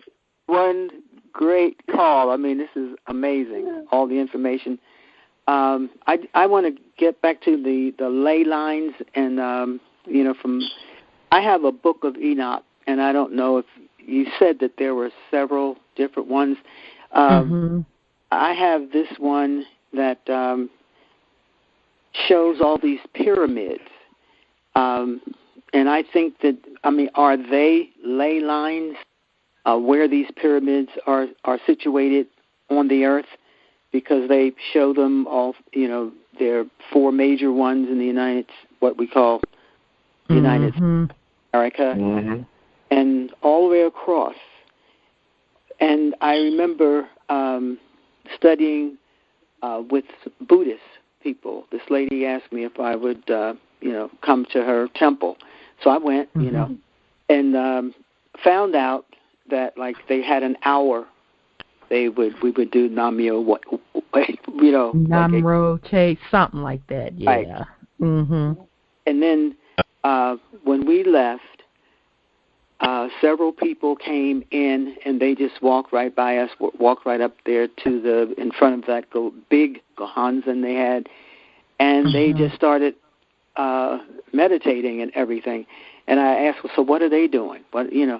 And every night like clockwork, and they at a certain time, and they start, and they do that for 1 hour, and they are they're in a certain longitudinal, latitudinal space, and they do that for 1 hour, and they leave, go and do whatever else.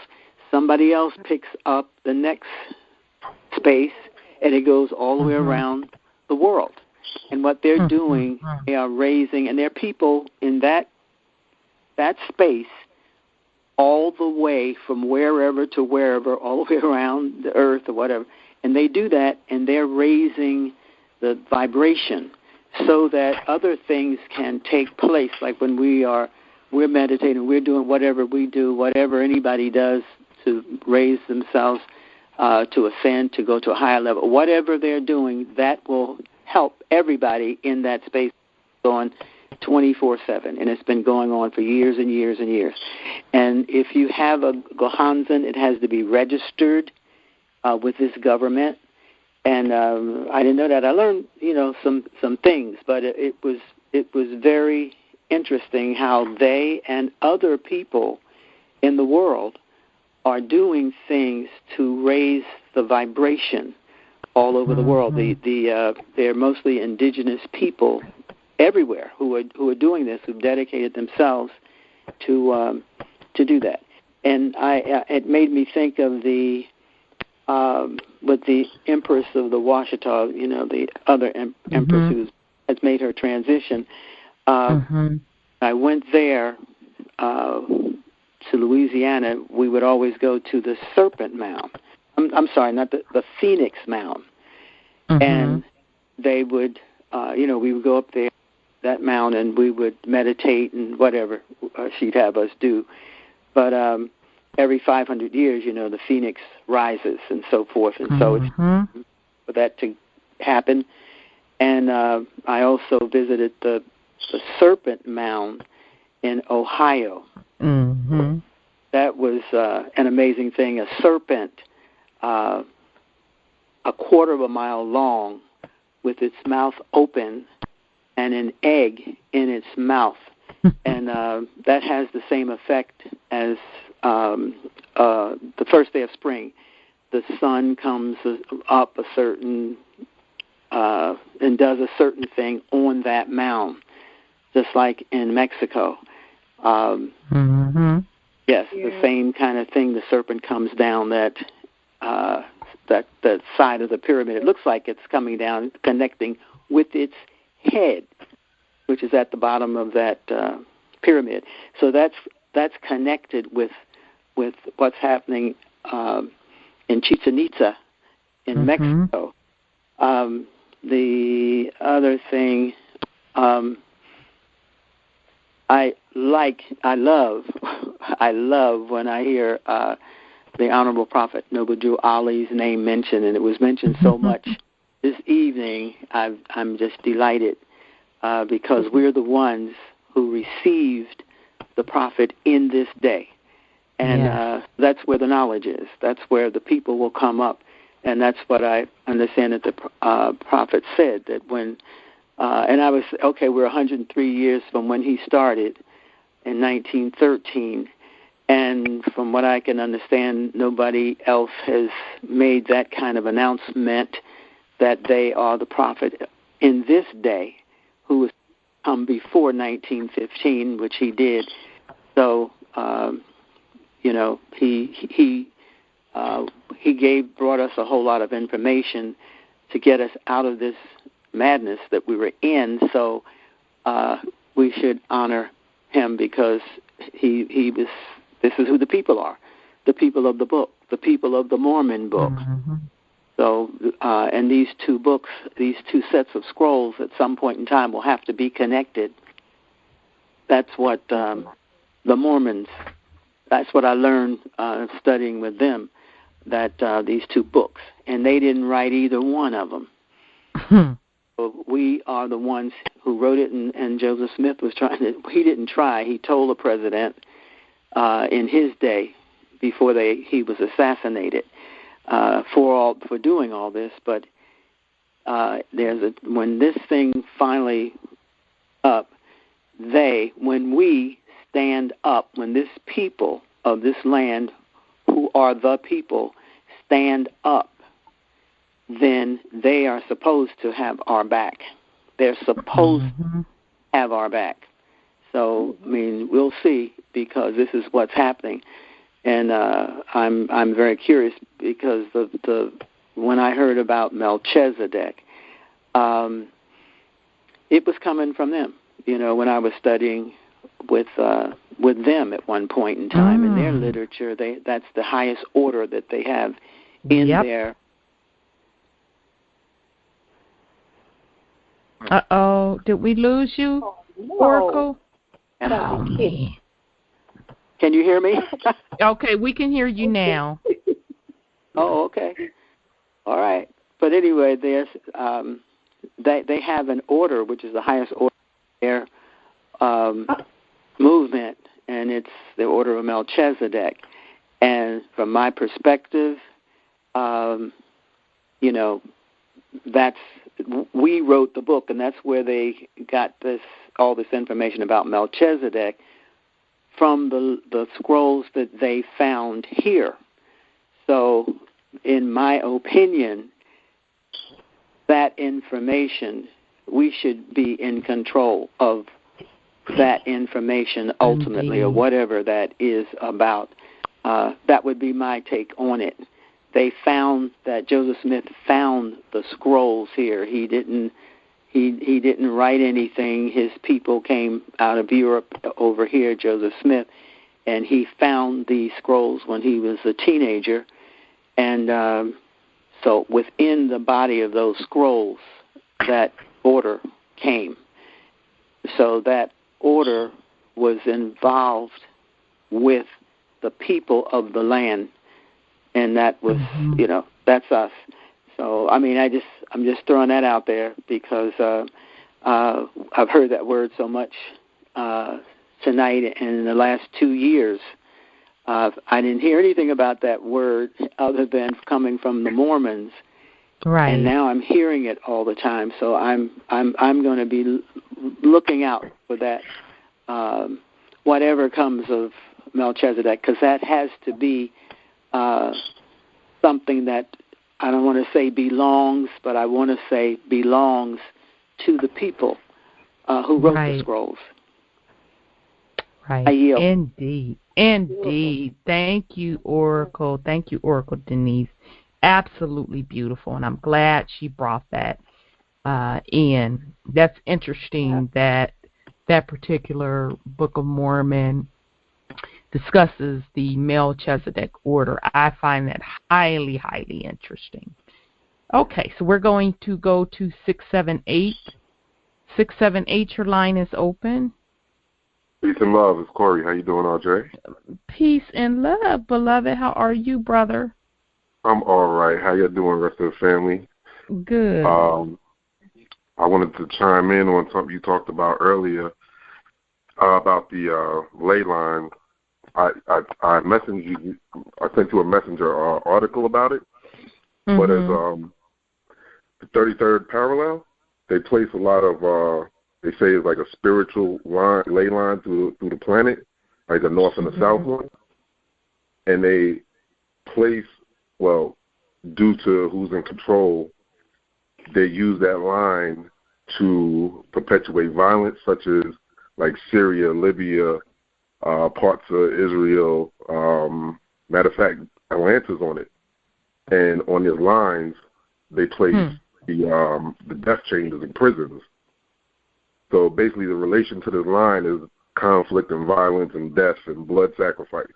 For what I read about it, I'm not saying it's certain, but when you look at the map, you can see a lot of these places lay along it or within maybe a mile or two of it. So I wanted to, add that to when you were talking about the ley lines earlier. They use that for, their little evil energies or whatever they do. And also I wanted to ask Empress, the workshop Saturday, is there, if for people who might not be able to make it up there, is there like a video feed that we can watch or pay to get on or something like that if we can't make it to, I don't even know where it is, I'm assuming Charlotte. So that's one of the questions I had, really. Okay. To answer your question, no, I will not be videoing or recording any of my workshop because of the privacy of the people who are going to be giving you this information. You do overstand, and I want everybody to overstand this. The reason why we don't record is because we don't want the people who are trying to get this information exposed to somebody that may be in there trying to infiltrate what's going on. Right. And so for the safety of the people who are giving you this information, that's why we don't allow recording. So please, everyone, don't try to sneak and record and do anything against what I've asked you not to do. Okay, this is really for their safety and their well-being. Now, I may be able to ask them, is it all right for me to record and give you guys a copy as far as recording by my cell phone or something like that? But please don't use your cell phones to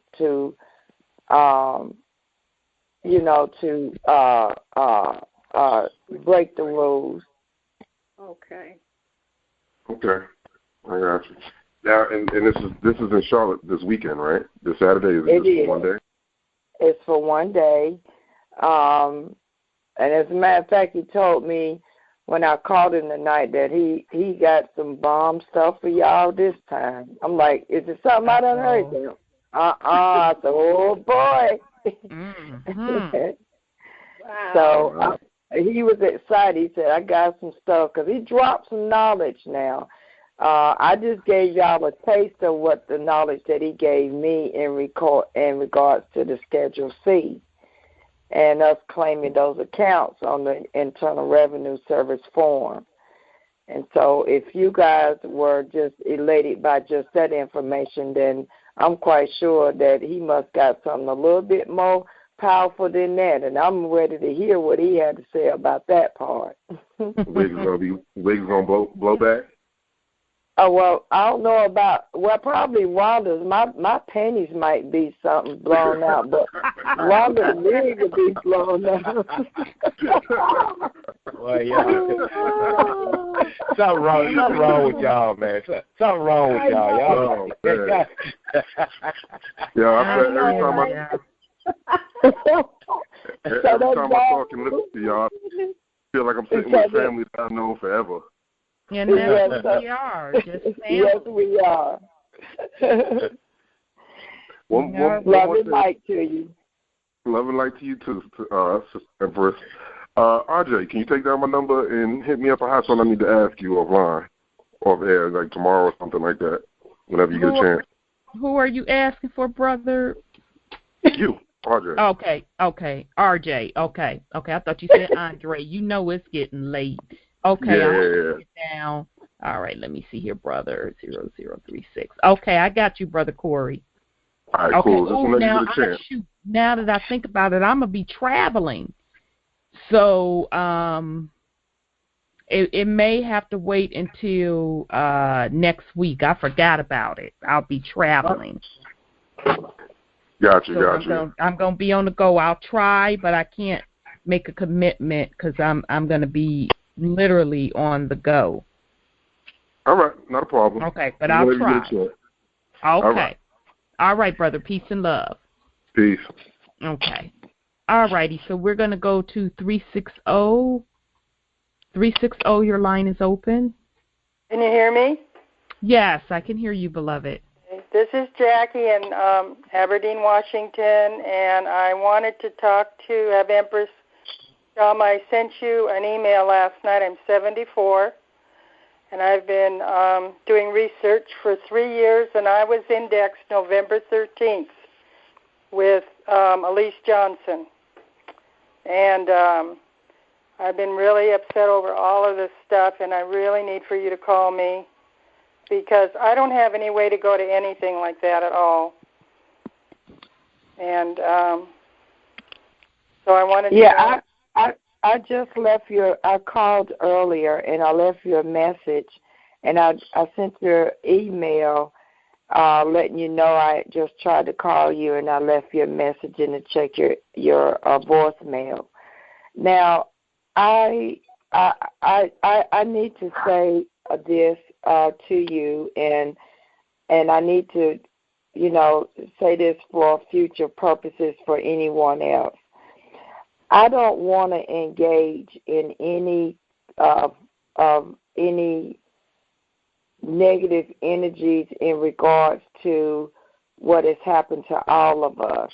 What we're trying to do right now is pick up the pieces of it and move to higher grounds, and we got to keep moving. The spirit of everyone I love, because it's like it never happened. We're just moving beyond trying to stay in the negative energy. And if you want to talk about that energies, then I don't want to participate. If anybody wants to talk, negative energy, I want to just know what to do. I sent you a link to the call on Monday. On the call. I've been on all your calls. Okay, then what is it that you think you need to tell me that I need to call you about? Because I don't understand anything about the trust, and I don't understand if that's going to happen for my situation. Because, like I said, I was indexed on November 13th, and I was up there for 4 days with Elise Johnson. Okay, well, that was before my time. I didn't come. Yeah. Okay. Well, what I'm saying to you, and like I've said to everybody else, I'm waiting for instructions. Mm-hmm. Okay? So I explained the Melchizedek Trust as it relates to humanitarian projects, and that I am waiting for instructions from them as to how we are going to handle the folks who were indexed improperly. Okay. Now, I have a humanitarian project also. There's a call center was going to be done up here. And we actually have the broker, and we have the building and everything, and they were going to come up here and do the whole entire thing up here. So I don't know exactly what, because that's the way I feel. I want to help everyone in the world. I'm not interested in myself having anything. I never have been. And I've been on the calls, like I said, for almost 4 years now. Mm-hmm. And I've heard every one of your calls. I've talked to Rhonda. She knows who I am, and I just want to help other people. That's all I'm interested in. Period. Okay, then what I am suggesting that you do, if you want to submit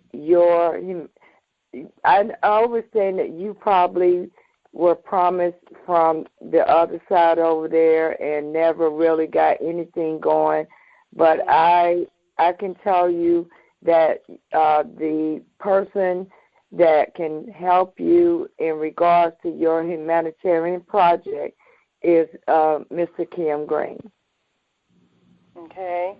But and so what I'm asking you to do at this point is just email me your project and a budget, and I'll get that to him, and I'll have someone to contact you in regards to that, because he's over that, and he's the fiduciary agent for that. I myself can't do it, hon.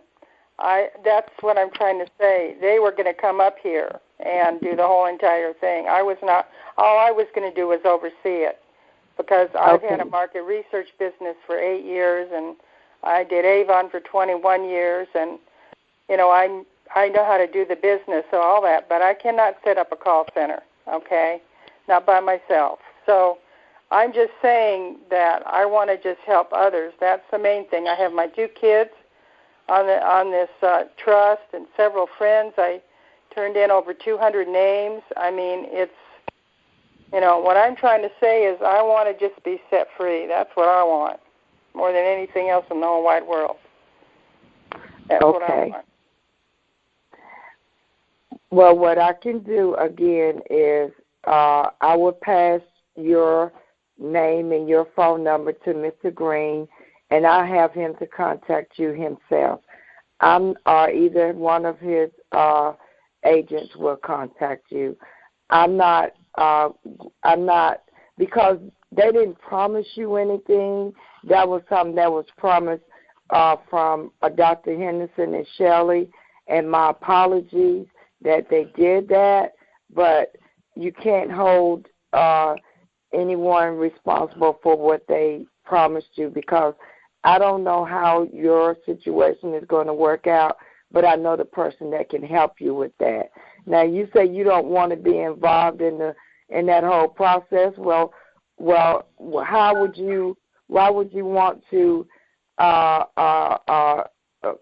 submit something that you're not going to be involved with? I can't understand that. I'm not going to do that because I don't feel I can handle it by myself. I'm 74, and I can't hardly walk. I mean, I walk, but I go such a time, you have no idea what I'm going through.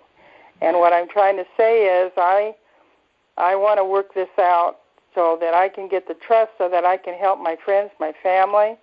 And, you know, I'm just interested in everything. He even told me I was an elder and everything. And, you know, that's all I'm interested in. So you're interested in the benefits from the trust. Is that what you're saying?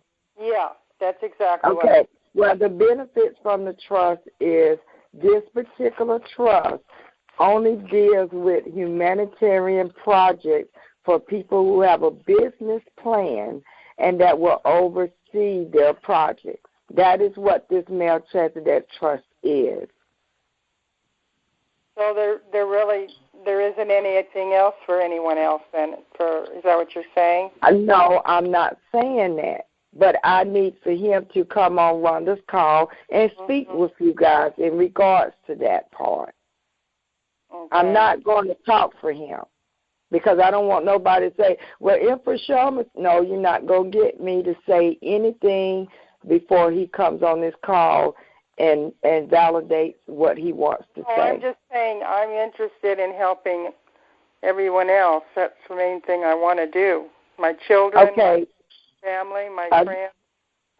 Again, when he comes on the call on next week, that's where you want to address that with, not with me. So in other words, these workshops don't have anything to do with the natural trust and by itself without the projects. Is that what you're saying? What I'm saying to you is that what I'm teaching people is how to operate in trust. So when they get to the door of any trust that they may be operating in, that they'll be educated to know how to do it. That's what I do.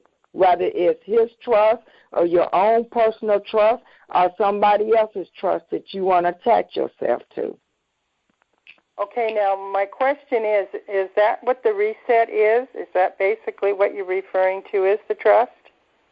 I think you need to get on the call next week. Unfortunately, KG was not able to join us tonight. I know we had this conversation earlier this morning, and I gave you a heads up that KG will have to answer those questions regarding the Melchizedek Trust. So now you're getting in the area of reset, etc. Well, I don't understand it. Why I'm really confused. And I know that, but what I am telling you is that we cannot answer for him. Okay. And I know I personally told you that earlier today, that I can't speak on something that is his trust. That is the purpose of him coming on this call. That is why I told you tonight, because I thought he would be here. Yeah. He's not able to be here to come on this call. So you're going to have to wait until next week. Mainly regarding the projects. That's what I'm asking. No, that is not what we're saying. I'm going to just repeat this one more time, and then after this, I'm going to need you to go back to this replay, get a piece of paper and pen, write it down, and even if you have to rewind it to get the message. The Melchizedek Trust is what KG is the principal of. He owns and operates that. Any questions pertaining to that, you will have to wait until next week, until he comes back on this show, and you can get in the queue, have your questions ready for him to answer that. What Empress Shama is teaching is how to operate a trust in general, from a public perspective, private perspective, whether or not you are attached to another person's trust or whether or not you are spinning up your own trust operating it. So those are the two things. So if you don't understand what I'm saying, sis, take the time to go back to this replay and listen to it. Okay? So, all righty. So with that, I am going to go on to the next caller. Okay, peace and love. Okay, peace and love. Okay, the next call is 702, and this is actually the last caller. So 702, your line is open. Yes, good evening. I have a question. Maybe I'm all mistaken, but it seems like to me that I was getting the vibe that there's something wrong with the indexing that we all did. And I hate to go to sleep or try to go to sleep worrying about this. I tell you. Okay, Rhonda, I'll take it. Okay, because I'm trying to be politically correct, so I'm just going to yield. You crazy. I don't know if you had an opportunity to go on the call on Monday night when I made an announcement. I first of all, there was no falling out between anybody at the SOVCPR, Dr. Henderson, Shelley, or nothing. Nobody can say that whatever I said had to do with a fallout, because there never was one. I think they probably was caught off guard that after I had announced what I announced in regards to the Melchizedek Trust and the Bathsheba Trust originated from not only Shelley Bolin and Dr. Henderson. They were both trustees on this trust, along with some other people who were under the covenants of this trust. And they broke the covenants of the trustee. These are the things that I can say. And it doesn't matter about because it's the truth. And so, in essence, they created what we experience as our all caps name versus our up in lowercase name. And they did like a knockoff of the main trust and Bathsheba Esther Trust, and did not disclose the difference between the two. And so we went through this index, and I say we because I did too. I bought my family stuff, so we're all in this together. Don't think that I'm not affected by this too. And Rhonda and everybody else that's on the calls, on the panel. We all went down and got indexed. Now, it didn't do what it promised it would do because they bifurcated from Shelley and Dr. Henderson sometime last year. And they got cease and desist orders on them in regards to they could not no longer operate with that trust, those trust documents. That's why those trust documents was taken off the website. They belong to the real trust and the real trustee and the real fiduciary agent of that trust. You can't use somebody else's stuff. So there was some misrepresentation of us coming to be indexed, and full disclosure wasn't given to us. So now you've got people who didn't get documents. They didn't get what they were promised. They were supposed to get travel documents. They were supposed to get ID cards. They were supposed to get a whole bunch of stuff. People were supposed to have been saved from court hearings and foreclosures. None of that happened for people. And so at this point, is that I'm not Empress or representative of Dr. Henderson or Shelley or the SOVCPR. I never was. I was a volunteer, but I was a volunteer for the people, and I'm an Empress for the people. I'm not Empress for them under their umbrella. I work for the people and on behalf of the people. So I started to ask questions, and those questions wasn't never answered. So I had other people to help me to try to get the questions answered, because true transparency is always on the table with me. And when it comes to the people in line and being deceitful and not transparent, you will not put my name in nothing in that way ever. People so have been, we're not getting documents. We're not getting. No, you're not going to get them. No, you're not going to get them, because they, and I don't think that. Well, I'm not going to say. I think no, you're not going to get the documents.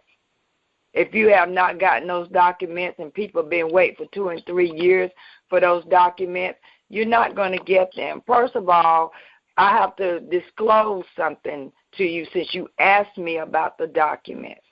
The card machine was purchased by my husband and myself to get everybody their travel documents and to get them their card. And after that didn't happen, my last date of at the indexing, I bought the car. I shipped the card machine home because it was sitting in a storage somewhere. And I said, well, it was my husband and I only loaned that. That wasn't a gift. Everything else was a gift. So I'm saying to you is that I know they're not going to get any cards made for anybody because that card machine is here in my possession because they didn't use it properly. Okay. Are you saying this whole thing, listening to them, has been a scam? Well, that's your conclusion. I didn't say that. You said it. No, but I'm just taken aback. After 3 years, I never said. You said that. I didn't. Okay, I'm just giving you the fact. I'm giving you the fact. Who are they? Who are they then? The history of it, that they used to be legitimate, but they're no longer legitimate, and they haven't been since last year. What was the purpose of us coming down there and giving our information? Are they going to use that for something illegal? I don't know. Now, you have to remember now, my information and my family's information is just like your family and everybody else. But my job is to tell the truth and to have transparency. And that's what I'm doing. I appreciate that. But since I was indexed, I didn't listen to the index call. I've listened to all the other calls. Mm-hmm. Well, I stopped the calls, the indexing calls, because of my findings. I'm not going to support anything that is misleading.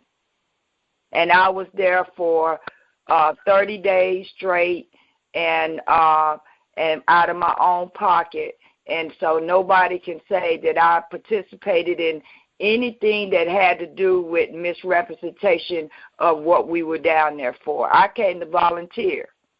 At me and my husband. I met you. Yeah. I met you.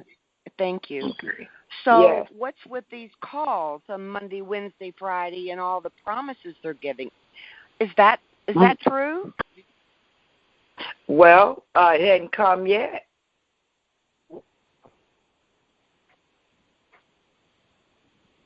And it has been it's recorded down at the county courthouse. That's why I can talk about this, because it's all public record that there was a cease and desist order on them this year, and they bifurcated, means they separated themselves from them last year, probably before you guys came to get indexed. I think it might have been in September that the separation began. So anybody that came after that separation and recorded down at the county courthouse, then all of it was misrepresentation of the real deal. It was a cloned trust. So the real trust is with the real principal right now, and that's Mr. Kim Green.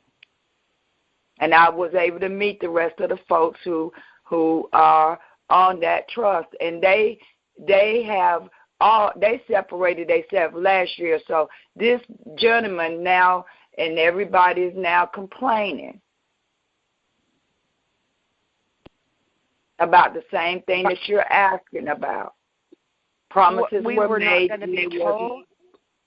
How were we going to be told about this so we would know? Why do you think that I told you that as soon as I got back on Sunday morning, and by Monday I was on the phone telling everybody. Thank you. I went to Texas myself, and I spent 4 or 5 days in Texas, on up to 2 hours before my plane was to take off. I was there in meetings. So I'm saying to you that there are investigations going on, and that everybody that has been affected by this, reparations are going to be made because of the misrepresentation. And that's what all I'm at liberty to say on the legal point about this. I'm just devastated and shocked. Well, I know that people are, but here's what I want you to now come up out of, okay? And everybody else that's listening, and this is your first time hearing this information, because it was recorded on Monday's call. So if you want a link to that call, all you have to do is email me. But I want to tell you and everybody else is that you must pull yourself up and keep going. You can't. I've always allowed myself this rule. I got 24 hours to be pissed off at anybody, and after 24 hours, I must get up and keep going, because I cannot. The one good thing that came out of all of this indexing is that we became a family. But I'm worried about the family. I mean, there was the Indian Nation call. I heard they broke away. now I've heard that Dr. Henderson and Shelley aren't who they say they are. Well, who is who? Well, that's what's happening. The sifting is beginning. Are we in jeopardy for going down and being indexed? Or are we in any jeopardy? No, you're not in any jeopardy. Because we gave out all of our personal information. We signed papers they wouldn't give us copies of, which I thought was bad. Yeah. Well, join the team here. I didn't get any copies either, and even though I had access to get copies and stuff, I always operate in honor. So I never took any copies of anything. So who is left? Just you and Rhonda? Well, me and Rhonda's never been a part of SOVCPR, Dr. Henderson and Shelley. We just been volunteers, and Rhonda in her own right, he was a guest on our radio show, and she can talk to you about hers. But what I did was I came down to volunteer to take care of the people, as far as you coming and teaching you some things that you needed to know. And even in that, I was trying to be blocked from that.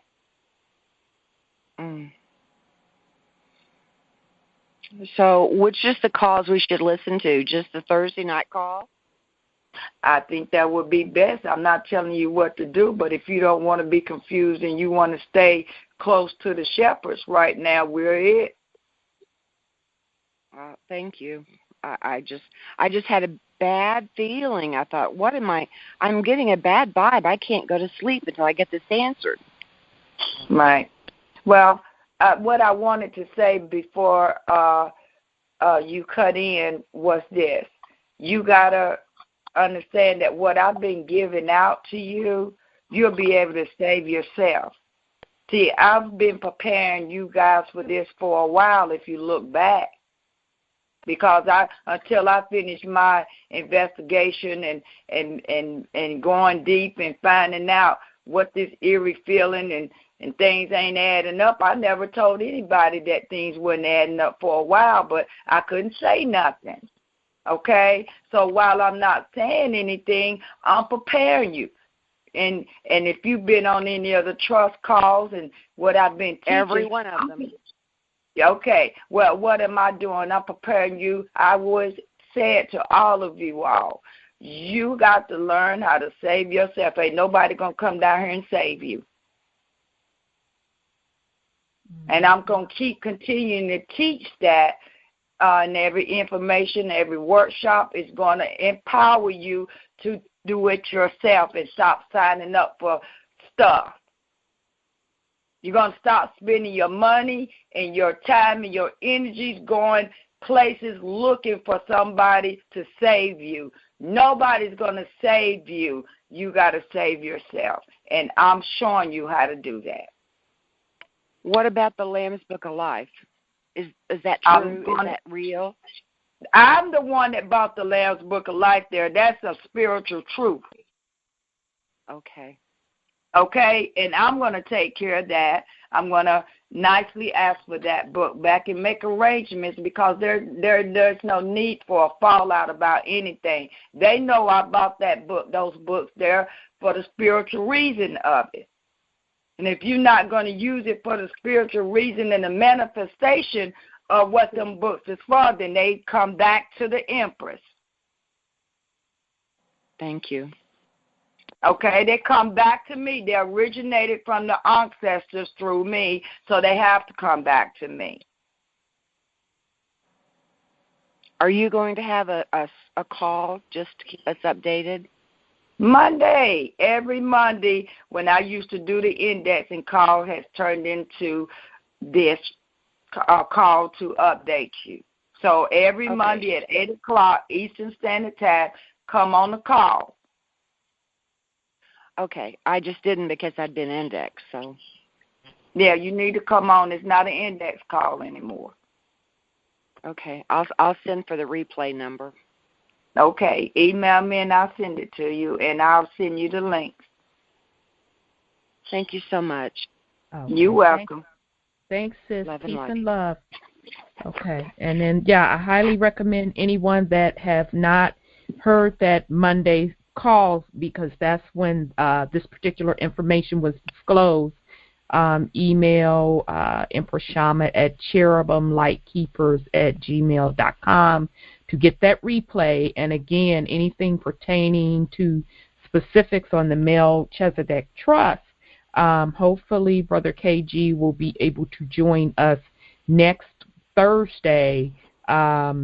So that will be your opportunity to listen to him give the breakdown of the Melchizedek Trust, and then us to have a Q&A dialogue. Okay. And Rhonda, can I say one more thing, please? Yes, ma'am. Go back to the Cherubim Light Keepers Gmail account. Mm-hmm. Now, you just taught on that tonight. Am I correct? Yes. The breakdown of that, the title Cherubim. Yes, ma'am. Yeah. I just want everybody to pay attention to that email and what she was teaching tonight. You talking about the light keeper. I'm standing here behind the email.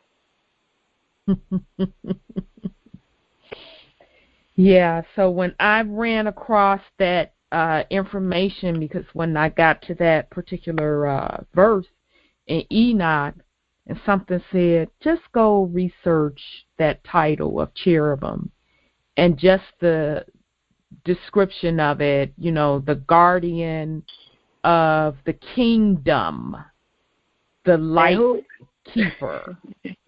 And so who am I besides the Empress? Yeah, you hold the flaming sword of truth. Yep. That is what it says.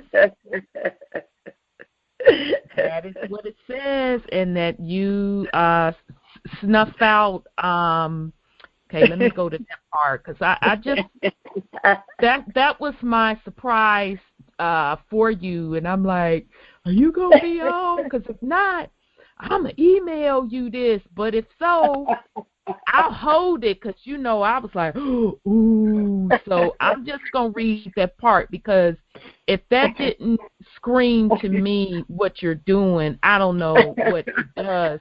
And it says the cherubim are also described in the construction of the Ark of the Covenant. The Ark was the dwelling place of God with the Israelites during their exodus in the desert. There it is. Okay. And then the other one that stood out to me that said that they also, their role is to guard God's holy domain and presence from any sin and corruption. They are sometimes known as the throne angels and are seen to be around the throne of God. And they said that in Jewish folklore, the throne angels are known as Merkaba. So anybody that thinks I'm making this up, this is off of www.yangels.com. That is, there you go. Boom shakalaka. So now you know who I am. I'm just saying. That email has been up ever since I came on the scene. And Empress does just the physical title in addition to my first title. My first title was Cherubim because I'm assigned. I'm one of them. Mm-hmm. Okay, and so my job is to protect and expose, as it says. And that's why I tell everybody to stay close. Don't scatter. Just stay close to us, okay? We will lead you out. But you have to, if I say stand still in the woods and let me go ahead, then I tell you to come on. But if I tell you to sit still, I need you to sit still until I get the instructions. I cannot move without instructions from the higher order. Indeed. So I'm doing my part as the kingdom. So you're going to be fine. Don't be devastated. I'm here. That's why I was sent. I didn't know why I was sent, but I know now why. Okay? I love all of you. Indeed. I yield. Indeed, Empress. Thank you so much. Thank you so much. Okay, we did have one caller to pop in, so this is really going to have to be the last caller. So 850, your line is open. How you doing, sister? I'm doing well, beloved. All right. Brother Tahuti, or should I say Oracle Tahuti? Yes, sir. Empress Sharma. I haven't got a chance to meet you yet, Brother Oracle Tahuti. But I did meet Empress Sharma in December. And I met Miss Rhonda in December too. It's been a long ride. It's been tiresome. I had a lot of questions. I'm not going to ask them because they've been answered. My spirit's been leading me a long way. And it's kept me right beside y'all as soon as I heard y'all voices. Ever since I've heard y'all voices, I've been clinging to y'all. Truth Uncompromised. It's been waking me up so much and keeping me on point. And I just want to thank y'all for that. Like I said, it's just rough, man. I want to know, outside of Truth Uncompromised, what other calls are y'all linked to? Because I got so many numbers pertaining what I thought was what I thought, but I know now. So what other calls besides these calls are y'all linked to? Wouldn't it be the second and fourth Tuesday of each month? Mm-hmm. And that is the training calls where we receive instruction from Empress Sharma. Okay. And let's see, what is that number? Is it 641? Somebody help me. I think I have that number. Let me see real quick. And I just want to make sure because... Okay, and what we're going to do, brothers, so we can cut down on the confusion, the number is 641-715-3865, and then the passcode is 619955. Okay, so what we're going to... Oh, I'm sorry. You good. Could you say that passcode one more time? Make sure I got it correct. 619955. 619955. Right. So every Monday, Empress is doing a call. She's going to have to rename that call, but she'll get around to that. Every Monday at 8 p.m., she's doing an update call. And then every second and fourth Tuesday of the month at 8 p.m. Eastern Time on that same number, she's doing the Trust Workshop Series, How to Operate in Public and Private Trust. So now Truth Uncompromised, we have Truth Uncompromised Media Network.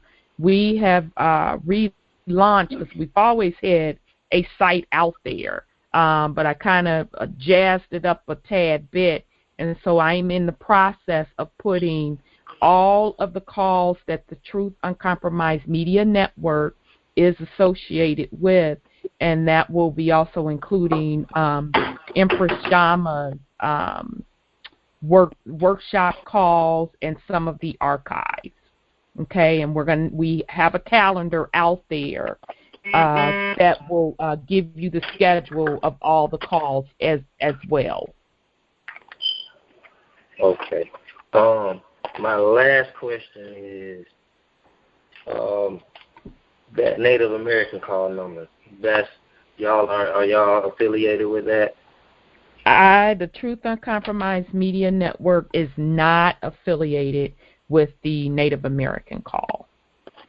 Okay. I was just making sure because I don't want to be.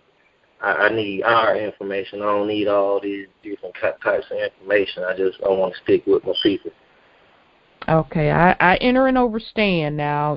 I don't know anything about that call. I've not even been on it one time. But no, there is no association between Truth Uncompromised Media Network call nor any of Dr. Henderson and Shelley's UN and US calls. There is no association. Likewise here. Yes, ma'am. Thank you. Well, I just wanted to, just get that right so I won't have to be. Because honestly, these are the only calls I kept up with anyway. I'm just going to be honest with you flat out. And I see why now, just like Empress Sharma just said, she see why she came and had to come and do her job. So I see why my spirit led me to stay with y'all. And I thank y'all. I yield on that. Love, truth, peace, freedom, and justice. Okay. Indeed, brother. Peace and love. Okay, family. That was the last call. Ooh, I thought we were going to get done early tonight. I guess I was sorely mistaken. So we're going to start. Now you know these 5 and 6 hour calls. I don't even know why you be putting on like that. Yeah, right. Okay, brother Wendell. We love you. You know when you get on this thing and be ready if you're here 5 or 6 hours. Wow. Well, we love you, Rhonda. We really enjoy it. I love you all too, and I know it's been a roller coaster, family, but we'll get through it. So we're gonna start winding down. So we're gonna start with Oracle Tahuti. Did you have any last words for the family? Well, yes. Keep the faith, because the pathway has been paved for us all. We are not lost in the wilderness. There's no need to cry out over spilled milk. Feel comforted that things are worked out, and all we have to do is stick together, bond together as a family, and continue to grow. And I yield. All right. Sister Divinity, did you have any last words for the family? Oh, wow. Well, thank you, sis. Since I was in and out, I didn't know if I was going to, comment. But, wow, I tell you, this has been amazing. This has been an amazing call, and I know I've missed an awful lot. But I do have to give you and Empress kudos, because you two have really handled these calls with such class and dignity. I mean, you just kind of put it out there the way it was supposed to be, and I have to give you your kudos for that.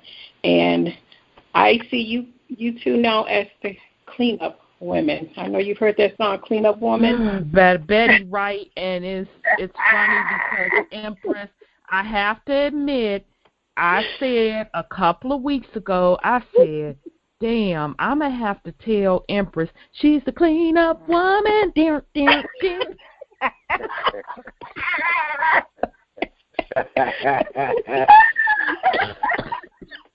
I promise I said that a couple of weeks ago. Yeah. I promise I did. Absolutely. I promise I did. Oh, Jesus. And last but not least, before I left, I had to look that word up that Wendell commented on called usufruct, whatever. Usufruct. Right. Okay, all right, that.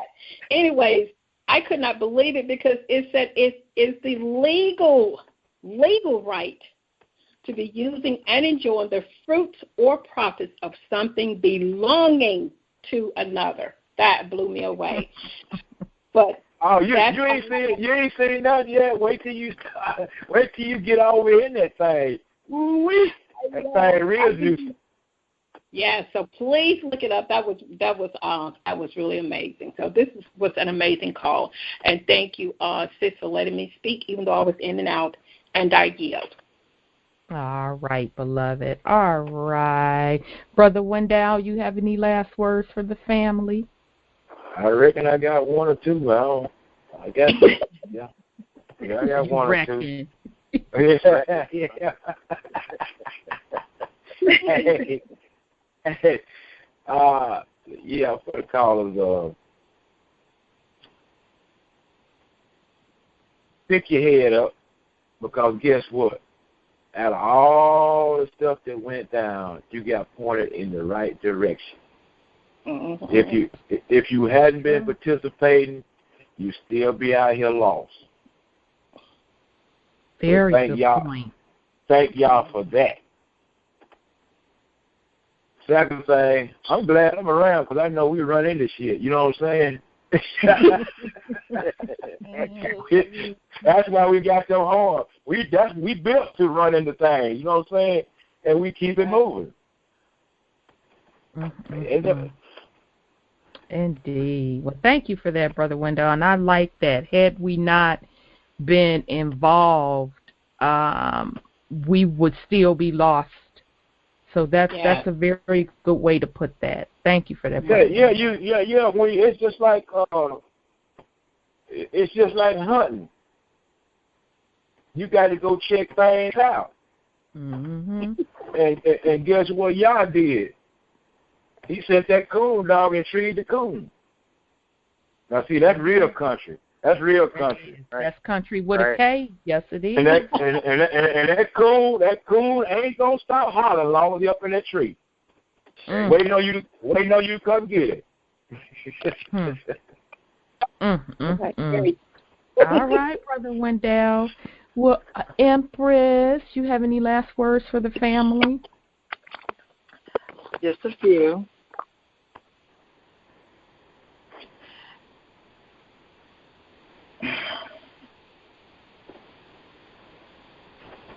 We all got this far, and I didn't know that my journey was going to be that I would gain such a large family, and but I know that I've been on assignment ever since I started my ascension.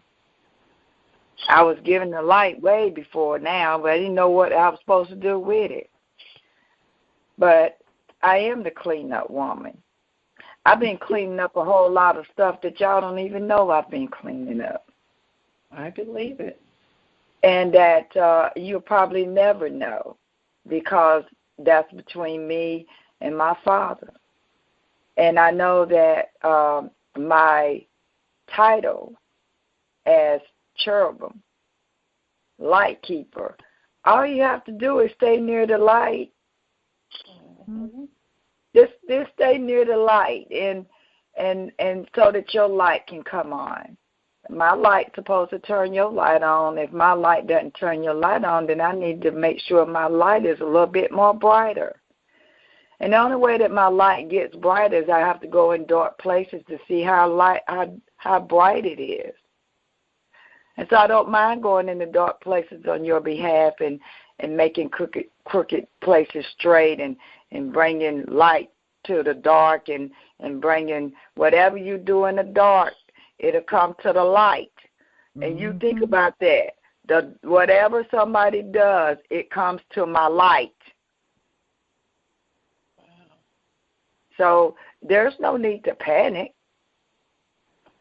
See, if I'm going to be in this, I got to be in it all the way. I got to do what you guys do, and if I don't think something is right, I have enough discernment to get the covering of Yah Allah or the covering of the ancestors to make sure that when I go in places, they don't send me just to be sending me. They sending me for the purpose for being on behalf of the people.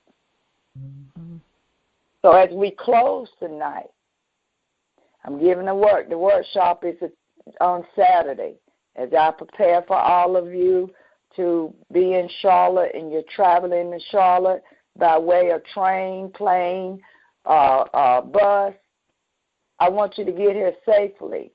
And when you get here, it's like a mama waiting for her children to come. And when I see you, I want to give you a big hug and a big kiss. And I would decide to bring my little box so we can have a little music. Might just do a little, dancing or something. Because I love you. You mean the world to me. I like being a cherubim. I like being the empress.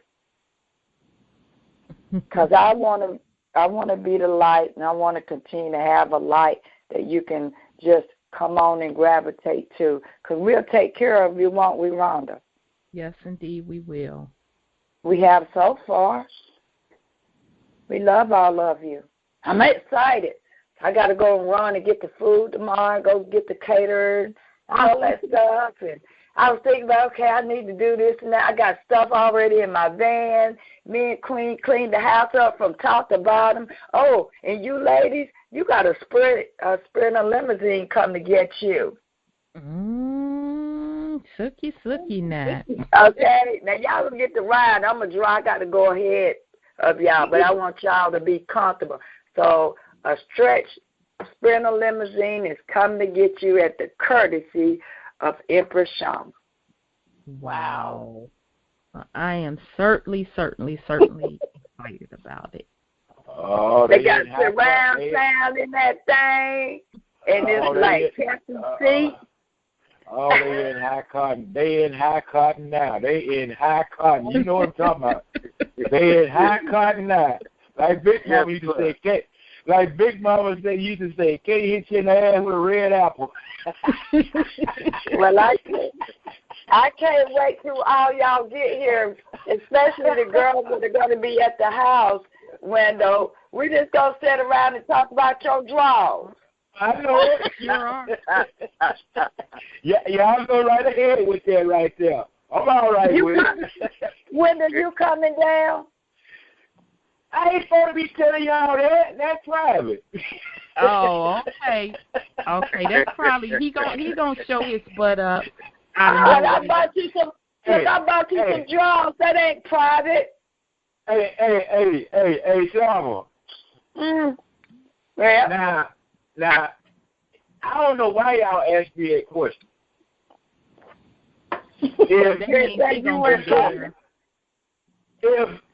If I let you know how close I already was and told you about usufruct, ain't nowhere in the world I'm finna miss that. He ain't finna miss that. He know he walking through that door when he comes to the workshop. He ain't finna miss that. You know I ain't finna miss that right there. No, buddy. But Rhonda, I'll be ready to pick you up at the airport tomorrow. Okay, thank you so much, my Empress. I love you. So, family, I just want to say I know it's been a whirlwind, and, definitely you are not alone because, again, I feel that a trust was broken with me, with, my relationship with Dr. Henderson because he didn't give full disclosure. So I am in the exact same boat as you, and those of you that know me know that I'm a heavy researcher. So all up until the point that the split happened, it was all legitimate stuff. We checked it out, but then all of a sudden the split happened, and, that was something that we didn't know about. So that's what the issue that I particularly had once I found that out, because that was not disclosed to me. And for that, of course, it definitely stung and it definitely hurt. And then I also asked, because I am, again, a person that asks for documentation and proof. So I asked all parties to provide me that information. And one side provided me the proof, and the other side didn't provide me the proof. So with that said, I had to make an intelligent decision. So now, family, I'm just sharing all of this to you on my experience and out of love. Again, I want to make it clear that my job is not to come on any of my shows, and my shows is the operative word I want to use, and deceive anyone or try to sway you in any way. That is up for your judgment, for you to do your research, for you to use your discernment. I can only share with you what I went through, what I did, and what my commitment is, and hence the name of my network, Truth Uncompromised. I stand by that. I live it. This is not a game for me. This is not a joke. Because my essence, my being, my soul is tied to what I say and what I do. And I compromise that for no one.